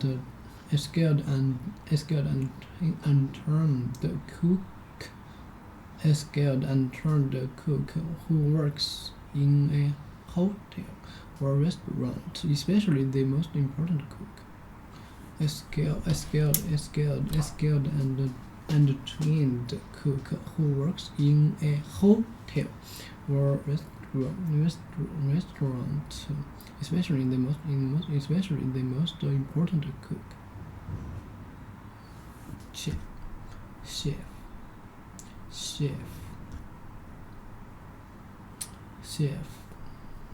Okay, had the lunch chef. Turns out they fired the head lunch chef, and guess who get the job? If it's not you, it is a horrible story. If it's not you, this is a horrible story. Fortunately,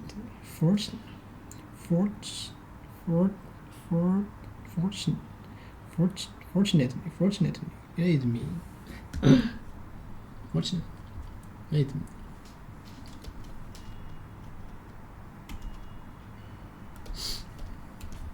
Fortunately, it is me. Happening because of good luck. Happening because of good luck. Fortunately, we got home before it started to rain. Fortunately, we got home before it started to rain. Happening because of good luck. Fortunately, we got home before it started. Okay.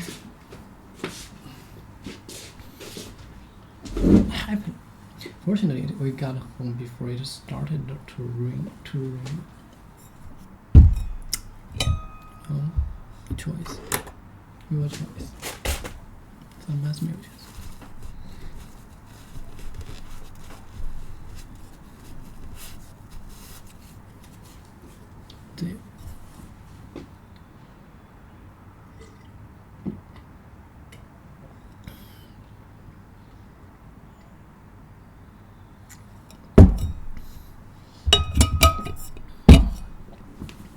Happening because of good luck.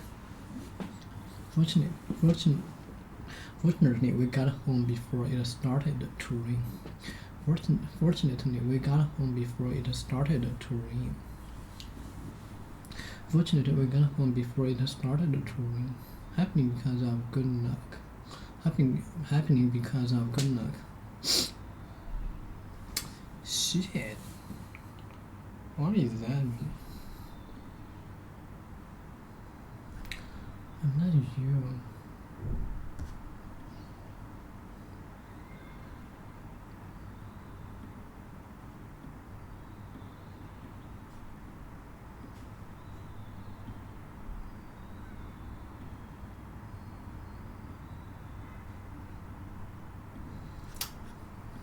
I don't know this.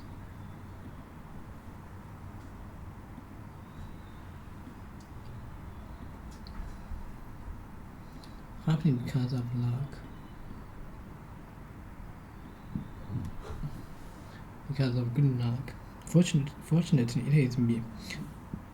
And they made a hidden purchase. Thank you very much. And they made me a hidden purchase. Purchase.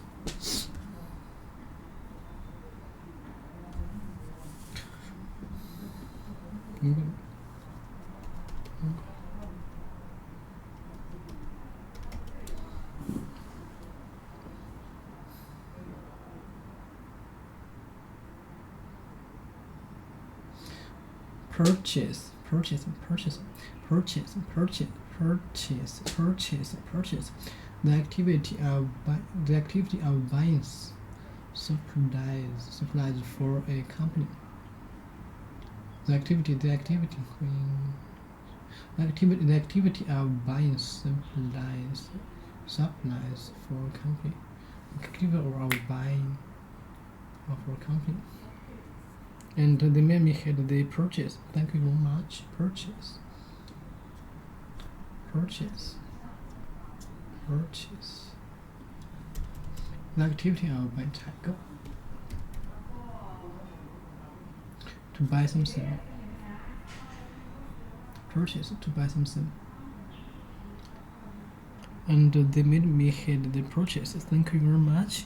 Fortunately, it is me. Fortunately.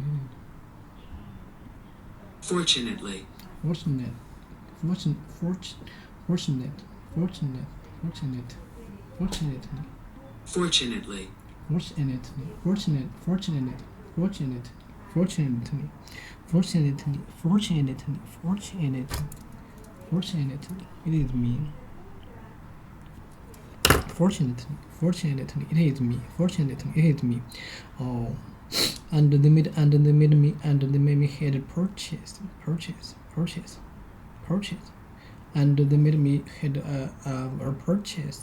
Thank you very much. That's so cool. Anyway, I just ran into Chandler. That's so cool. Anyway, I just ran into Chandler and Russ downstairs, and they think we should go out and celebrate. You know, someplace nice. Celebrate.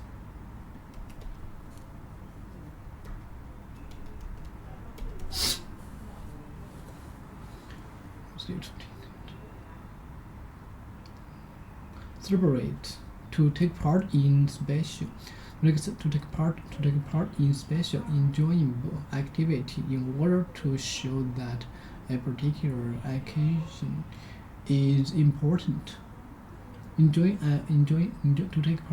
part in special enjoyable activity in order to show that a particular occasion is important. To take part in special. To take part in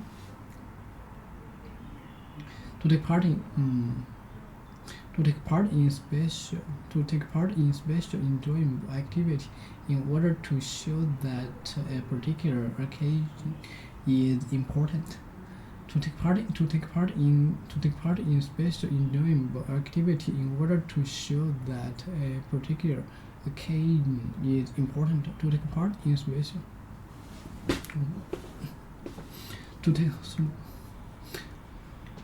To take part in special enjoyable activity in order to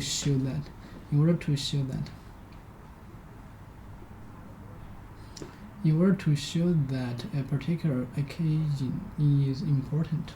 To take part in special enjoyable activity in order to show that a particular occasion is important. Enjoying occasion. Celebrate. Okay, and I think we should go someplace. And anyway, I just ran into Chandler and Russ downstairs, and they think we should go out and celebrate. Someplace nice. Yeah. How much you think I can get for my kidney? Celebrate. Enjoy occasion. To take part in special enjoyable.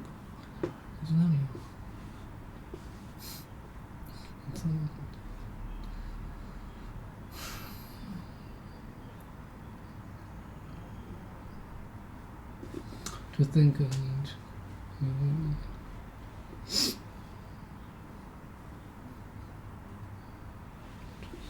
to take part in special enjoyable activity in order to show that a particular occasion is important.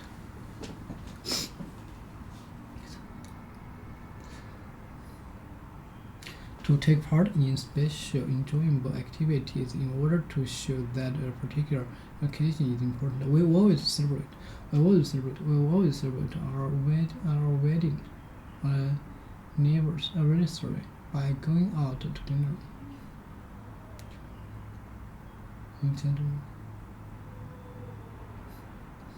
By going out to dinner. We always celebrate. Yeah.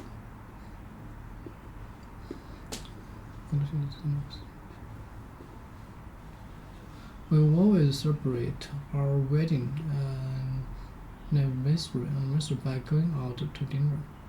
If this plan works, we all celebrate in style, in a special way.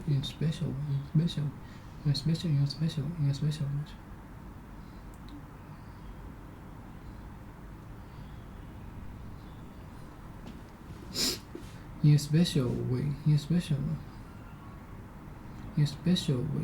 way, to take part in special, enjoyable activity in order to show that a particular occasion is important.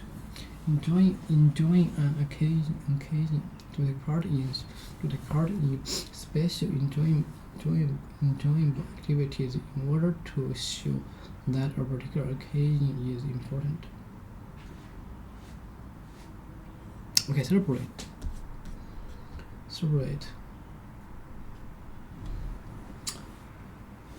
Good. Okay. Anyway. I just ran into Chandler and Russ downstairs, and they think we should go out and celebrate. Someplace nice. Yeah. How much do you think I can get for my academy? How should I think of my academy?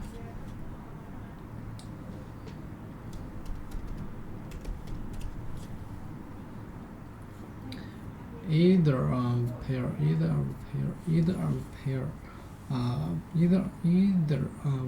pair.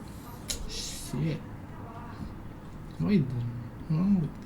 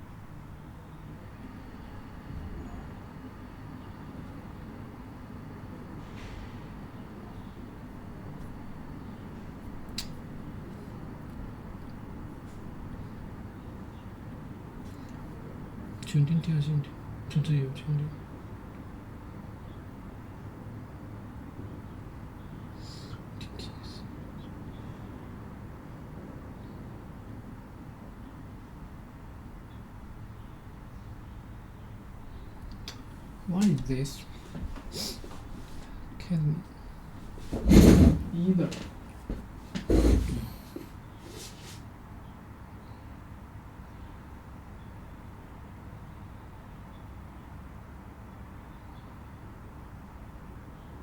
Either. Let me see. One was escape competition through authenticity. So basically, when you're competing with people, it's because you're copying them. It's because you're trying to do the same thing. But every human is different. Don't copy. I know we're mimetic creatures, and Rene Girard has a whole mimesis theory, but it's much easier than that. Don't imitate. Don't copy. Just do your own thing. No one can compete with you on being you. It's that simple. And so the more authentic you are to who you are and what you love to do, the less competition you're going to have. So you can escape competition through authenticity when you realize that no one can compete with you on being you. And normally that would have been useless advice pre-internet. Post-internet, you can turn that into a career.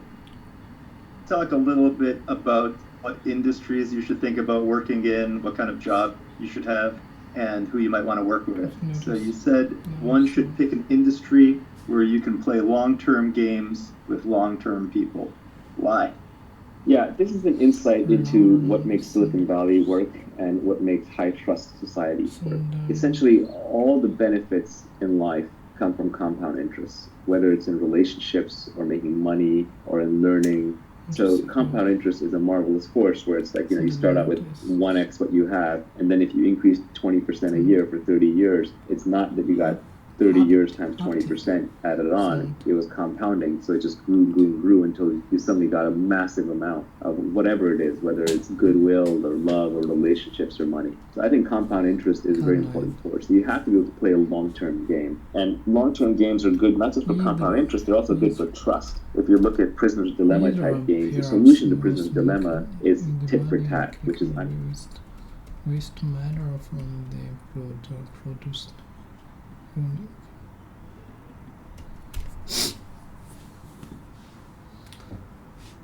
Kidney.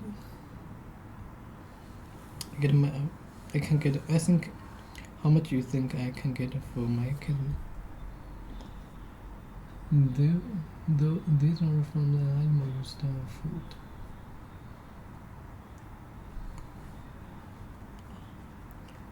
How much do you think I can get from? How much do you think I can get from my kidney? Joe, are you kidding me? How much? Odor from the animal use that food. Either appear of smell organs in the body. They take away waste. The waste matter from the food.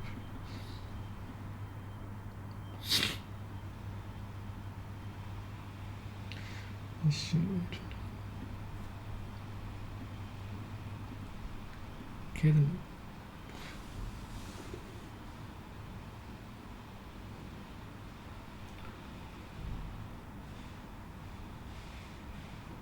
Yeah, I see. Kidney.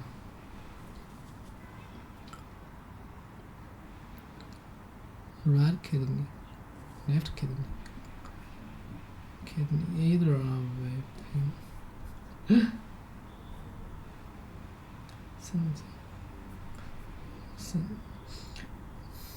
either of a pair of small organ in the body, that takes away waste matter from them to produce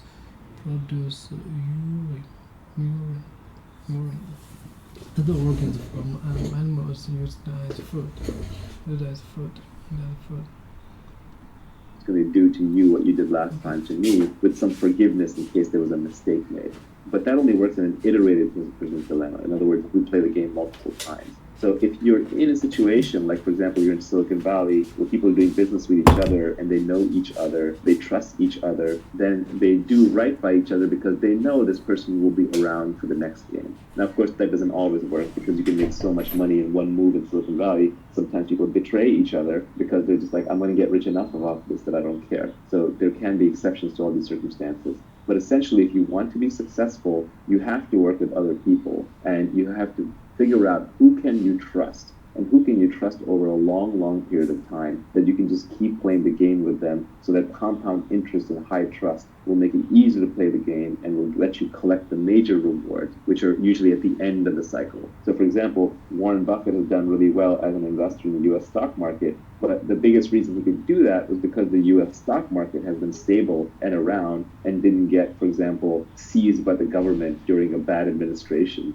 or the US didn't plunge into some war. The underlying platform didn't get destroyed. So in his case, he was playing a long-term game, and the trust came from the US stock market stability. In Silicon Valley, the trust comes from the network of people in a small geographic area that you figure out over time who you can work with and who you can't. If you keep switching locations, you keep switching groups. Let's say you started out in the woodworking industry and you built up a network there and you're working hard, you're trying to build a product in the woodworking industry. And then suddenly another industry comes along that's adjacent but different, but you don't really know anybody in it and you want to dive in and make money there. If you keep hopping from industry, no, actually I need to open a line of electric car stations for electric car refueling.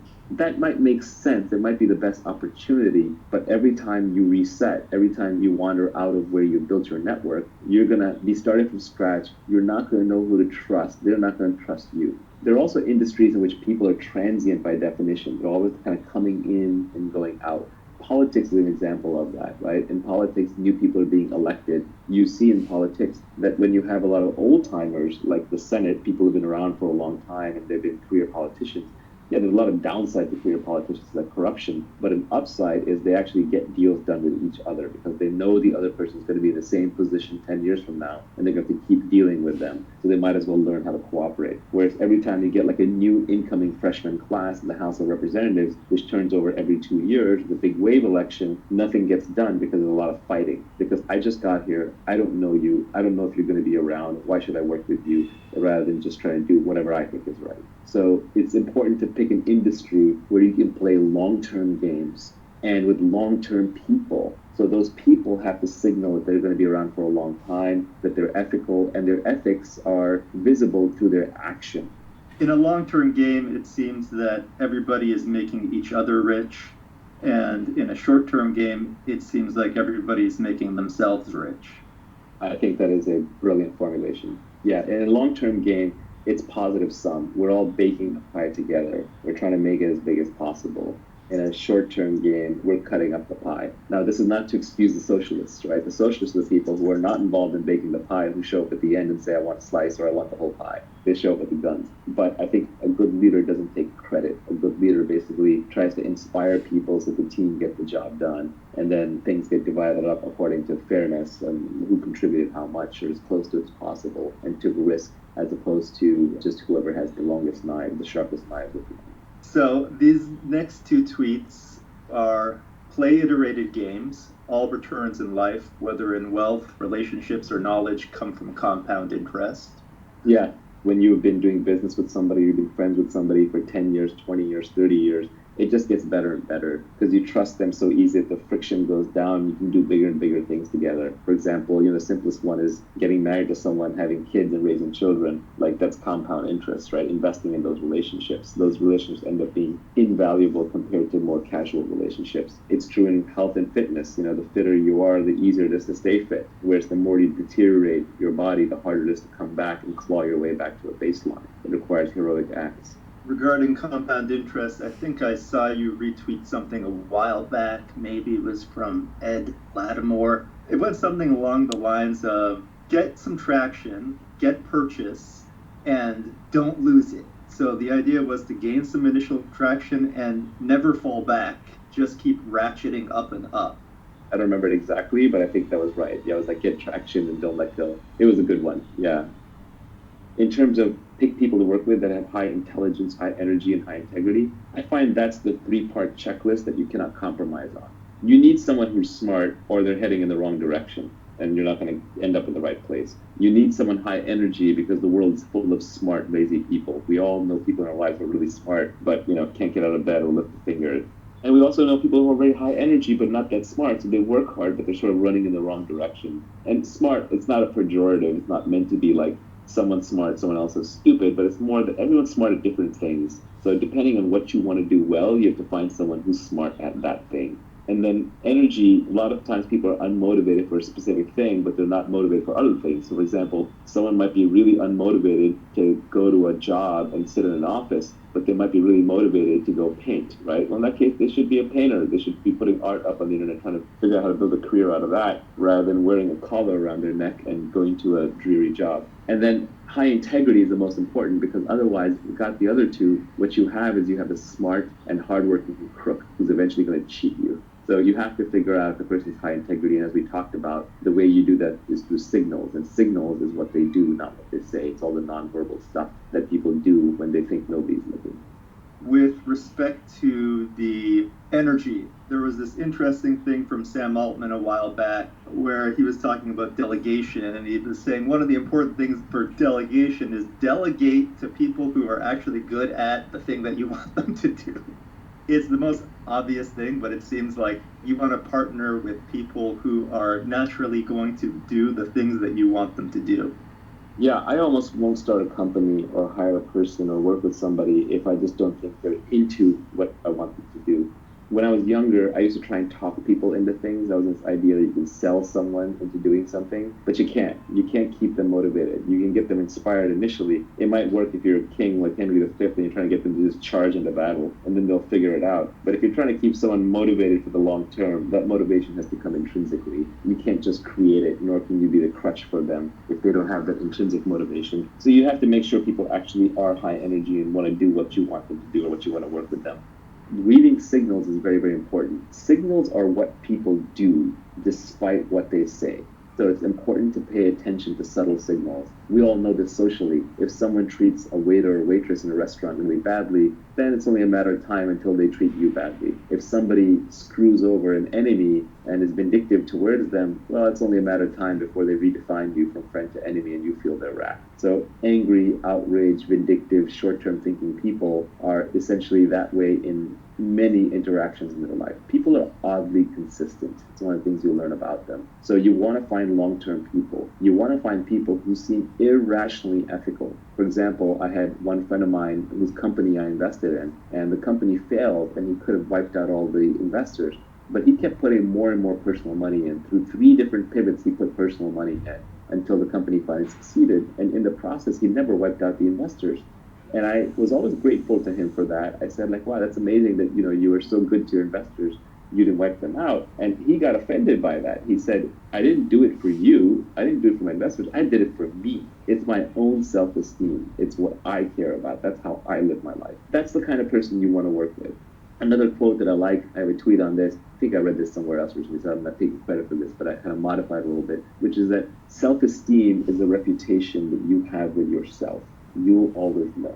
So good people, moral people, ethical people, easy to work with people, reliable people tend to have very high self-esteem because they have very good reputation with themselves and they understand that. It's not ego. Self-esteem and ego are different things because ego can be undeserved, but self-esteem, at least you feel like you lived up to your own internal moral code of ethics. And so it's very hard to work with people who end up being low integrity. And it's hard to figure out who's high integrity and low integrity. Generally, the more someone is saying that they're moral and ethical and high integrity, the less likely they're to be that way. It's very much like status signaling. If you overtly bid for status, if you overtly talk about being high status, that is a low status move. If you openly talk about how honest and reliable and trustworthy you are, you're probably not that honest and trustworthy. That is a characteristic of con men. So yeah, pick an industry in which you can play long-term games with long-term people.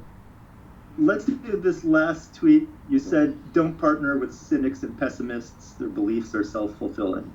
Yeah, essentially, to create things, you have to be a rational optimist. Rational in the sense that you have to see the world for what it really is, and yet you have to be optimistic about your own capabilities and your capability to get things done. We all know people who are consistently pessimistic, who will shoot down everything. Everyone in their life has like the helpful, critical guy, right? He thinks he's being helpful, but he's actually being critical, and he's a downer on everything. That person will not only never do anything great in their lives, they'll prevent other people around them from doing something great. They think their job is to shoot holes in things. And it's okay to shoot holes in things as long as you come with a solution. There's also the classic military line, either lead, follow, or get out of the way. And these people want a fourth option where they don't want to lead, they don't want to follow, but they don't want to get out of the way. They want to tell you why the thing's not going to work. And all the really successful people I know have a very strong action bias. They just do things. The easiest way to figure out if something's viable or not is by doing it. At least do the first step and the second step and the third and then decide. So if you want to be successful in life, creating wealth or having good relationships or being fit or even being happy, you need to have an action bias towards getting what you want. And you have to be optimistic about it. Not irrationally. There's nothing worse than someone who's just foolhardy and chasing it's not work. That's why I say rational optimist. But you have to be rational, know all the pitfalls, know the downsides, but still keep your chin up. I mean, you've got one life on this planet. Why not try to build something big? This is the beauty of Elon Musk and why I think he inspires so many people. It's just because he takes on really, really big, audacious tasks, and he provides an example for people to think big. And it takes a lot of work to build even small things. I don't think the corner grocery store owner is working any less hard than Elon Musk or pouring any less sweat and toil into it, maybe even more. But for whatever reason, education, circumstance, they didn't get the chance to think as big, so the outcome's not as big. So it's just better to think big, obviously rationally within your means, stay optimistic. The cynics and the pessimists, what they're really saying, and fortunate, but they're basically saying, I've given up. I don't think I can do anything. And so the world to me just looks like a world where nobody can do anything. And so why should you go do something? Because if you fail, then I'm right, which is great. But if you succeed, then you just make me look bad. Yeah, it's probably better to be an irrational optimist than it is to be a rational cynic. Yeah, there's a completely rational frame on why you should be an optimist. Historically, if you go back 2,000 years, 5,000 years, 10,000 years, two people are wandering through a jungle, they hear a tiger, one's an optimist and says, oh, it's not headed our way. The other one says, I'm a pessimist, I'm out of here. And the pessimist runs and survives, and the optimist gets eaten. So we're descended from pessimists. We're genetically hardwired to be pessimists. But modern society is far, far safer. There are no tigers wandering down the street. It's very unlikely that you will end up in total ruin, although you should avoid total ruin.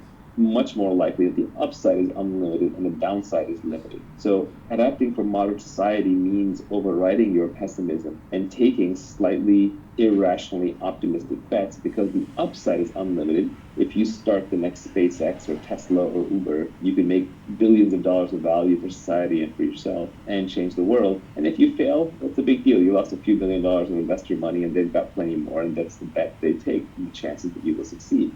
It makes sense to be pessimistic in the past. It makes sense to be optimistic today, especially if you're educated and living in a first world country. Even a third world country. I actually think the economic opportunities in third world countries are much larger. The one thing you have to avoid is the risk of ruin. Ruin means stay out of jail. So don't do anything that's illegal. It's never worth it to wear an orange jumpsuit. And stay out of total catastrophic loss. That could mean that you stay out of things that could be physically dangerous, hurt your body. You have to watch your health. And stay out of things that can cause you to lose all of your capital, all of your savings. So don't gamble everything at one go. But you take rationally optimistic bets with big upside. I think there's people that will try and build up your ideas and build on your ideas, no matter how far-fetched they might seem. And then there are people who will list out all the obvious exceptions, no matter how obvious they are. And fortunately, in the startup world, I don't even really get exposed to the people that are giving you the obvious exceptions and all the reasons it's not going to work. I barely get exposed to that anymore. That's what Twitter is for. Scott Adams got so annoyed by this that he came up with the phrase, an acronym, which is, but of course there are obvious exceptions, BOCTAOE. And he used to pin that acronym at the end of his articles for a while. But Twitter is just overrun with nitpickers. And where exactly as you're pointing out, Silicon Valley has learned that the upside is so great that you never look down on the slobby kid who's wearing a hoodie and has coffee on his shoes and just looks like a slob, because you don't know if he's going to be the next Mark Zuckerberg or the next Reid Hoffman. So you got to treat everybody with respect. You got to look up to every possibility and opportunity, because the upside is so unlimited and the downside is so limited in the modern world, especially with financial assets and instruments. Do you want to talk a little bit about the skills that you need, in particular specific knowledge, accountability, leverage, and judgment? So the first tweet in this area is arm yourself with specific knowledge, accountability, and leverage. And I'll throw in judgment as well. I don't think you covered that in that particular tweet. If you want to make money, you have to get paid at scale. And why you? That's accountability. At scale, that's leverage. And just you getting paid as opposed to somebody else getting paid, that's specific knowledge. So specific knowledge is probably the hardest thing to get across in this whole tweet storm, and it's probably the thing that people get the most confused about. The thing is that we have this idea that everything can be taught. Everything can be taught in school. And it's not true that everything can be taught. In fact, the most interesting things cannot be taught, but everything can be learned. And very often that learning either comes from some innate characteristics in your DNA, or it could be through your childhood where you learn soft skills, which are very, very hard to teach later on in life, or it's something that is brand new, so nobody else knows how to do it either, or it's true on-the-job training because you're pattern matching into highly complex environments, basically building judgment in a specific domain. Classic example is investing, but it could be in anything. It could be in judgment in running a fleet of trucks. It could be judgment in weather forecasting. So specific knowledge is the knowledge that you care about. Especially if you're later in life, let's say you're post 20, 21, 22, you almost don't get to choose which specific knowledge you have. Rather, you get to look at what you have already built by that point in time, and then you can build on top of it. The first thing to notice about specific knowledge is that you can't be trained for it. If you can be trained for it, if you can go to a class and learn specific knowledge, then somebody else can be trained for it too. And then we can mass produce and mass train people. Heck, we can even program computers to do it, and eventually we can program robots to walk around doing it. So if that's the case, then you're extremely replaceable, and all we have to pay you is the minimum wage that we have to pay you to get you to do it, when there are lots of other takers who can be trained to do it. So really, your returns just devolve into your cost of training plus the return on investment on that training. So you really want to pick up specific knowledge. You need your schooling, you need your training to be able to capitalize on the best specific knowledge, but the part of it that you get paid for is the specific knowledge. For example, someone who goes and gets a degree in psychology and then becomes a salesperson. Well, if they were already a formidable salesperson and had great salesmanship to begin with, then the psychology degree is leverage. It arms them and they do much better at sales. But if they were always an introvert, never very good at sales, and they're trying to use psychology to learn sales, they're just not going to get that great at it. Specific knowledge is found much more by pursuing your innate talents, your genuine curiosity, and your passion. It's not by going to school for whatever is the hottest job. It's not for going into whatever field investors say is the hottest. Very often, specific knowledge is at the edge of knowledge. It's also stuff that's just being figured out or is really hard to figure out. So if you're not 100% into it, somebody else who is 100% into it will outperform you. And they won't just outperform you by a little bit, they'll outperform you by a lot. Because now we're operating the domain of ideas, compound interest really applies and leverage really applies. So if you're operating with 1,000 times leverage and somebody is right 80% of the time and somebody else is right 90% of the time, the person who's right 90% of the time will literally get paid hundreds of times more by the market because of the leverage and because of the compounding factors and being correct. So you really want to make sure you're good at it, so your genuine curiosity is very important. So very often, it's not something you sit down and you reason about. It's more found by observation. You almost have to look back on your own life and see what you're actually good at. For example, I wanted to be a scientist, and that is where a lot of my moral hierarchy comes from. I view scientists sort of at the top of the production chain for humanity. And the group of scientists who have made real breakthroughs and contributions have probably added more to human society, I think, than any single other class of human beings. Not to take away anything from art or politics or engineering or business, but without the science, we'd still be scrabbling in the dirt, fighting with sticks and trying to start fires. My whole value system was built around scientists, and I wanted to be a great scientist. But when I actually look back at what I was uniquely good at and what I ended up spending my time doing, it was more around making money, tinkering with technology, and selling people on things, explaining things, talking to people. So I have some sales skills, which is a form of specific knowledge that I have. I have some analytical skills around how to make money, and I have this ability to absorb data, obsess about it, and break it down, and that is a specific skill that I have. I also just love tinkering with technology. And all of this stuff feels like play to me, but it looks like work to others. So there are other people to whom these things would be hard. They say well, how do I get good at being pithy and selling ideas? Well, if you're not already good at it, or if you're not really into it, maybe it's not your thing. Focus on the thing that you are really into. This is ironic, but the first person to actually point out my real specific knowledge was my mother. And she did it as an aside, talking from the kitchen, and she said it when I was 15 or 16 years old. I was telling a friend of mine that I wanted to be an astrophysicist, and she said, no, you're going to go into business. And I was like, what? My mom's telling me I'm going to be in business? I'm going to be an astrophysicist. Mom doesn't know what she's talking about. But Mom knew exactly what she was talking about. She had already observed that every time we walked down the street, I would critique the local pizza parlor on why they were selling their slices a certain way with certain toppings and why their process of ordering was this way when it should have been that way. So she knew that I had more of a business curious mind, but then my obsession with science combined to create technology and technology businesses where I found myself. So very often, your specific knowledge is observed and often observed by other people who know you well and revealed in situations rather than something that you come up with.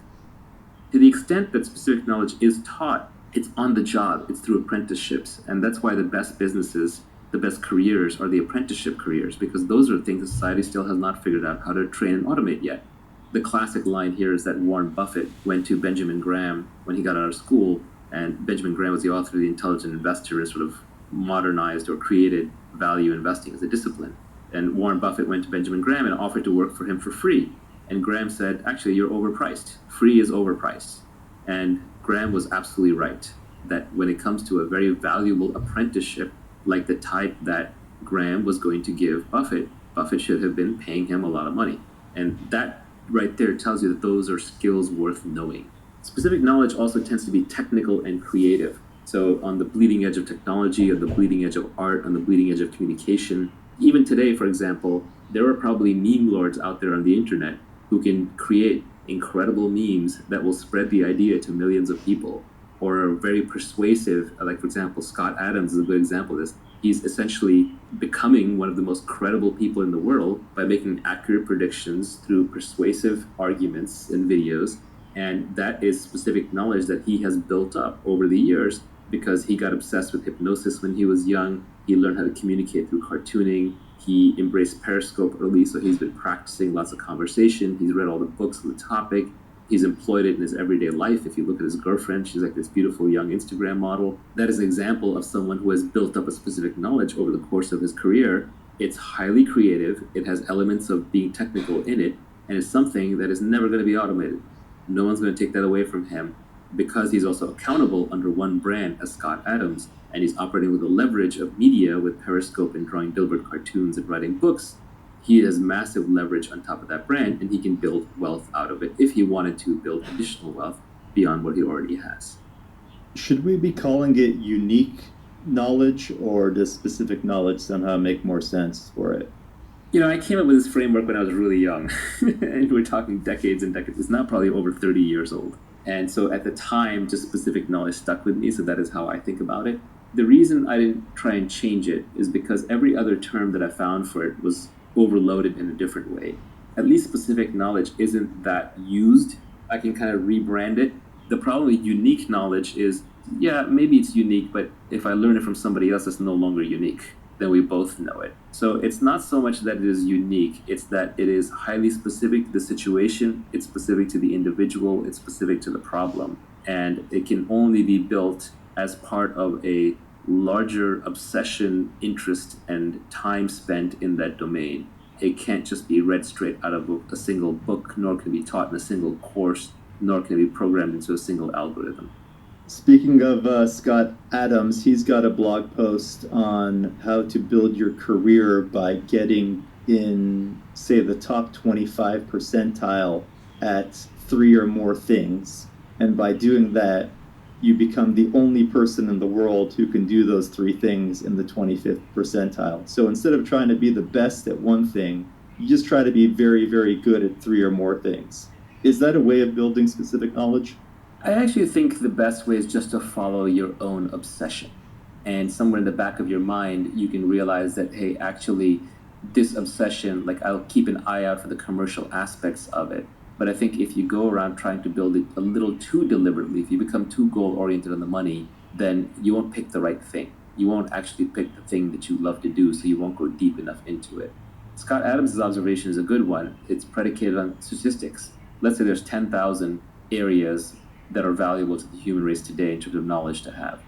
And the number one in those 10,000 slots is taken, right? Someone else is likely to be the number one in each of those 10,000 unless you happen to be one of the 10,000 most obsessed people in the world at a given thing. But when you start going the combinatorics of combining, well, number 3,728 with top-notch sales skills and really good writing skills and someone who understands accounting and finance really well, when the need for that intersection arrives, you've expanded now from 10,000 through combinatorics to millions or tens of millions. So it just becomes much less competitive.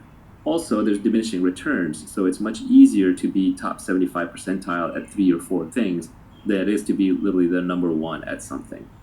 I think it's a very pragmatic approach, but I think it's important that one not start assembling things too deliberately, because you do want to pick things where you are a natural.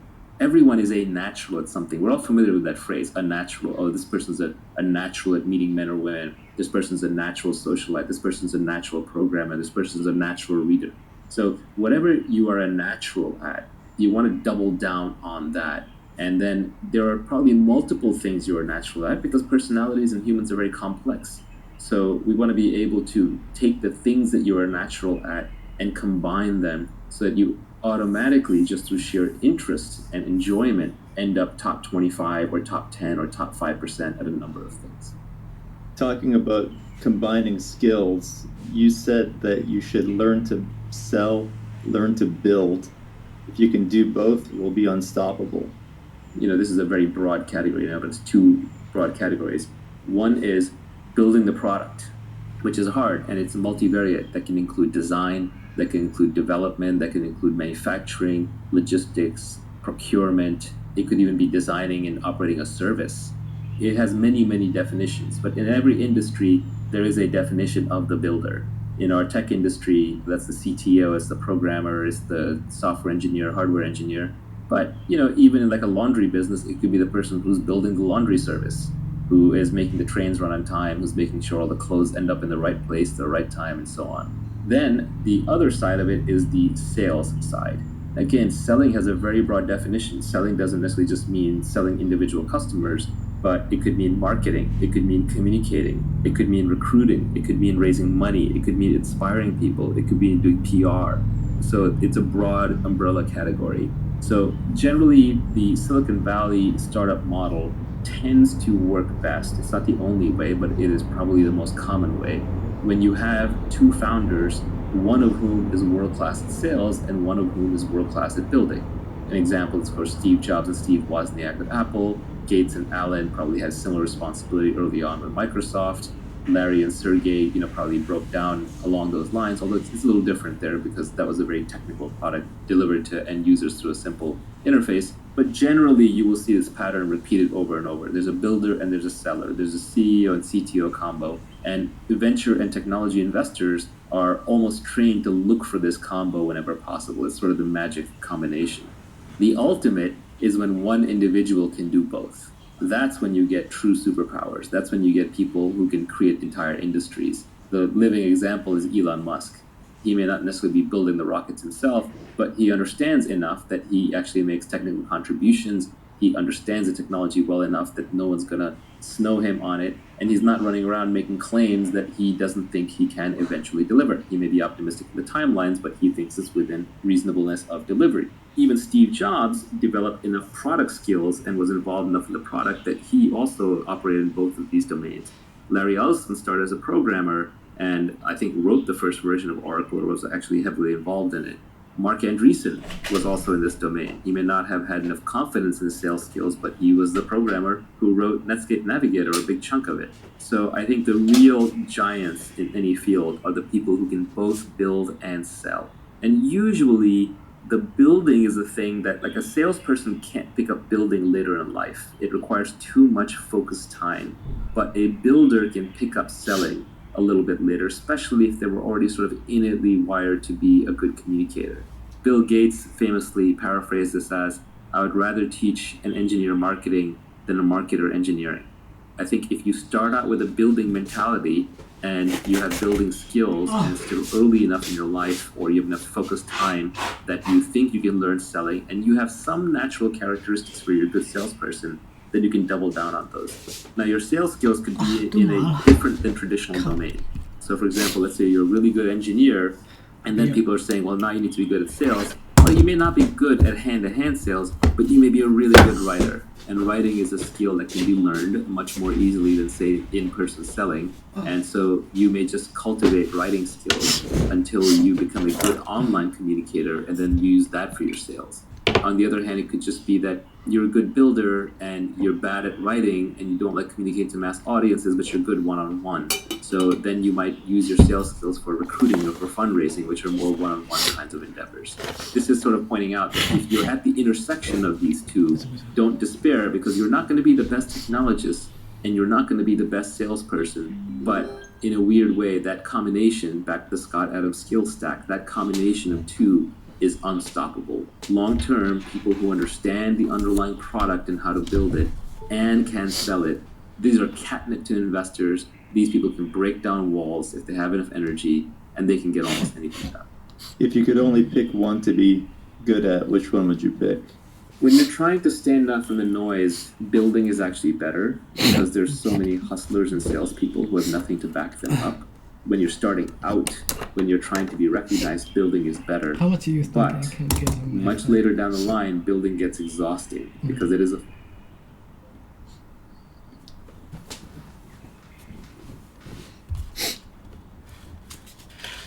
What do you mean? Okay. Continue. You can't do this. Oh, come on. I can never get a girl like that. With the commission methods. With the commission methods.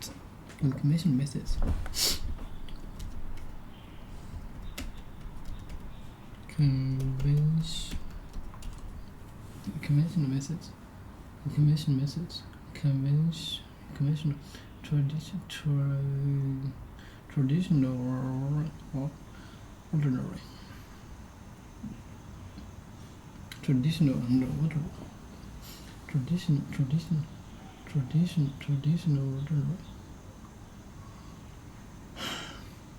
Traditional and ordinary. Traditional ordinary. Commission. Conditional and ordinary. Conditional and order, conventional behavior and attitudes. Conventional medicine for conventional waiting, traditional and order.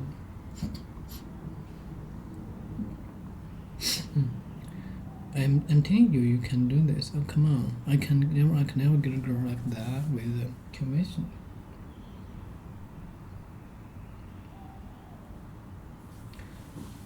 Commission behavior, commission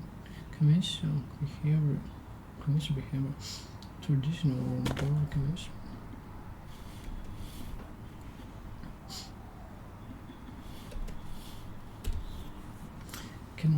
Kennedy. For FHA commission.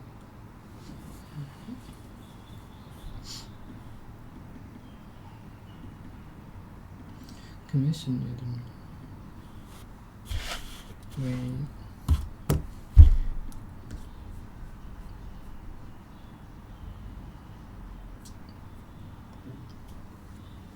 with commercially methods. Oh, come on! I can never get a girl like that with commercial methods. Traditional order.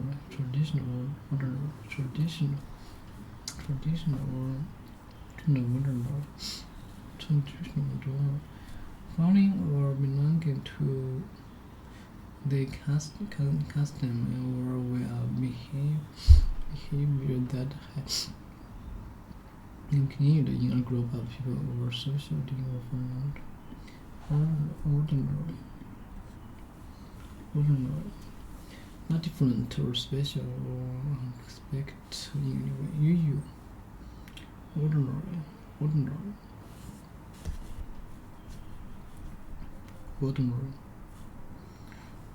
Not ordinary. Neighborhood. Order neighborhood.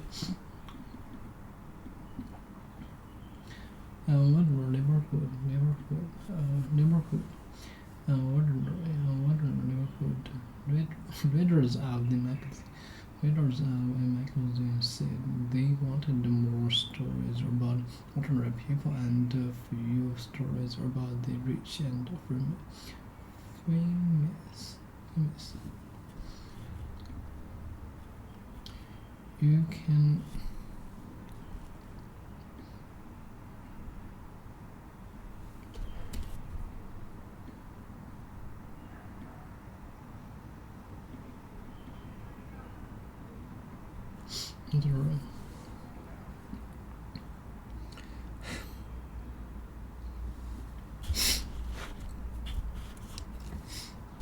I'm telling you, you can't do this. Oh, come on! I can never get a girl, and I can never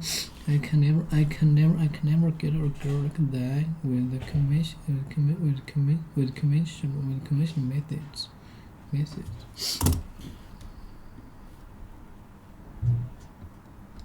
What is this?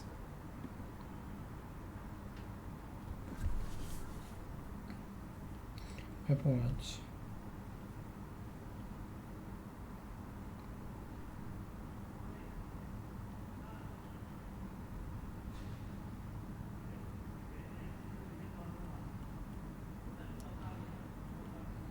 Sit.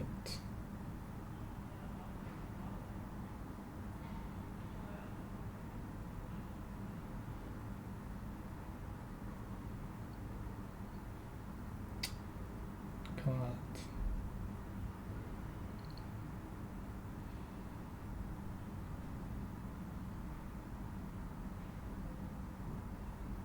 Reset.4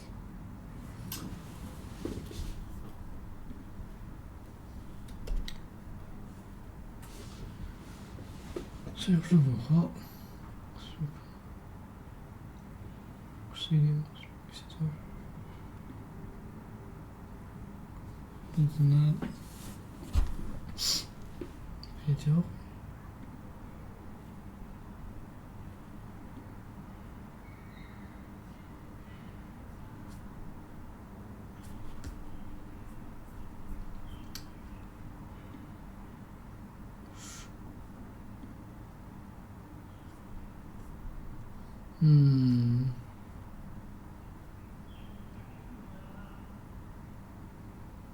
排序不太对。3月15号，2.4。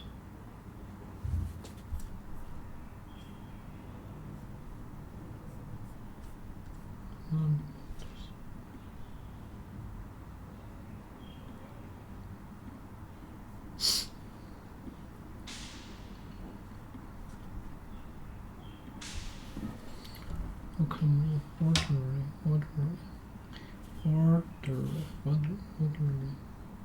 Ordinary. Traditional. Following or belonging to the customs or way of behaving that have continued in a group of people or society for a long time without changing. The residents return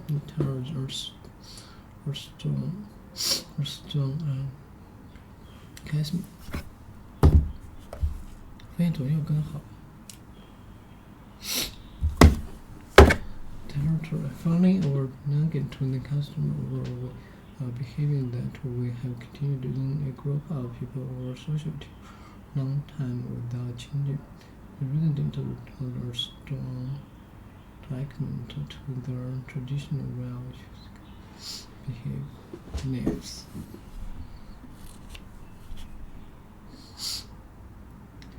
Ordering methods. Conventional, traditional and ordinary, conventional behavior, conventional medicine, conventional wedding,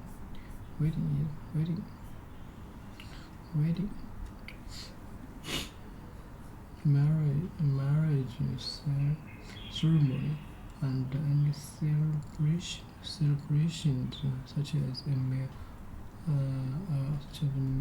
or party that follow.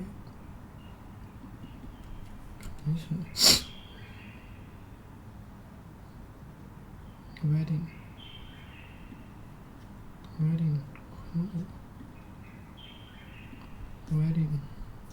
Oh, for wedding. Hold on. Look at this.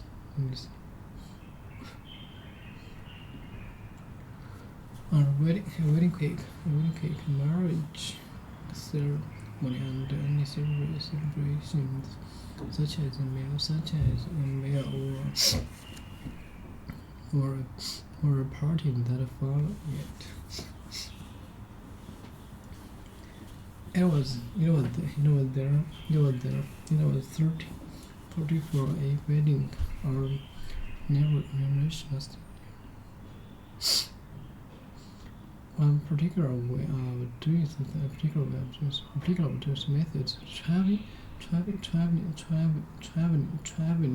train. Traveling by train is still one of the safest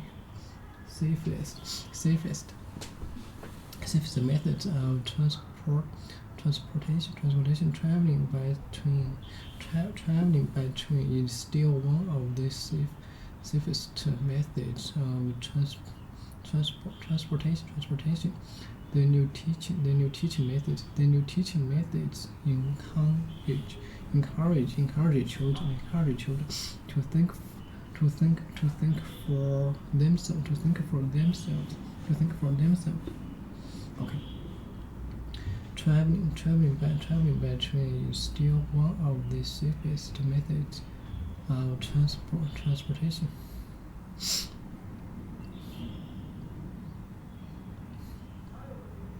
Traveling by train is still one of the safest methods of transportation. 4. Particular way of doing something. Traveling by train is still one of the safest methods of transportation. 到处为什么没记住这个？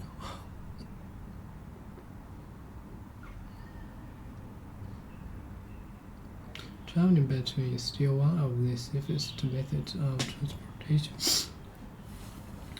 The new teaching method encourages children to think for themselves.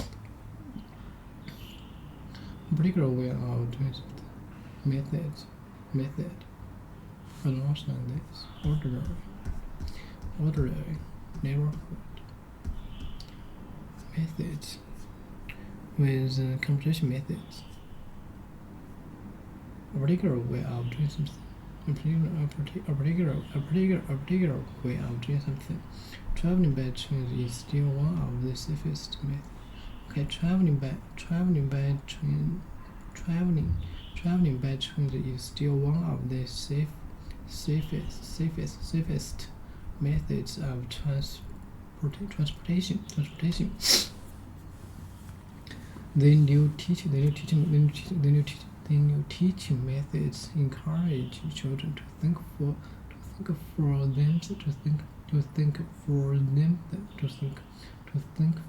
themselves. That don't matter with the conversation methods. That don't matter. She wanted to call Bob. That don't matter. Oh come on! I can never get a girl like that with conversation with methods with conversation. With the conversation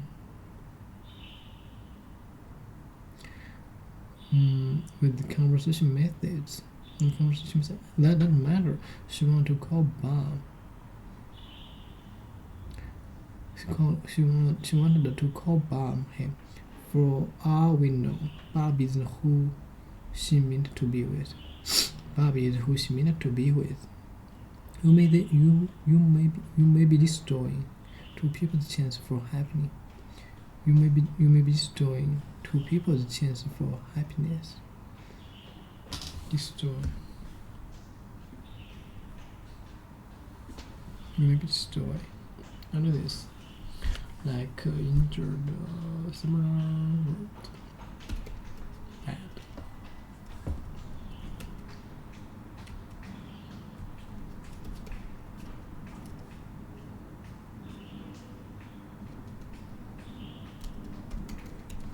Destroy. To damage something so badly, so that it cannot be used. To damage something so badly that it cannot be used. To damage something so badly that it cannot be used to damage something so badly that it cannot be used. Bob is who she meant to be with. You must be destroyed. You must be destroying. You may be destroying. You may be destroying two people the chance for happiness. We don't know Bob, okay? We know me. We like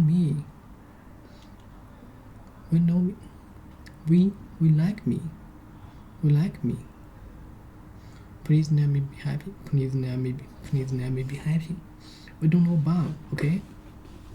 Go over there and tell that woman the truth. All right, go. Listen, I have to confess something. I have to confess something. I have confessed something.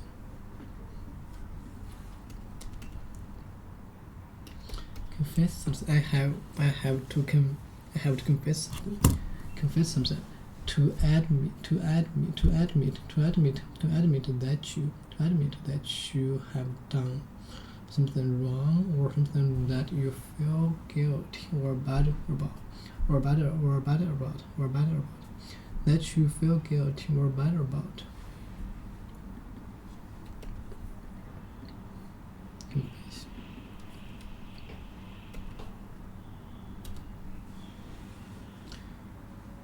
Confess. Okay, wait a minute. Listen, I have to confess something. To admit that you have done something wrong or something that you feel guilty or bad about. Confess. Okay, I have to confess. To admit that you have done something wrong and do something that you feel guilty or bad about. Okay, I have confessed something. Okay. I have to confess something. Listen, I have to confess something.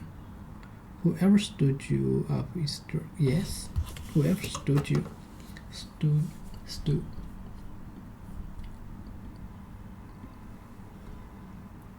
Whoever stood jerk stood. Whoever stood you up jerk.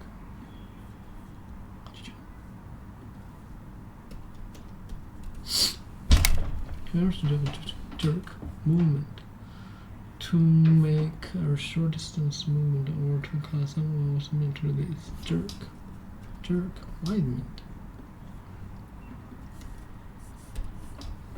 Confess.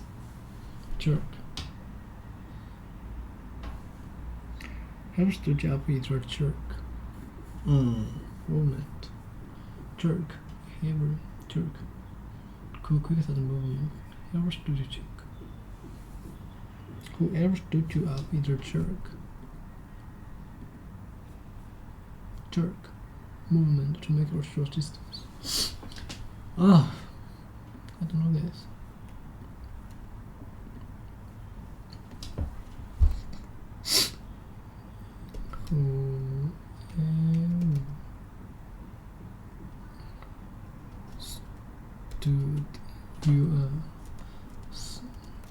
Stood you up is her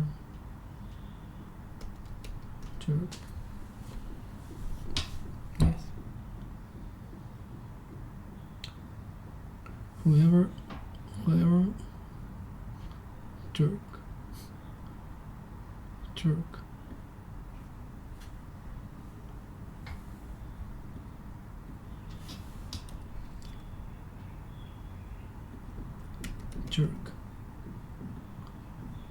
Whoever stood you to jerk.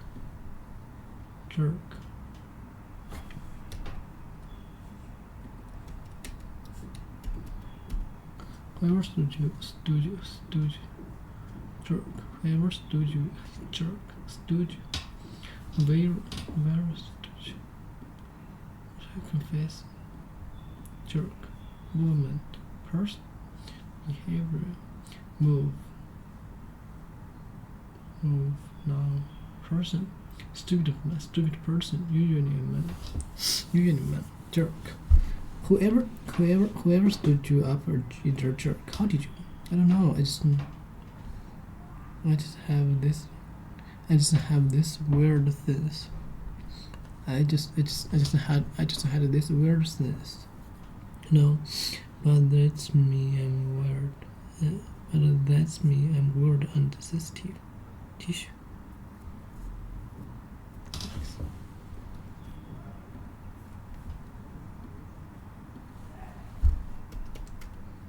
Sensitive. Jerk. Stupid man. Stupid person. Jerk. Noun person. Verb movement. Upset. Species. Word assist. But that's me. I'm weird. I'm weird and sensitive. Upset. Easy. But that's me. I'm weird. But that's me. I'm weird and sensitive. Upset. Easily upset by this people say or to cause people to be upset. Embrace and angry. Sensitive. A sensitive subject situation. Can't reacting easily.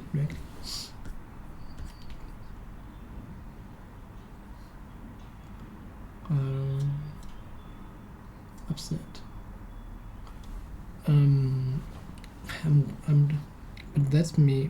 But that's me. I'm weird and sensitive.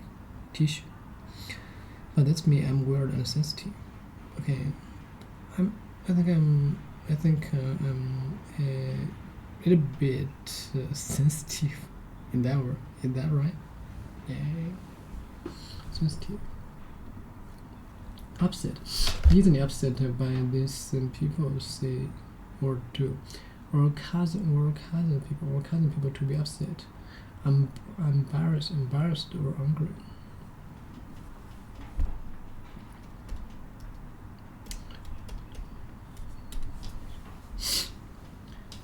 Sale, tissue,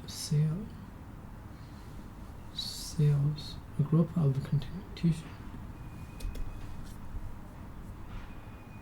paper, a piece of soft, then thin paper which absorbs liquid,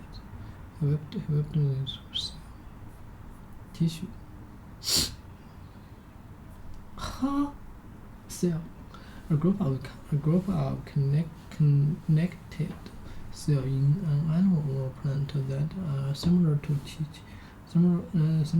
each other, have the same purpose, and from this stated part of the animal or plant.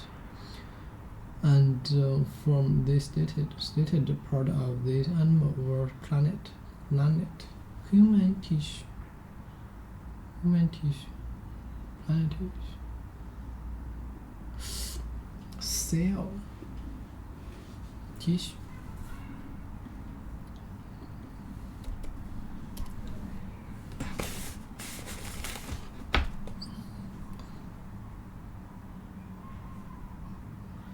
Tissue animals. Tissue. Cell. In paper. A piece of soft, thin paper which absorbs liquids. A group of related cells that forms large parts of animals and plants. Tissue.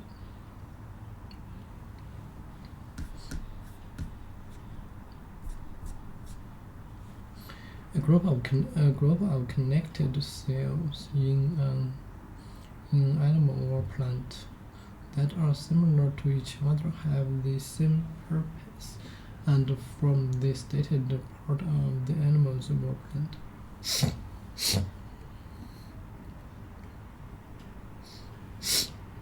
But that's me. I'm weird and sensitive tissue. Thanks.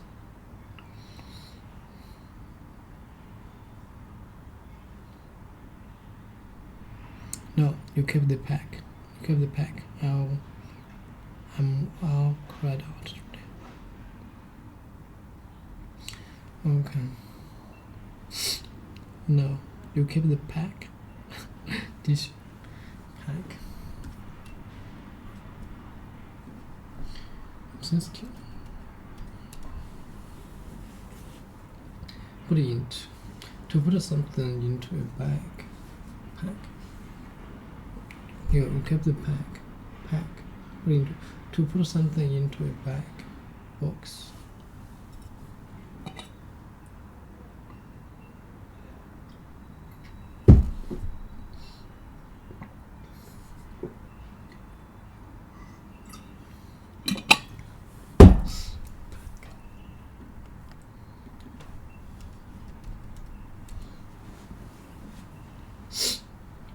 Pack.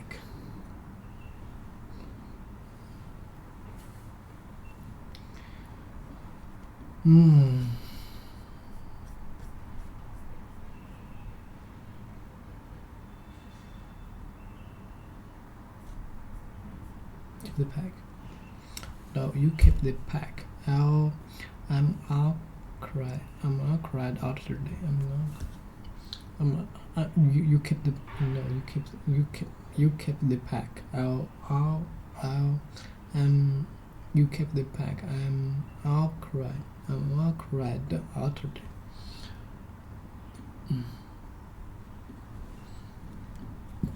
Pack.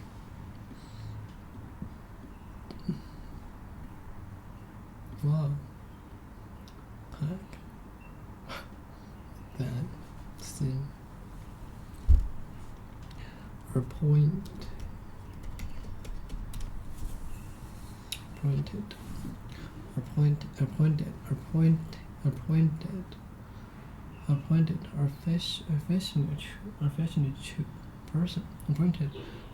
Affectionate choose for a job or responsibility.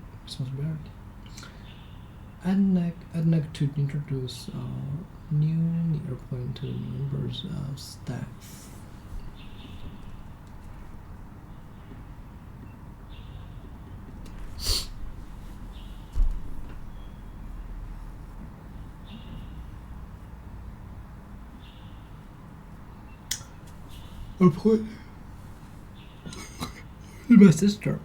My sister newly appointed a head lunch chef, who is also in charge of purchasing. Okay, here's my sister, the newly appointed head lunch chef. Person first choose for job or responsibility. Appointed. Date. Newly appointed.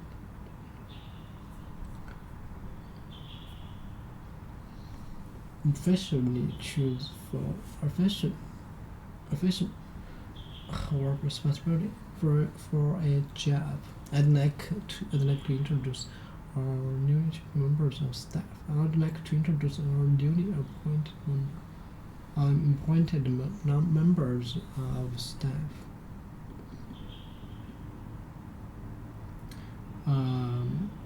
Our newly appointed. Affectionately chosen for a job or responsibility. Affectionately chosen for a job Affectionately chosen for a job or responsibility. Affectionately chosen for a job or responsibility. Affectionately chosen for a job or responsibility.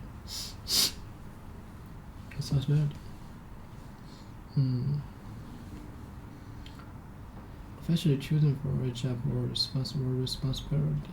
I'd like to introduce our newly appointed members of staff. That's my purpose. That's my purpose. That's my purpose. That's my purpose. That's my purpose. That's my purpose. That's my purpose. Appointed.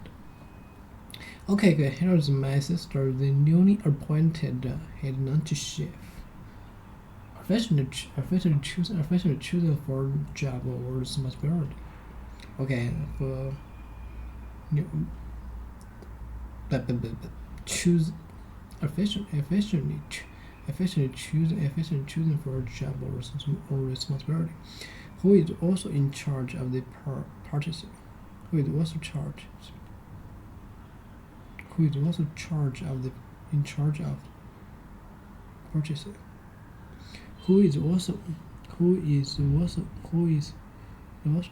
the purchasing?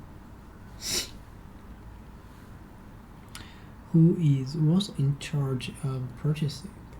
Who is also in charge of purchasing?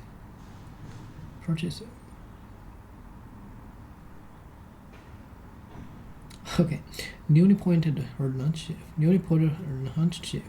Who is also in charge of purchasing? Who is also in charge of purchasing? Who is also in charge of purchasing? Who has her own little desk when Roland's not there? Who has her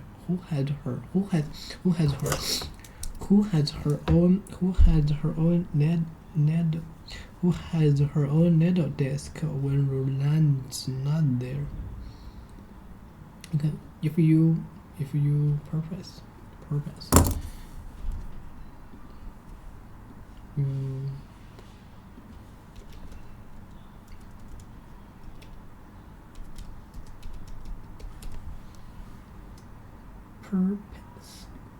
Purpose. Why you do something or why something exists? On point.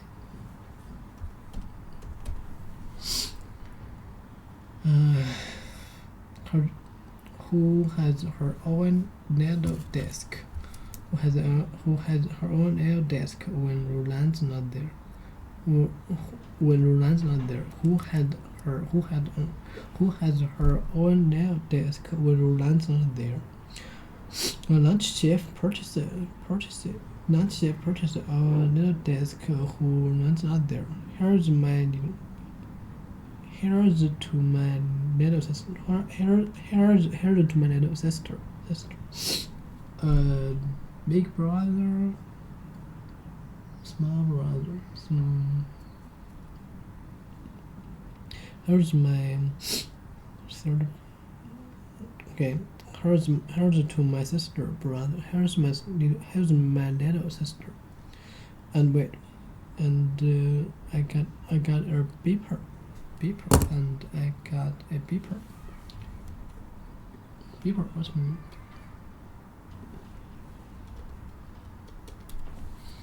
beeper? And I got a beeper. Oh, cool. Let's see. That's fine. I just wait. Oh, cool. Let's see. That's fine.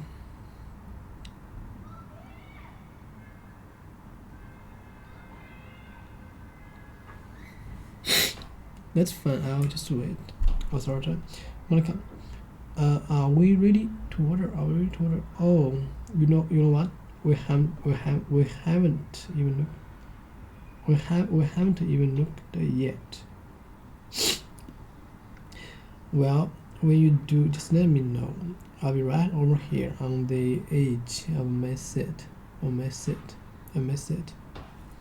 Wow, look at this price. Look at the prices. Yeah, these are pretty charge. These are pretty charge. Beeper. Charge.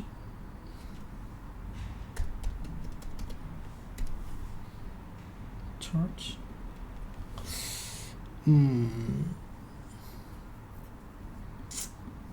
word charge. Charge. Pretty charge. Charge. These are pretty charge. I know. What are these famous? What are these famous chicken? What are these famous chicken?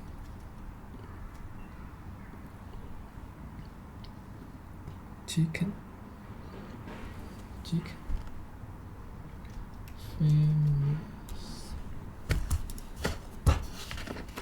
Famous.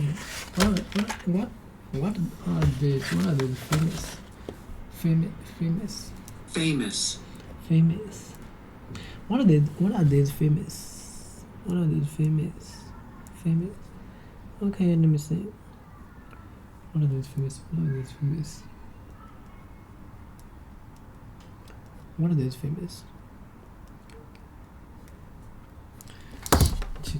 famous chicken? What are these famous chicken?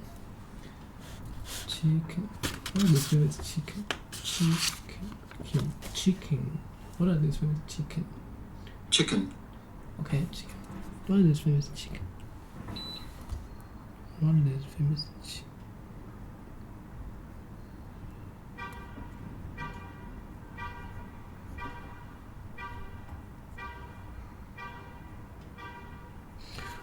Chicken. Sorry, I'm Ned. Congratulations, Mom. Thanks. I'm not sorry, I'm Ned. How incredible was my afternoon with Jade? It was Jade. How incredible. Chicken, bird, land bird. Incredible.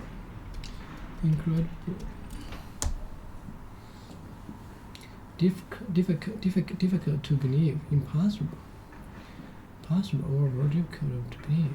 Impossible. How incredible was my afternoon with it. I'm not sorry, I'm late. How incredible it was my afternoon with Jade.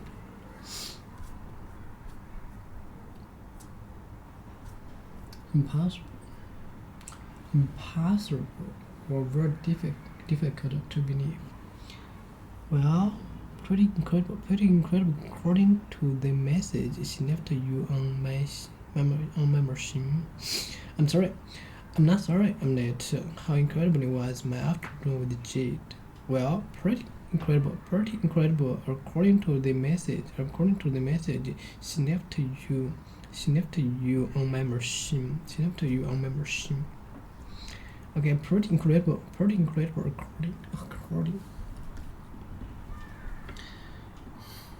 I'm not telling you. I'm not completely understand this. I'm not understanding completely. For that, I'm not telling you. Incredible. Difficult. Okay, now this. Recording. Record.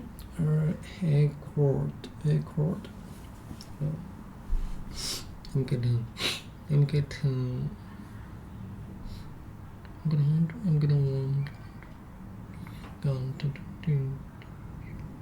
recording.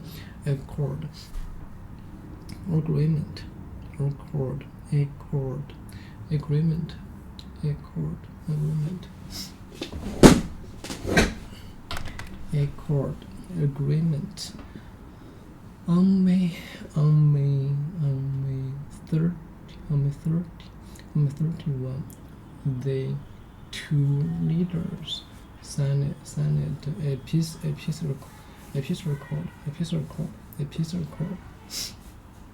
On May 31, the two leaders signed a peace record. In accord with the project is completely in accord with the government policy. Agreement. According.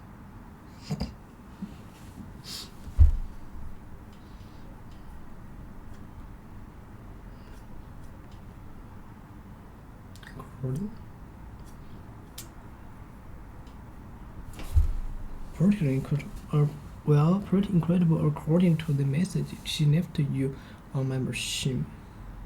Well, pretty incredible according to the message she left you on my machine. Yes. You don't understand me. You don't know. You understand completely me, right? Well, pretty incredible according to the message she left you on my machine. Agreement. Accord. Alright, accord. To trade something. To trade something. To trade something special. To trade someone special, usually by showing respect. To trade someone special, to trade someone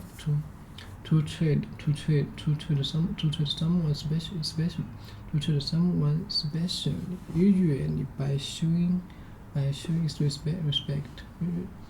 To trade someone special, usually by showing respect. To trade someone special, usually by showing respect. They must record supporters recorded him or hers. Welcome.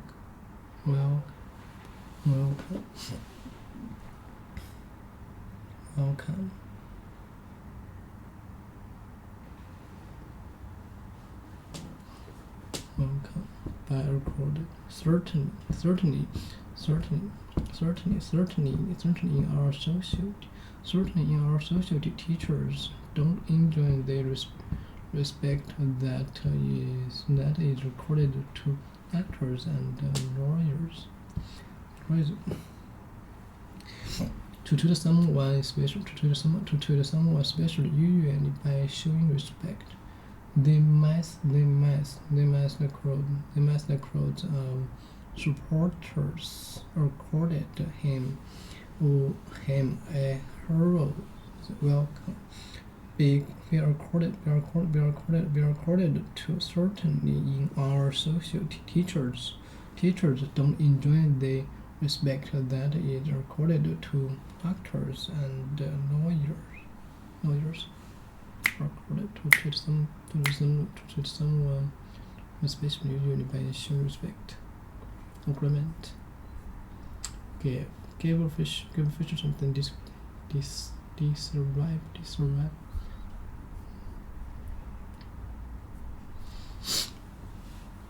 Agreement. Well, pretty incredible according to the message she left you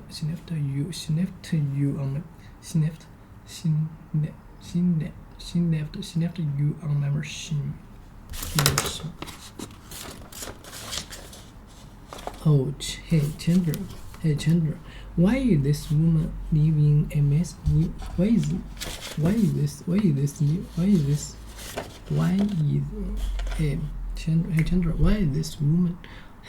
woman leaving a message for you on my machine?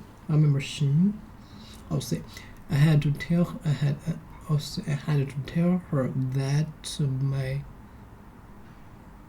number was your number. Okay, I'll say, I have to tell her that my number was your number because I couldn't tell her my number was my number because she thinks my number is Bob's number. Because she thinks my number is Bob's number. Hey, come here again. What do I do when Mr. Roper calls? Okay, hey, tell me again. What do I do when Mr. Roper calls? Do I dare ask? Do I dare ask? Do I dare ask? Do I dare ask? Yeah.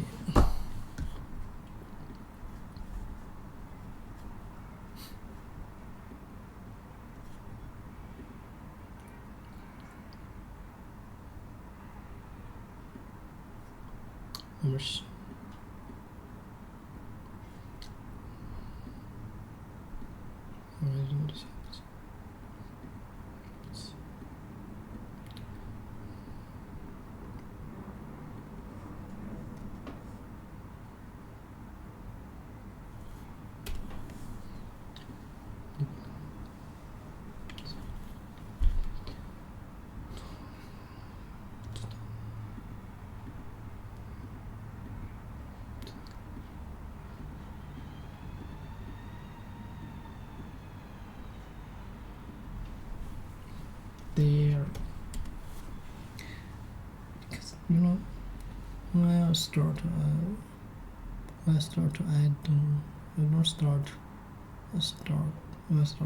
don't care. I don't care anyone when I start. Once. Do I dare ask? Do I dare ask? Be brave. Be brave. Be brave. Rude. Be brave. Rude. Be brave. To be brave. To be brave enough to be right to do something difficult or dangerous. Do I dare ask? Or to be rude? Or to be rude? To be rosy enough to do something that you have not right. That you have no right. That you have no right to ask someone to do something that involves risk. To ask someone to do something that involves risk. To ask someone to do something that involves risk. Were there no cotton blows with your pink shirt? Do it. I'd something you do because someone dares you.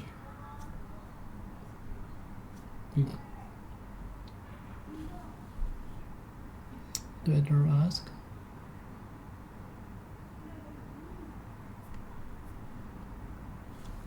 Do I dare ask? Do I dare ask? Do I dare? Okay. Do I dare ask? Do I dare ask? Ask. Do I dare ask? Do I dare ask? Ask. Do I dare ask? Do I dare ask? Do I dare ask? Okay. Do I dare ask? Do I dare ask? Okay. Dare question. Dare. Ask. To ask someone to do something that involves risk. Do I dare ask? Do I dare ask? Do I dare ask? Be brave. Okay. Do I dare ask? Do I? How dare? Oh, is that? How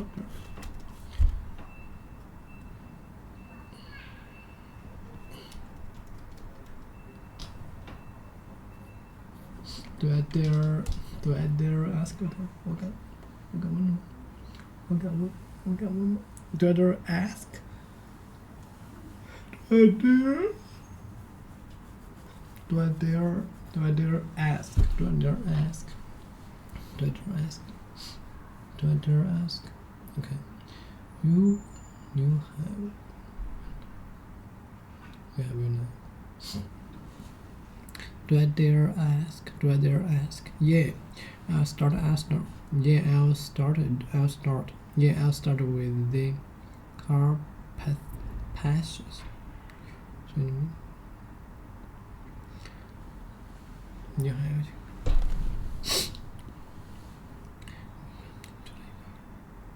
Yeah, I'll start with the Carpathia.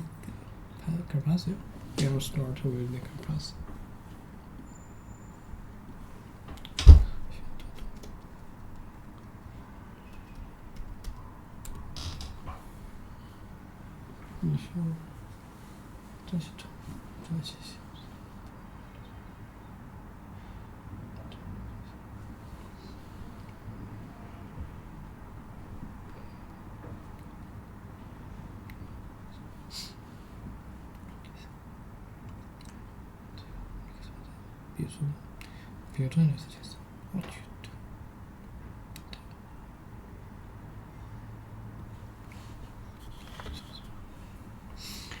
说什么会真的跟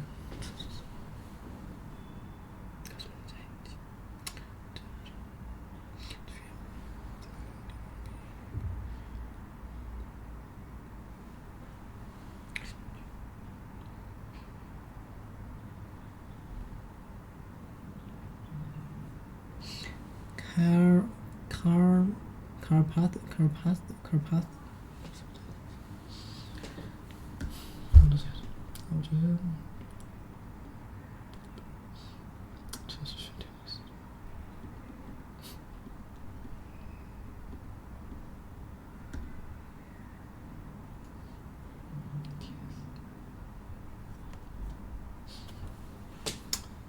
To be brave, to be brave, to be brave. Theory. Comparison. Euro. A dash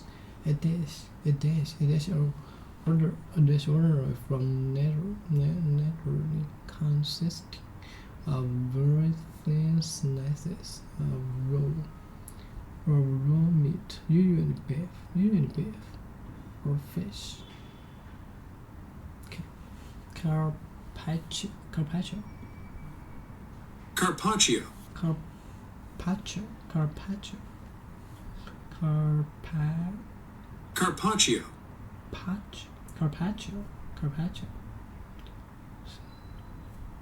Carpaccio. Isn't European? Carpaccio. No, not this. Carpaccio.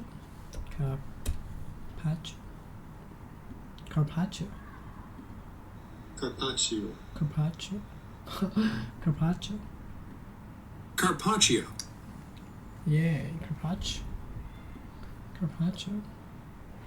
Audacious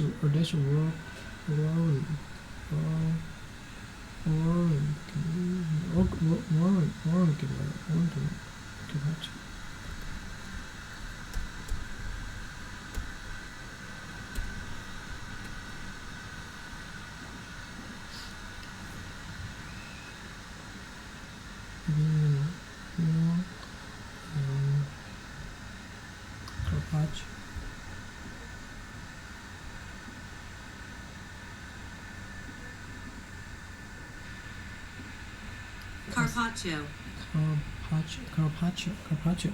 Okay, yeah, I'll start with the carpaccio and then I'll have a grilled prawns.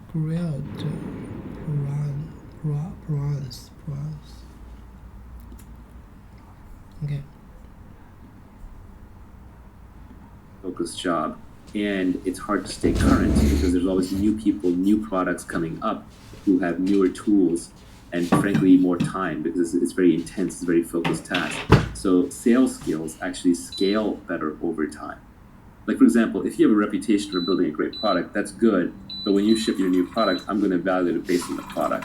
But if you have a reputation for being a good person to do business with and you're persuasive and communicative, then that reputation almost becomes self-fulfilling. So I think if you only had to pick one, you kind of start with building and then transition to selling. This is a cop-out answer, but I think that is actually the right answer. Before we go and talk about accountability and leverage and judgment, you've got a few tweets further down the line that I would put in the category of continuous learning. There is no skill called business, avoid business magazines and business class. study microeconomics, game theory, psychology, persuasion, ethics, mathematics, and computers. There's one other comment that you made in a Periscope that was you should be able to pick up any book in the library and read it. And the last tweet in this category was reading is faster than listening, doing is faster than watching. Yeah, the most important tweet on this I don't even have in here, unfortunately, which is the foundation of learning is reading. I don't know a smart person who doesn't read and read all the time. And the problem is, what do I read? How do I read? Because for most people it's a struggle, it's a chore. So the most important thing is just to learn how to educate yourself. And the way to educate yourself is to develop a love for reading. So the tweet that is left out, the one that I was hinting at, is read what you love until you love to read. It's that simple. Everybody I know who reads a lot loves to read. And they love to read because they read books that they loved. It's a little bit of a catch-22, but you basically want to start off just reading wherever you are and then keep building up from there until reading becomes a habit. And then eventually you will just get bored of the simple stuff. So you may start off reading fiction, then you might graduate to science fiction, then you may graduate to nonfiction, then you may graduate to science or philosophy or mathematics or whatever it is. But take your natural path and just read the things that interest you until you kind of understand them, and then you'll naturally move to the next thing and the next thing and the next thing.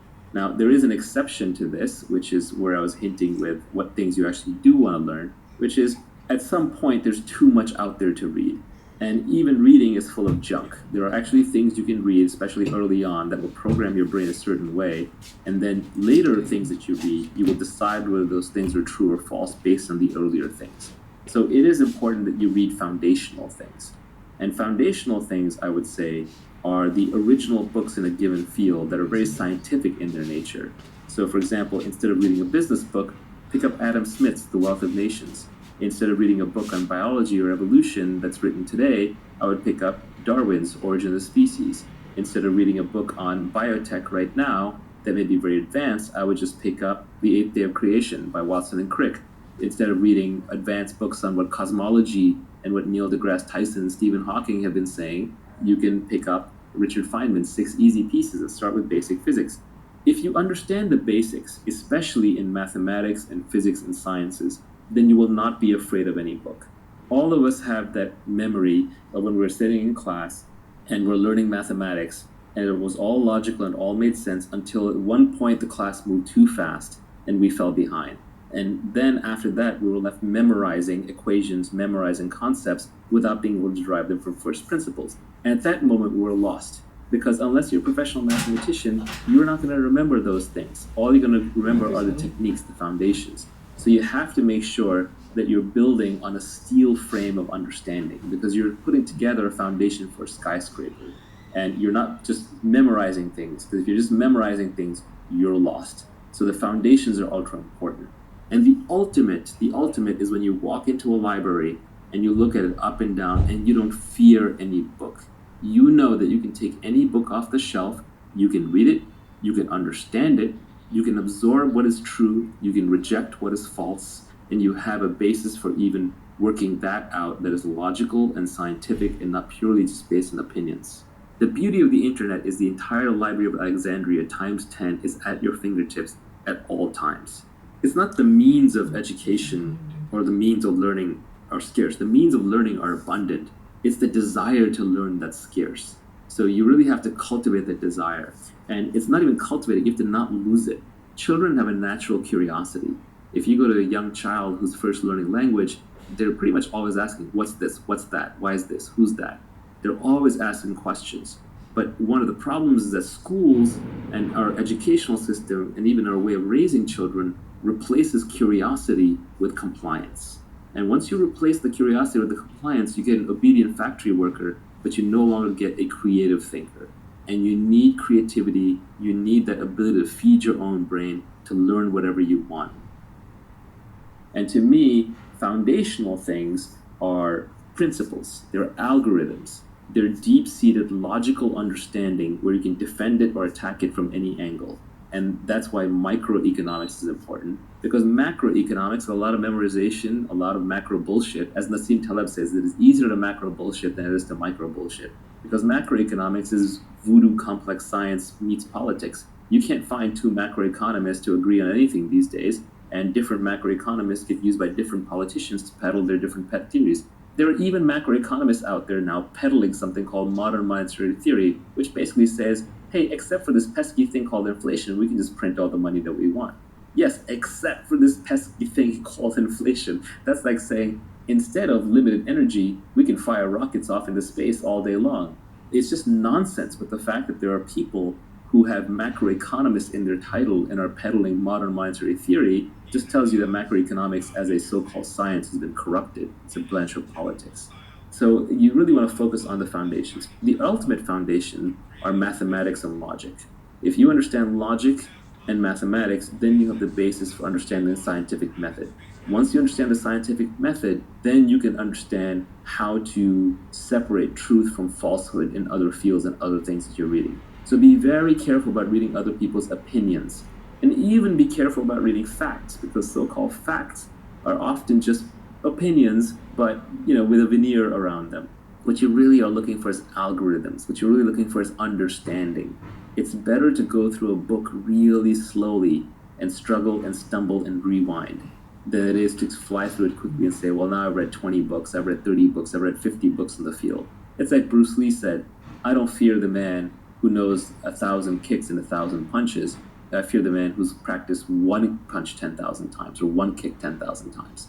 It's the understanding that comes through repetition and through usage and through logic and foundations that really makes you a smart thinker. To lay a foundation for learning for the rest of your life, I think you need two things if I was going to try and sum it up. One, practical persuasion. And two, you need to go deep in some technical category, whether it's abstract math or you want to read Donald Knuth's books on algorithms or you want to read Feynman's lectures on physics. If you have practical persuasion and a deep understanding of some complex topic, I think you'll have a great foundation for learning for the rest of your life.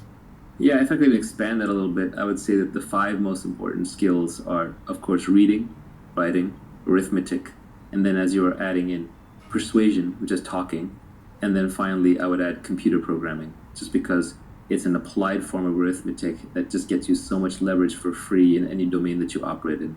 If you're good with computers, if you're good at basic mathematics, if you're good at writing, if you're good at speaking, and if you like reading, you're set for life. So in that sense, business to me is bottom of the barrel. There's no actual skill called business. It's too generic of a thing. It's like a skill called relating, like relating to humans. That's not a skill. It's too broad. So a lot of what goes on in business schools, and there's some very intelligent stuff taught in business schools. I don't mean to distract from them completely, but some of the stuff that's taught in business school is essentially just anecdotes. They call it case studies, but it's just anecdotes. And they're trying to help you pattern match by throwing lots of data points at you, but the reality is you'll never understand them fully until you're actually in that position yourself. Even then, you will find that basic concepts from game theory and psychology and ethics and mathematics and computers and logic will serve you much, much better. So I would focus on the foundations. I would focus with a science bent. I would develop a love for reading, including by reading so-called junk food that you're not supposed to read. You don't have to read the classics. That is the foundation for your self-education. What did you mean when you said that doing is faster than watching? When it comes to your learning curve, if you want to optimize your learning curve, one of the reasons why I don't love podcasts, even though I'm a generator of podcasts, is that I like to consume my information very quickly. And now I'm a good reader, a fast reader, and I can read very fast, but I can only listen at a certain speed. I know people listen to 2x, 3x, but everyone sounds like a chipmunk. And it's hard to go back, it's hard to highlight, it's hard to pinpoint snippets and save them in your notebook and so on. Similarly, a lot of people think they can become really skilled at something by watching others do it, or even by reading about others doing it. And going back to business school case studies, that's a classic example. They study other people's businesses, but in reality, you're going to learn a lot more about running a business by operating your own lemonade stand or equivalent, or even opening a little retail store down the street. That is how you're going to learn on the job, because a lot of the subtleties don't express themselves until you're actually running the business. For example, everyone's now into mental models these days, right? You go to Farnham Street, you go to Poor Charlie's Almanac, and you can learn all the different mental models. But which ones matter more? Which ones do you apply more often? which ones matter in which circumstances. That's actually the hard part.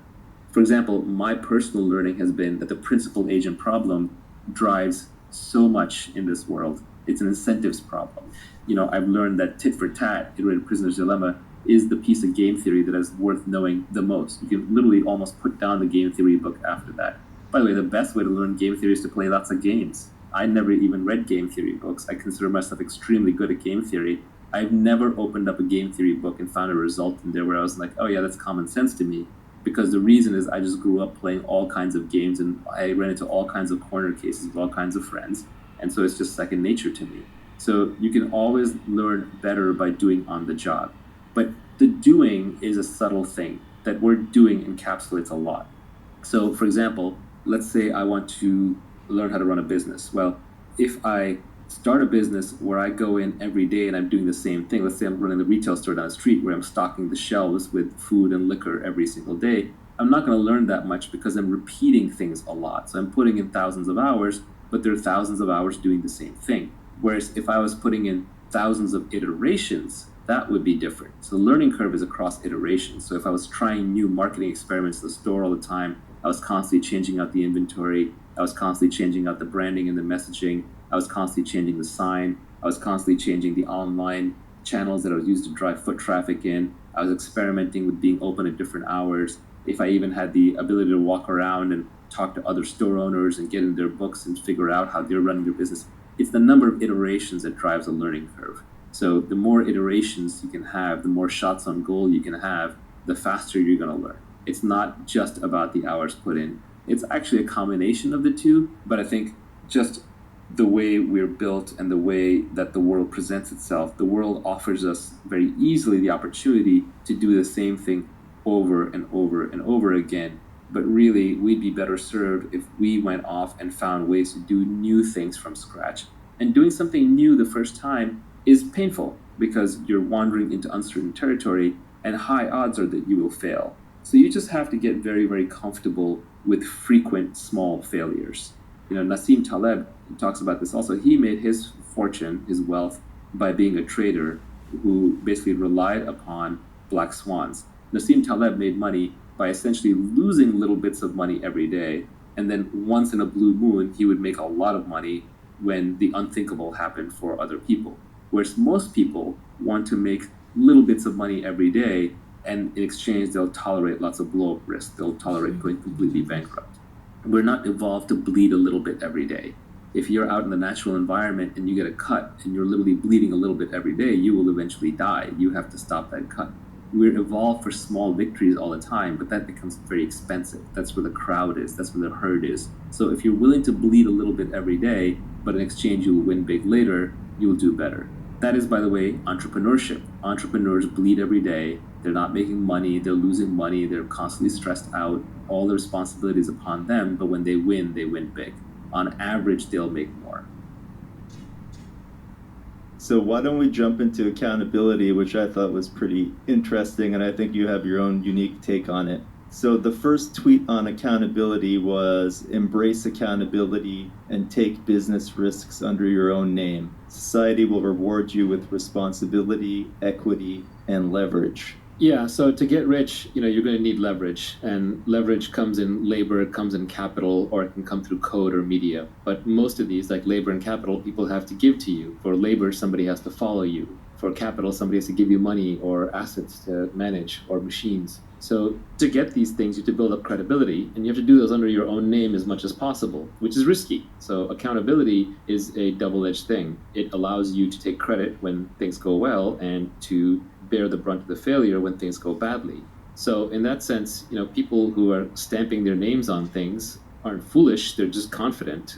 Maybe it turns out to be foolish in the end, but if you look at a Kanye or an Oprah or a Trump or an Elon or anyone like that, these people can get rich just off their name because their name is such powerful branding. Regardless of what you think of Trump, you have to realize that the guy was among the best in the world at just branding his name. Why would you go to Trump Casino? It used to be because of Trump. Why would you go to Trump Tower? Because of Trump. When it came time to vote, I think there were a lot of voters who just went in and said Trump. They recognized the name. So the name recognition paid off. Same thing with Oprah. She puts her brand on something, her name on something, and it flies off the shelves, and it's like instant validator. But these people also take risks for putting their name out there. Obviously, Trump is now probably hated by half or more than half of the country and by a big chunk of the world because he sticks his name out there.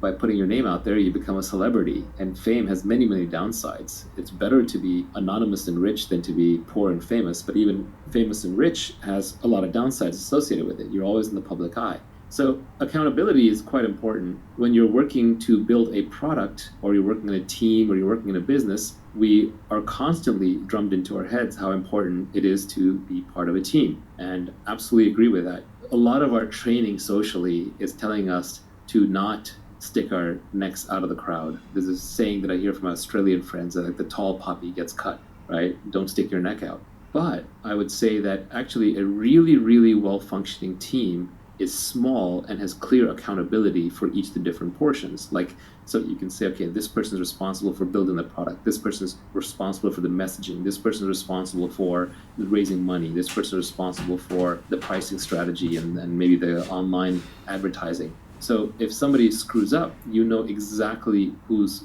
responsible, while at the same time, if something goes really well, you also know exactly who's responsible. So if you have a small team and you have clearly delineated responsibilities, then you can still keep a very high level of accountability. And accountability is really important because when something succeeds or fails, if it fails, everybody points fingers at each other. And if it succeeds, everybody steps forward to take credit. And we've all had that experience when we were in school and we got like a group assignment to do, and there were people in there were probably a few people in there who did a lot of the work, and then there were a few people who just did a lot of grandstanding or positioning to do the work. So we're all familiar with this from a childhood sense, but it's sort of uncomfortable to talk about. But clear accountability is important. Without accountability, you don't have incentives.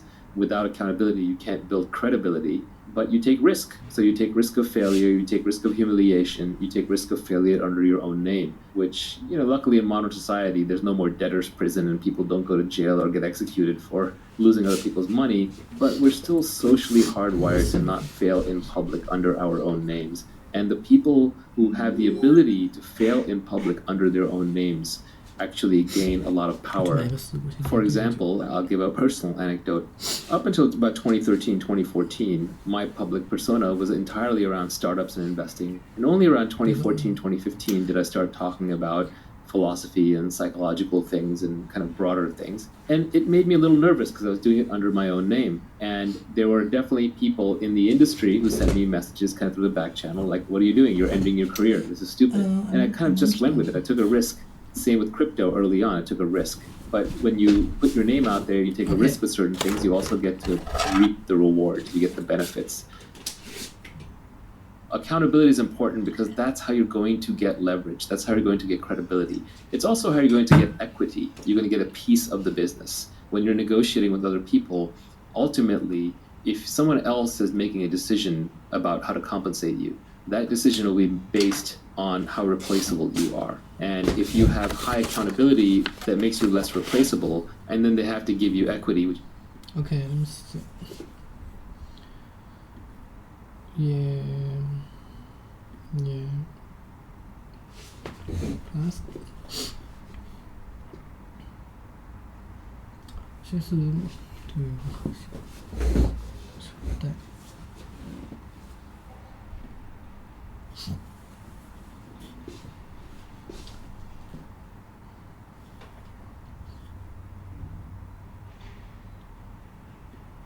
就是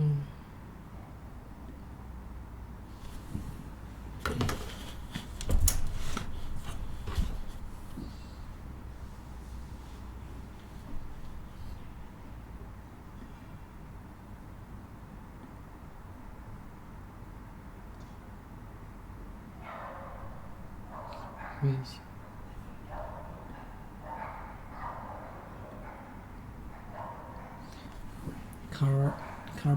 Carpaccio. Okay, hey Tinder. Yeah, I'll start with the Carpaccio,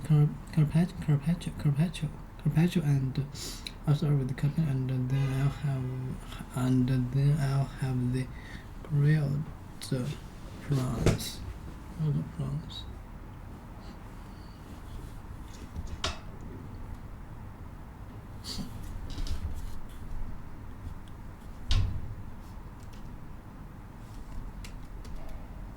没问题。女生你要我蹲下屁股。Cook over fire or hot grilled. Cooked over fire or hot coals. Usually on a metal fry. 下面。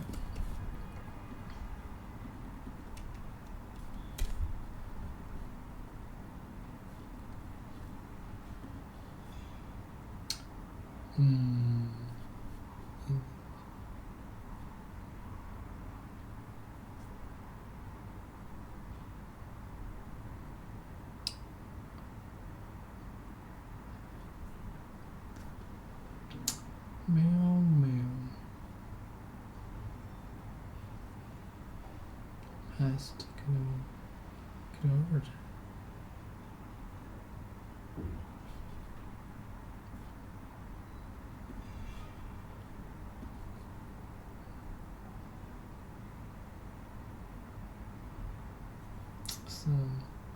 Center.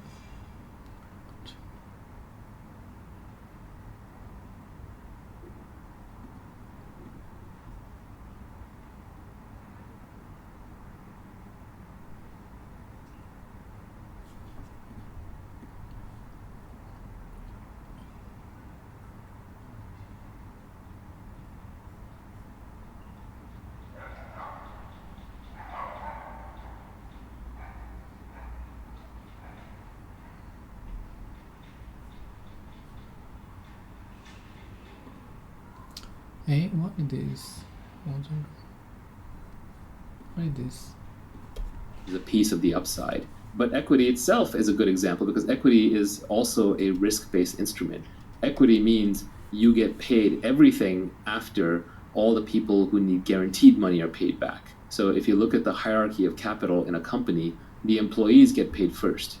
They get to pay the salary first. Like in the legal proceedings, the salaries are sacrosanct. If you are a board member and the company spends too much money and has back salaries to pay, the government will go after you personally to pay back the salaries. So the employees get the most security, but in exchange for that security, they don't have as much upside. Then next in line would be the debt holders, who are maybe the bankers who lent money to the company for operations, and they need to make their fixed coupon every month or every year, but they don't get much more upside beyond that. Now they might be making 5, 10, 15, 20, 25% a year, but that's where their upside is limited to. And then finally are the equity holders, and these people are actually going to get most of the upside. So once the debt holders are paid off and the salaries are paid off, whatever remains goes to them. But if there isn't enough money to pay off the salaries and the debt holders, or if there's just enough to pay off the salary and the debt holders, which is what happens with most businesses most of the times, the equity holders get nothing. So the equity holders take on greater risk, but then they take on, in exchange, they get nearly unlimited upside. And you can do the same with all of your work. So essentially, taking accountability for your actions is the same as taking an equity position in all of your work. You're essentially taking greater downside risk and greater upside risk. But realize that in modern society, the downside risk is not that large. Even personal bankruptcy can wipe the debts clean. In good ecosystems, I'm most familiar with Silicon Valley, but generally people will forgive failures as long as you are honest and made a high integrity effort. So there's not really that much to fear in terms of failure. And so people should be taking on a lot more accountability than they actually are. Is accountability actually fragile, or do you really just mean that we're hardwired not to fail in public, so it just feels like it's a fragile thing? I think it could actually be fragile. Like example of accountability is you're an airplane pilot. As a captain, you're taking on accountability for the entire plane. Let's say that something goes wrong with the aircraft, you can't later blame it on anyone else. You can't blame it on the steward or the stewardess. You can't blame it on the co-pilot. You're the captain. You're responsible for the ship. And if you screw up, you crash the ship, and there are immediate consequences. In the old days, the captain was expected to go down with the ship. If the ship was sinking, literally the last person who got to get off was the captain. So yeah, I think accountability does come with real risks, but we're talking about in a business context. So the risk here would be that you would probably be the last one to get your capital back out. You'd be the last one to get paid for your time. So, the time that you put in, the capital that you put in into the company, these are what are at risk. even if a business fails and your name's on it, that's not as bad as if it turns out to be an integrity issue. Like your Bernie Madoff, for example, Madoff Investments.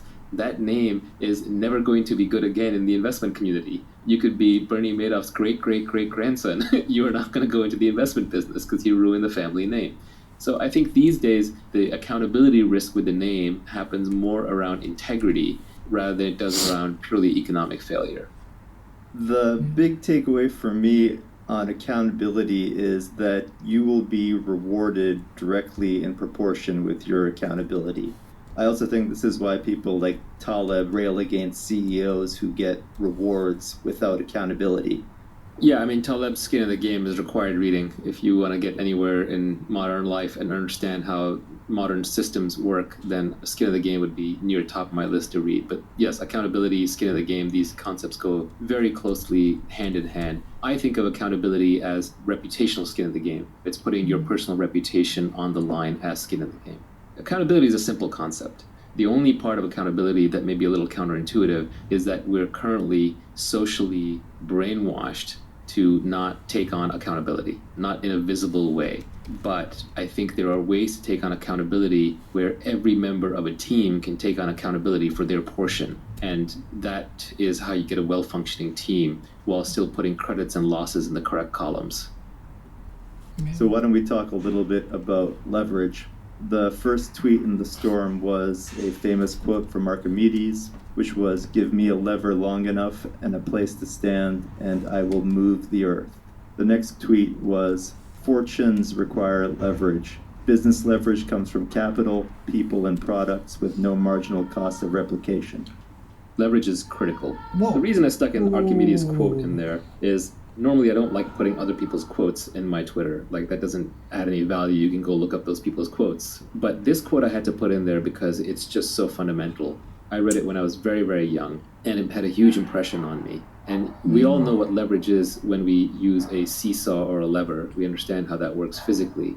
But I think what our brains aren't really well evolved to comprehend is how much leverage is possible in modern society and what the newest forms of leverage are.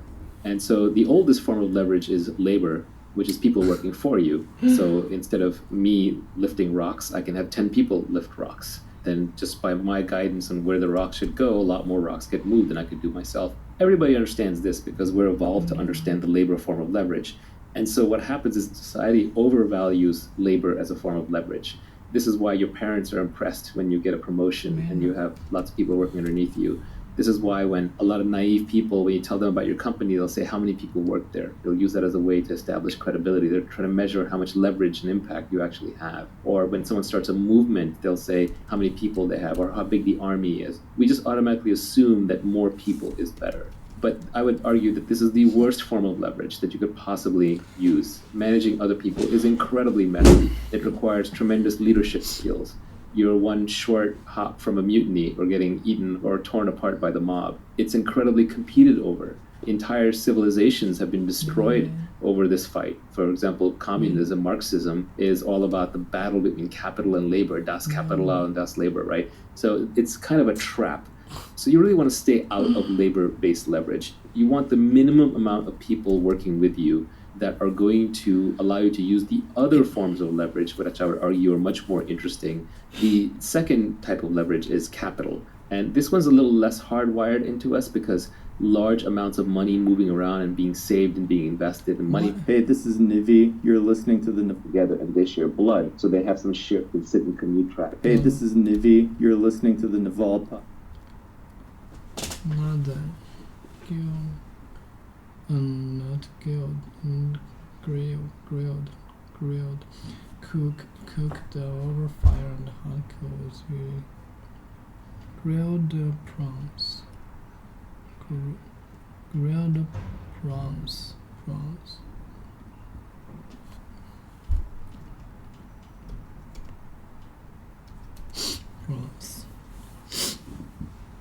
Okay. Okay. I'll start with the carpaccio and then I'll have the grilled prawns. Smells the animals with a shell and 10 legs. That can be it. That can be it. That can be eaten. A small sea animals with a shell and 10 legs. That can be eaten. That can be eaten. Eaten. Grill, cooked over fire or hot coals. Usually on a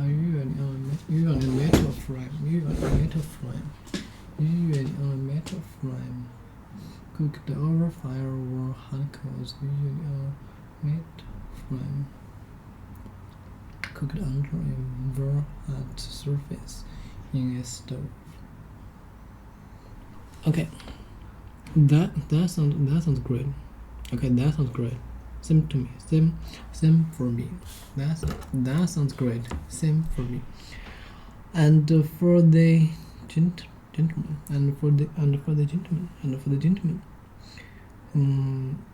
yeah, I'll have a Thai chicken pizza. I have a Thai chicken pizza. Prawn.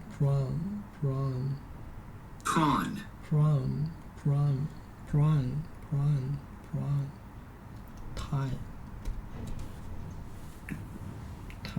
Belonging to or relating to Thailand. Its people, or its language. Thai. Thai chicken.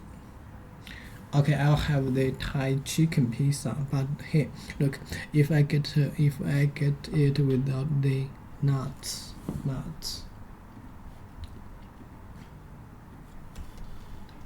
If I get without nuts, root nuts. If I get without nuts, that and next and stuff. Nuts.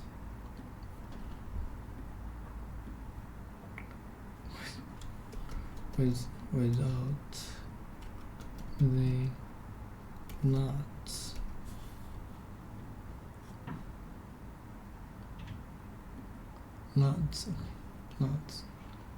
Thin sweet or strange. Nuts. Creative.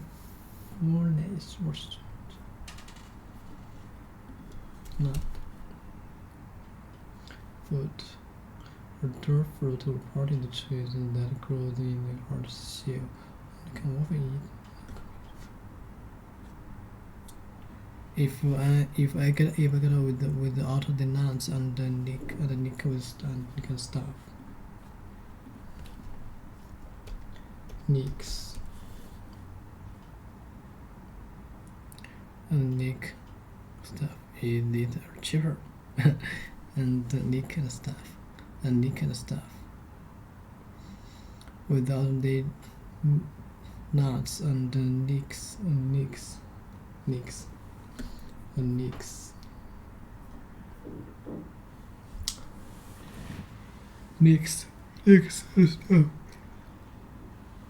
You'd think, wouldn't you?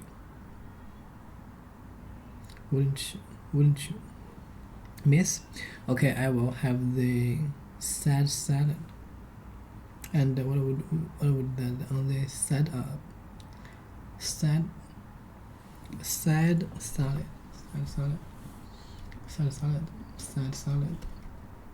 Half past the salad.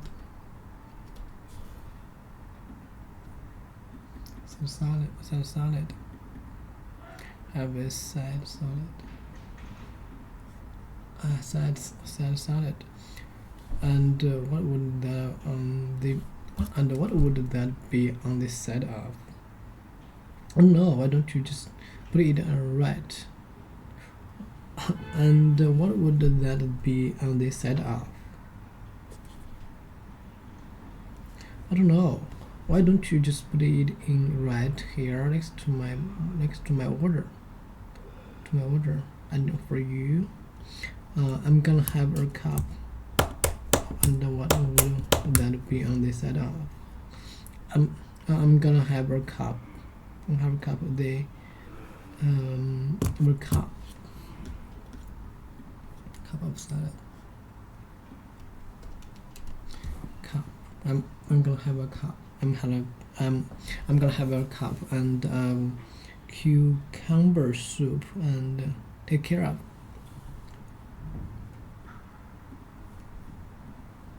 Cucumber soup. Okay, cucumber soup. Okay, and I'm gonna have a cup of the cucumber soup and take care of. I will have the Cajun catfish. Cajun catfish. Cajun catfish.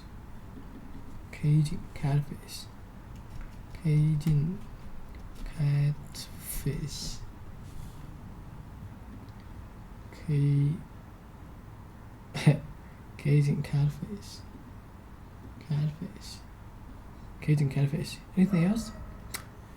I will have the Cajun catfish. Anything else? Yes. How about the verse? How about the verse? Cajun catfish. Cucumber soup.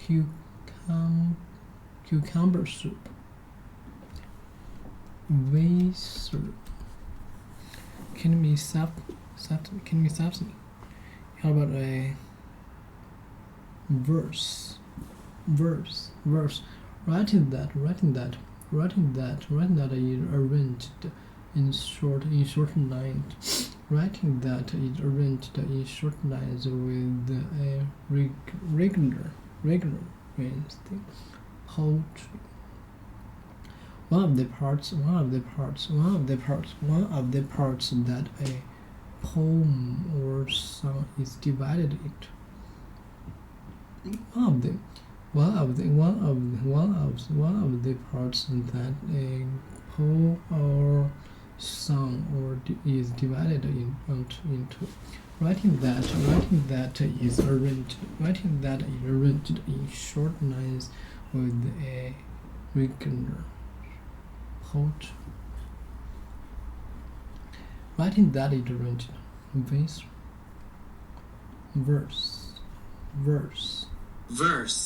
What does that mean? Grilled verse. I don't know what it means.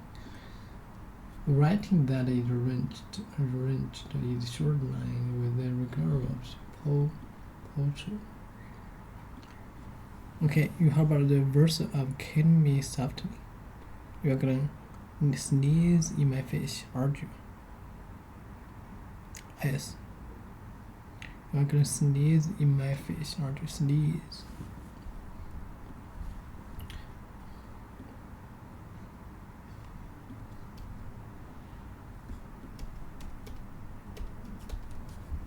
Aren't you? When you sneeze, the R and when you air and water small drop in liquid suddenly come out of your mouth in your sneeze. Are you going in my face? Sneeze. Okay, I know. When you sneeze, the air and often small drop of liquid suddenly come out of your nose and mouth in a way you cannot control. You are gonna sneeze in my face, aren't you? How about a verse? How about a verse of "Kill Me Softly"? Verse. Writing that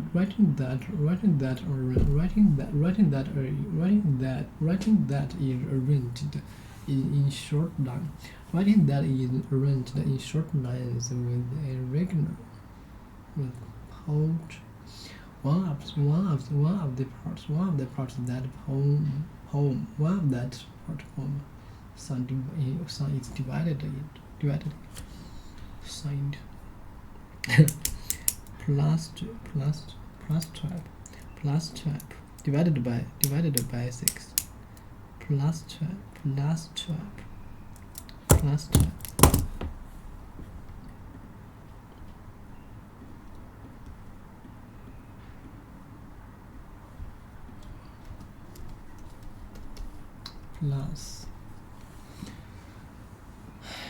Plus tip, plus tip, divided 6, tip.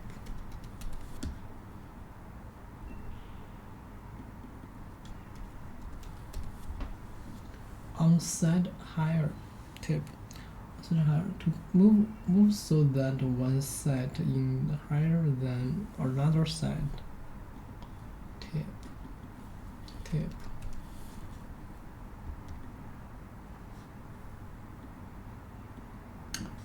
Added plus tip divided by 6. Okay, everyone owes 28 bucks. 28 bucks. Oh, what? Everyone? Oh, you're right. I'm sorry. Thank you.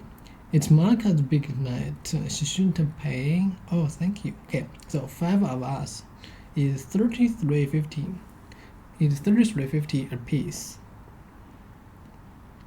$33.50 a piece.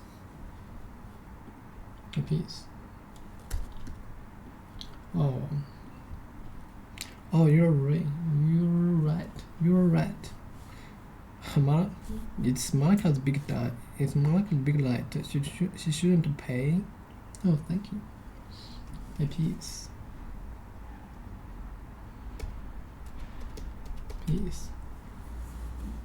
Oh, in each a piece. Each in good condition. Does from this period sell for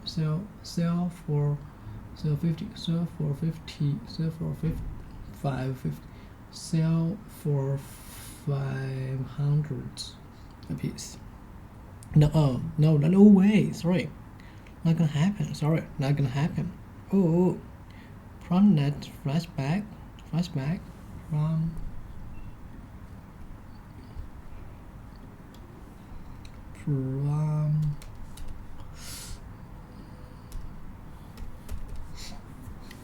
Prom night flashback party. A former party.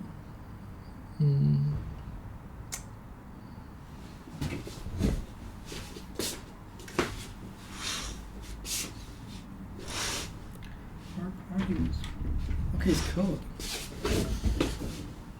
A former party held for older students at the end of the school years, around which there is dancing. Prom.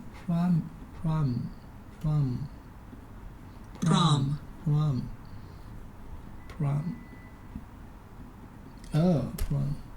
But. Prom. Wait then. Prom. Oh, whoa. Prom night flashback. Prom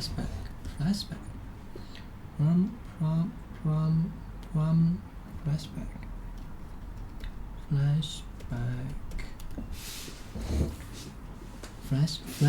Flashback. A short part of a movie, story, or play that goes back to events in the past. A short part of movie, story, or play that goes back to events in the past. A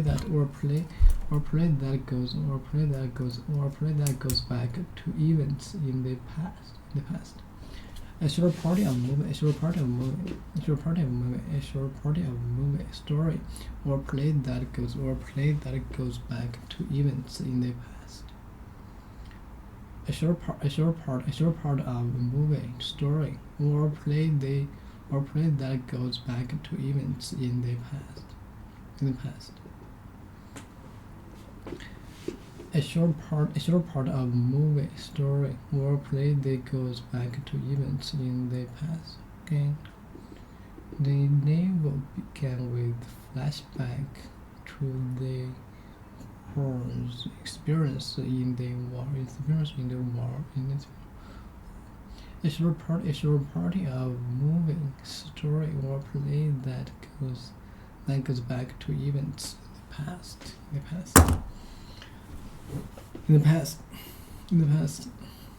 past. The novel began with flashback to the hero's experience in the war. Or a short part of movies, story, or play that goes back to events in the past. Wait then. No.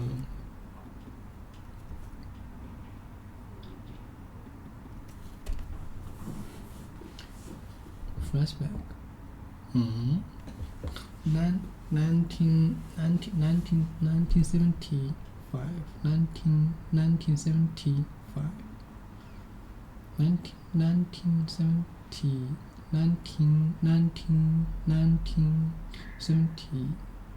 Flashback.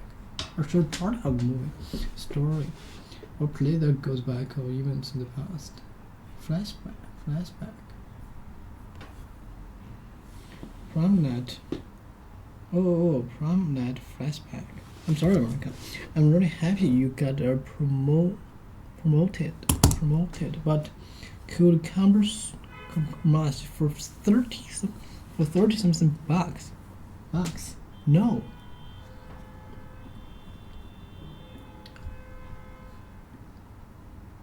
Promoted,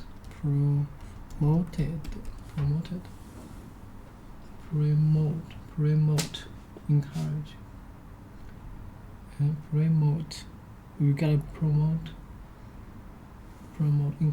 to encourage people to buy, use, do, or support something. Raise, advertise. I don't know.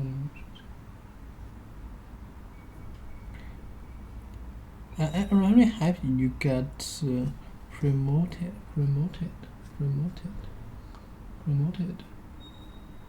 Encourage people buy, use, to, or support something. Raise, to raise someone to higher or more important position, or raise, raise.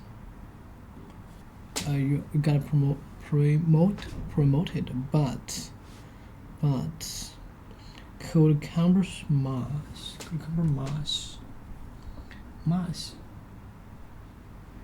and super that's different way. Mass, soft substance. Unpleasant to thick soft substance such as the food that has cooked for too long. Flashback.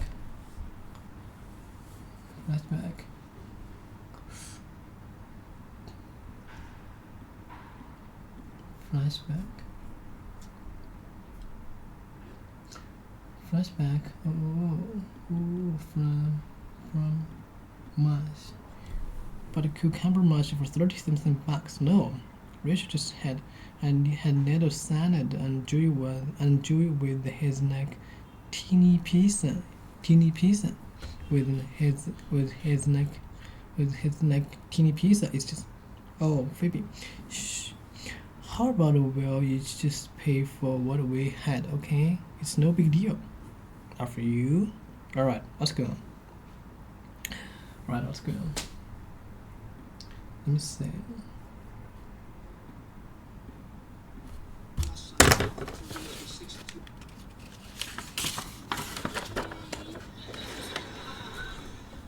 Okay.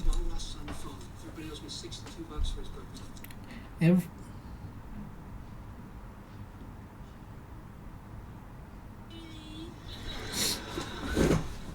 okay. Everybody owes me $62 for it. Everybody owes me $62. Is there any chance? Is there any chance that you're grown up? Is there any chance that you are wound up? So you're rounding up from, From, you know, like from like 20. from 20. Come on, we got the gift. We got a gift. The concert. Got a cake. Do we need a cake? Do we need a cake?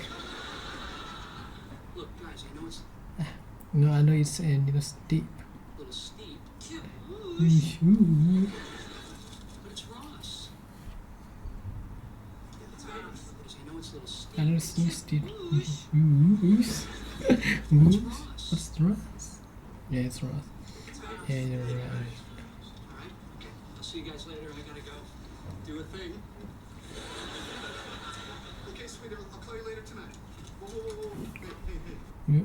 You are not really gonna go through with this, are you? You're not really gonna go through with this. You know, I think I might. I might just. I think I might just. So, what are you guys doing for dinner tonight? Well, I guess I gotta start saving up for Ross's birthday.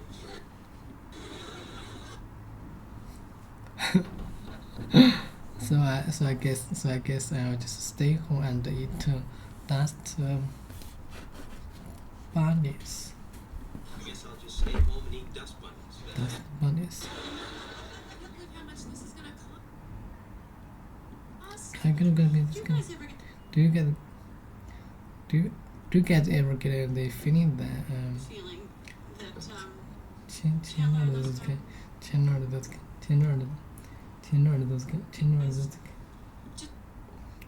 guys just don't getting we don't have to. just don't get that we don't make as much money as It's they not, do? Yes. It's like they're always. It's a go. It's like they are always say let's go there. Saying, let's go here, let's go there. Like we are for we're afford to go here and there. Yes. We can afford to go here and there. Yes. Yes, and it's like we always have But to go do to you have the good someplace nice, sensible place? you know? We can afford to go here and there. Yes, and it's like we always have to go to, someplace nice, you know?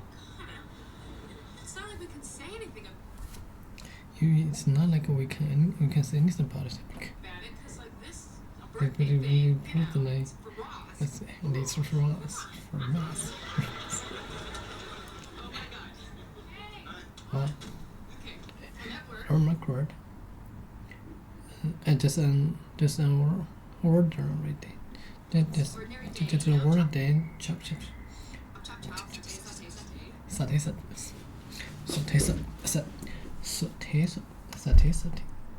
Saute.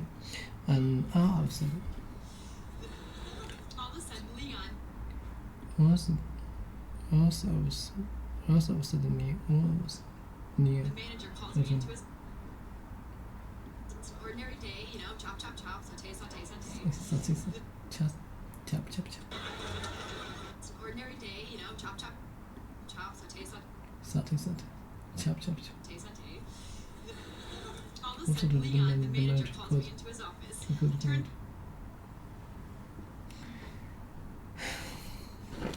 Turned out fired the had not chef.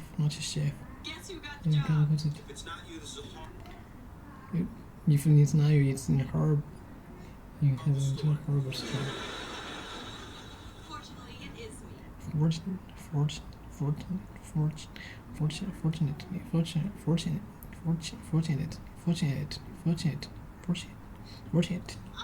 And they made me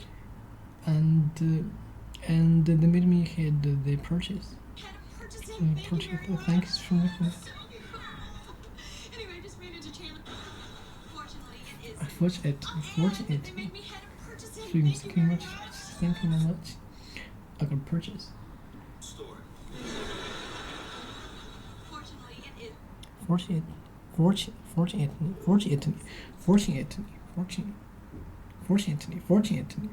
it is me. Okay, let me see. Thank you. Get for them. Guess if it's not you, it's this is the problem. Fortunately, and we will purchasing. Thank you very much. That's so cool. Anyway, I just ran into Chandler and Ross downstairs, and they think we should go out and celebrate, and we should celebrate, someplace nice. Chandler and Ross downstairs, they think we should go out and celebrate, someplace nice. Someplace nice.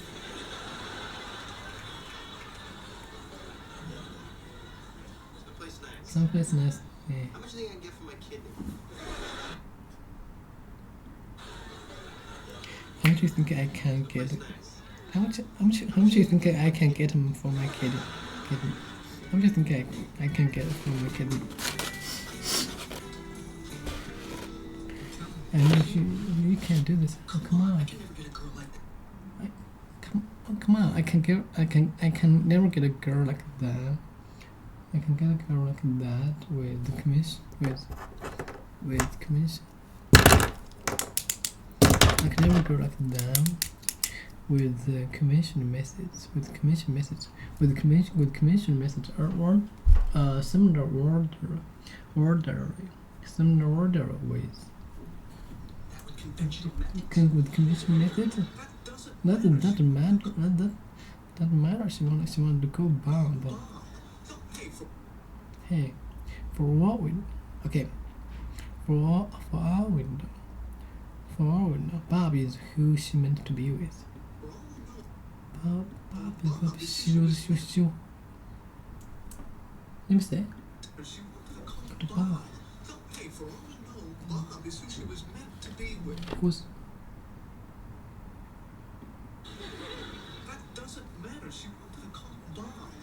Hey, for all we know, Bob is who she was meant to be with. So she was meant to be with. Two people was meant to be with. You, hey, for all we know, Bob is who she was meant to be. Yeah, it was. Yeah, so she was meant. For all we know, Bob is who she meant to be with. That doesn't matter. She want to go Bob. For all we know. Okay. For all we know. Okay. It doesn't matter. She wanted to call Bob. Hey, for all we know, Bob is who she was meant to be with. You may be storing. You may be storing. Meant to be with. You may be destroying. You may be destroying. Two people chance for people happiness. For all we know, Bob who she put me in you may be destroying two people chance for happiness. We don't know Bob. You don't mean you like me. Please let me be happy. Go over there and tell the woman the truth. Go over there, alright.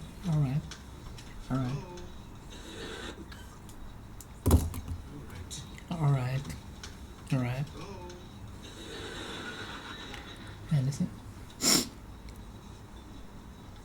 I have to.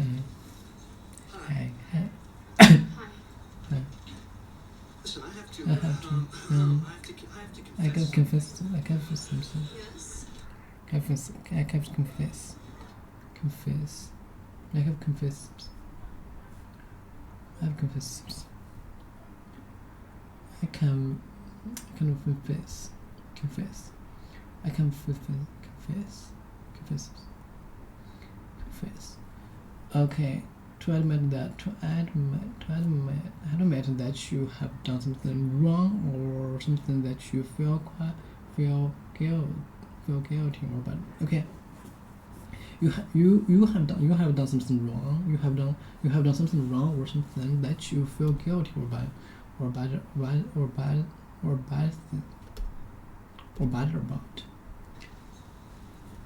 Whoever stood you Whoever up is a jerk. whoever stood you up is a jerk. I don't know. I just have the worst sense. It is worst sense. I swear I have said it is worse sense.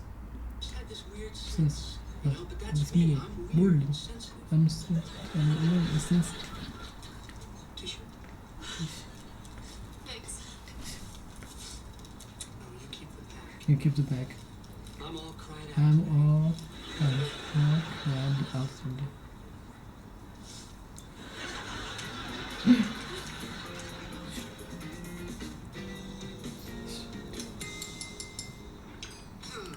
Okay, here's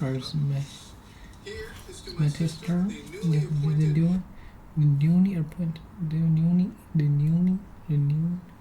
The newly appointed head nurse chief.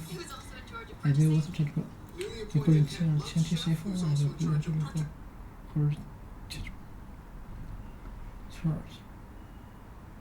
My sister, the oh, gee, jeez.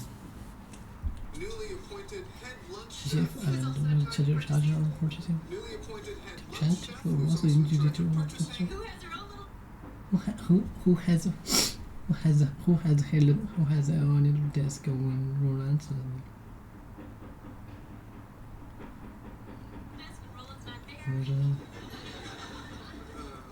it's message purchasing.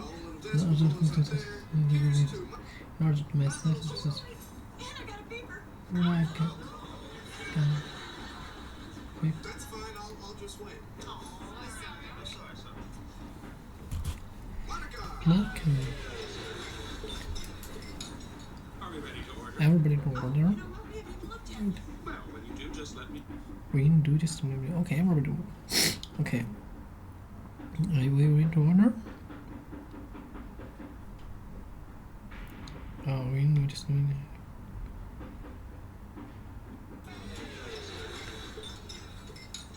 Are we ready to order? Everybody are ready to order. Waiting till everybody to order. Monica. Are we ready to order? Oh, you know what? We haven't even looked yet. Well, when you do, just let me know. I'll be right over there on the edge of my seat.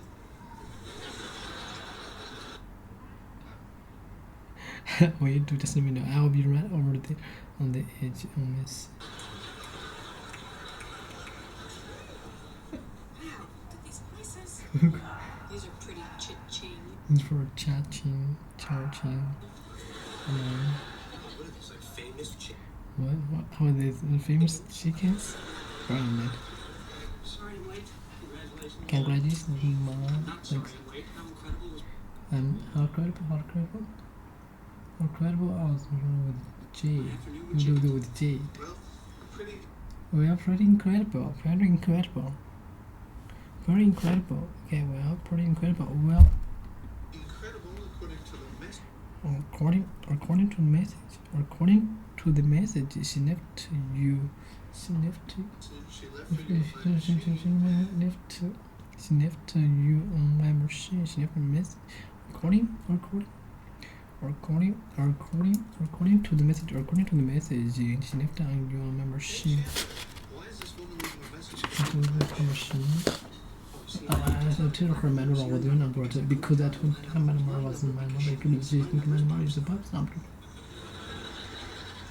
So tell me to go. What, Mr. Robo? Mr. Robo?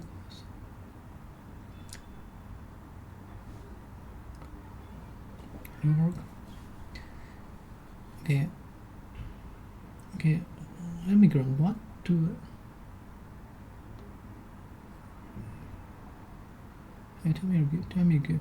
What do I do, Mr. Robocall? Do I dare ask? Do I dare ask? Yes, I'll start with the crowpatch. I'll start with the carpaccio and then have the crab ones. That sounds great. Same for me. And for the gentleman? And for the gentleman, I have the advertised tick, tag, chili pig. Pizza Look, good with the nuts. With the If I get it without the nuts and nuts. But if I get an it with the nuts and Nick is pretty much cheaper. You'd think, wouldn't you? You think, wouldn't you? Okay, I will have a sad salad. And what would that be on the side of? I don't know. Why don't you just put it right here next to my water? Mint? And what would that be on? And what would that be on the side or at half? I don't know. I don't know. No, why don't you just put the right hand right next to it? And for you? And for you, I'm gonna have you're in cups, the cucumber some soup, and take care. take care. I will have the Cajun catfish. catfish. Anything else? Anything else? Yes, how about a verse of How about a verse? Can you mean stuff? How about a verse? How about a verse of can you me something?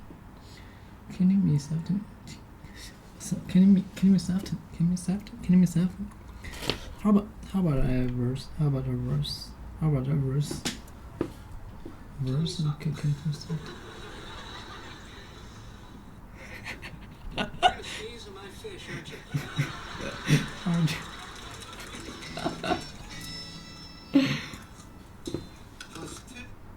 Plastic. Divided by 6. Plastic. Okay, everyone owes 20. Everyone owes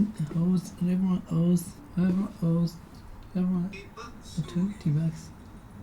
Everyone? Oh. You're right. Alright, so thank you. Is my communication paying? Oh, thank you. 5 so off, so he's 33.50 a piece. 33.50. No, it's alright. Not gonna happen.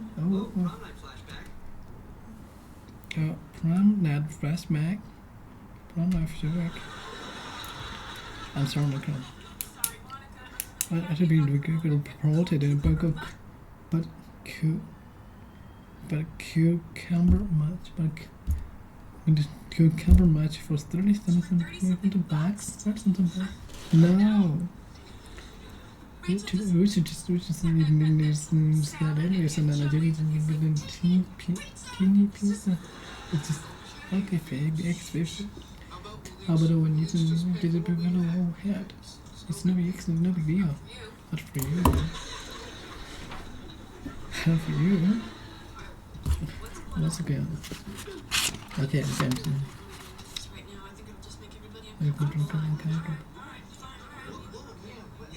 You can't test. Exactly, it's alright.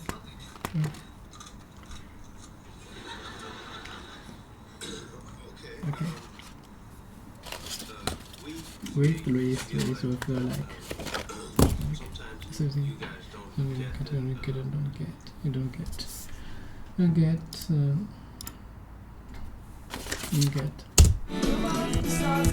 So, what have you been up to? Oh, you know, teaching aerobics, partying way too much. Oh, and in case you were wondering, those are my legs on the new James Bond poster. Can you hold on a moment? I have another call. I love her. I know. I'm back. So, are we gonna get together or what? Absolutely. How about tomorrow afternoon? Do you know Central Park in the Village, say 5-ish? Great. I'll see you then. Okay.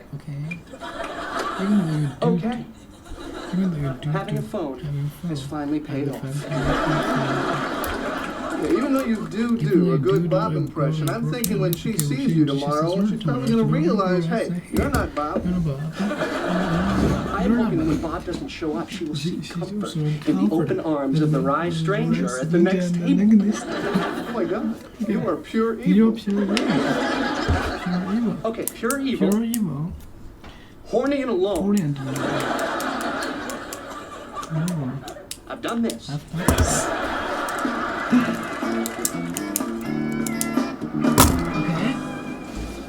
Yeah, everybody's here. But, hey, everybody, say hi to Julie in New Mexico. Hi, Julie. Hi, Julie. Okay, while Ross is on the phone, everybody owes me $62 for his birthday. $2. Is there any chance that you're rounding up from, you know, like from like 20? Is there any chance that you're rounding up? They don't change the.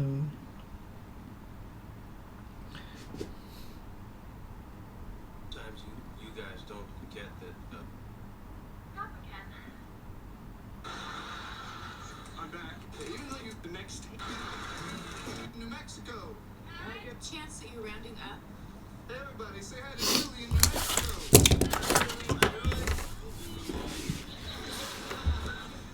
Okay, while Ross is on the phone, everybody owes me $62. Box. Money. Box money.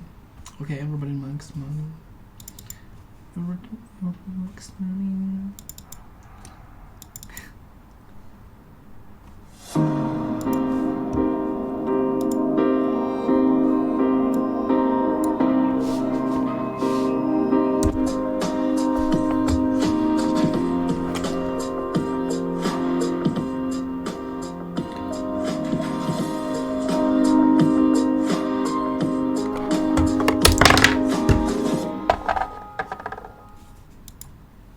November 9th, 1970. Bruce Lee.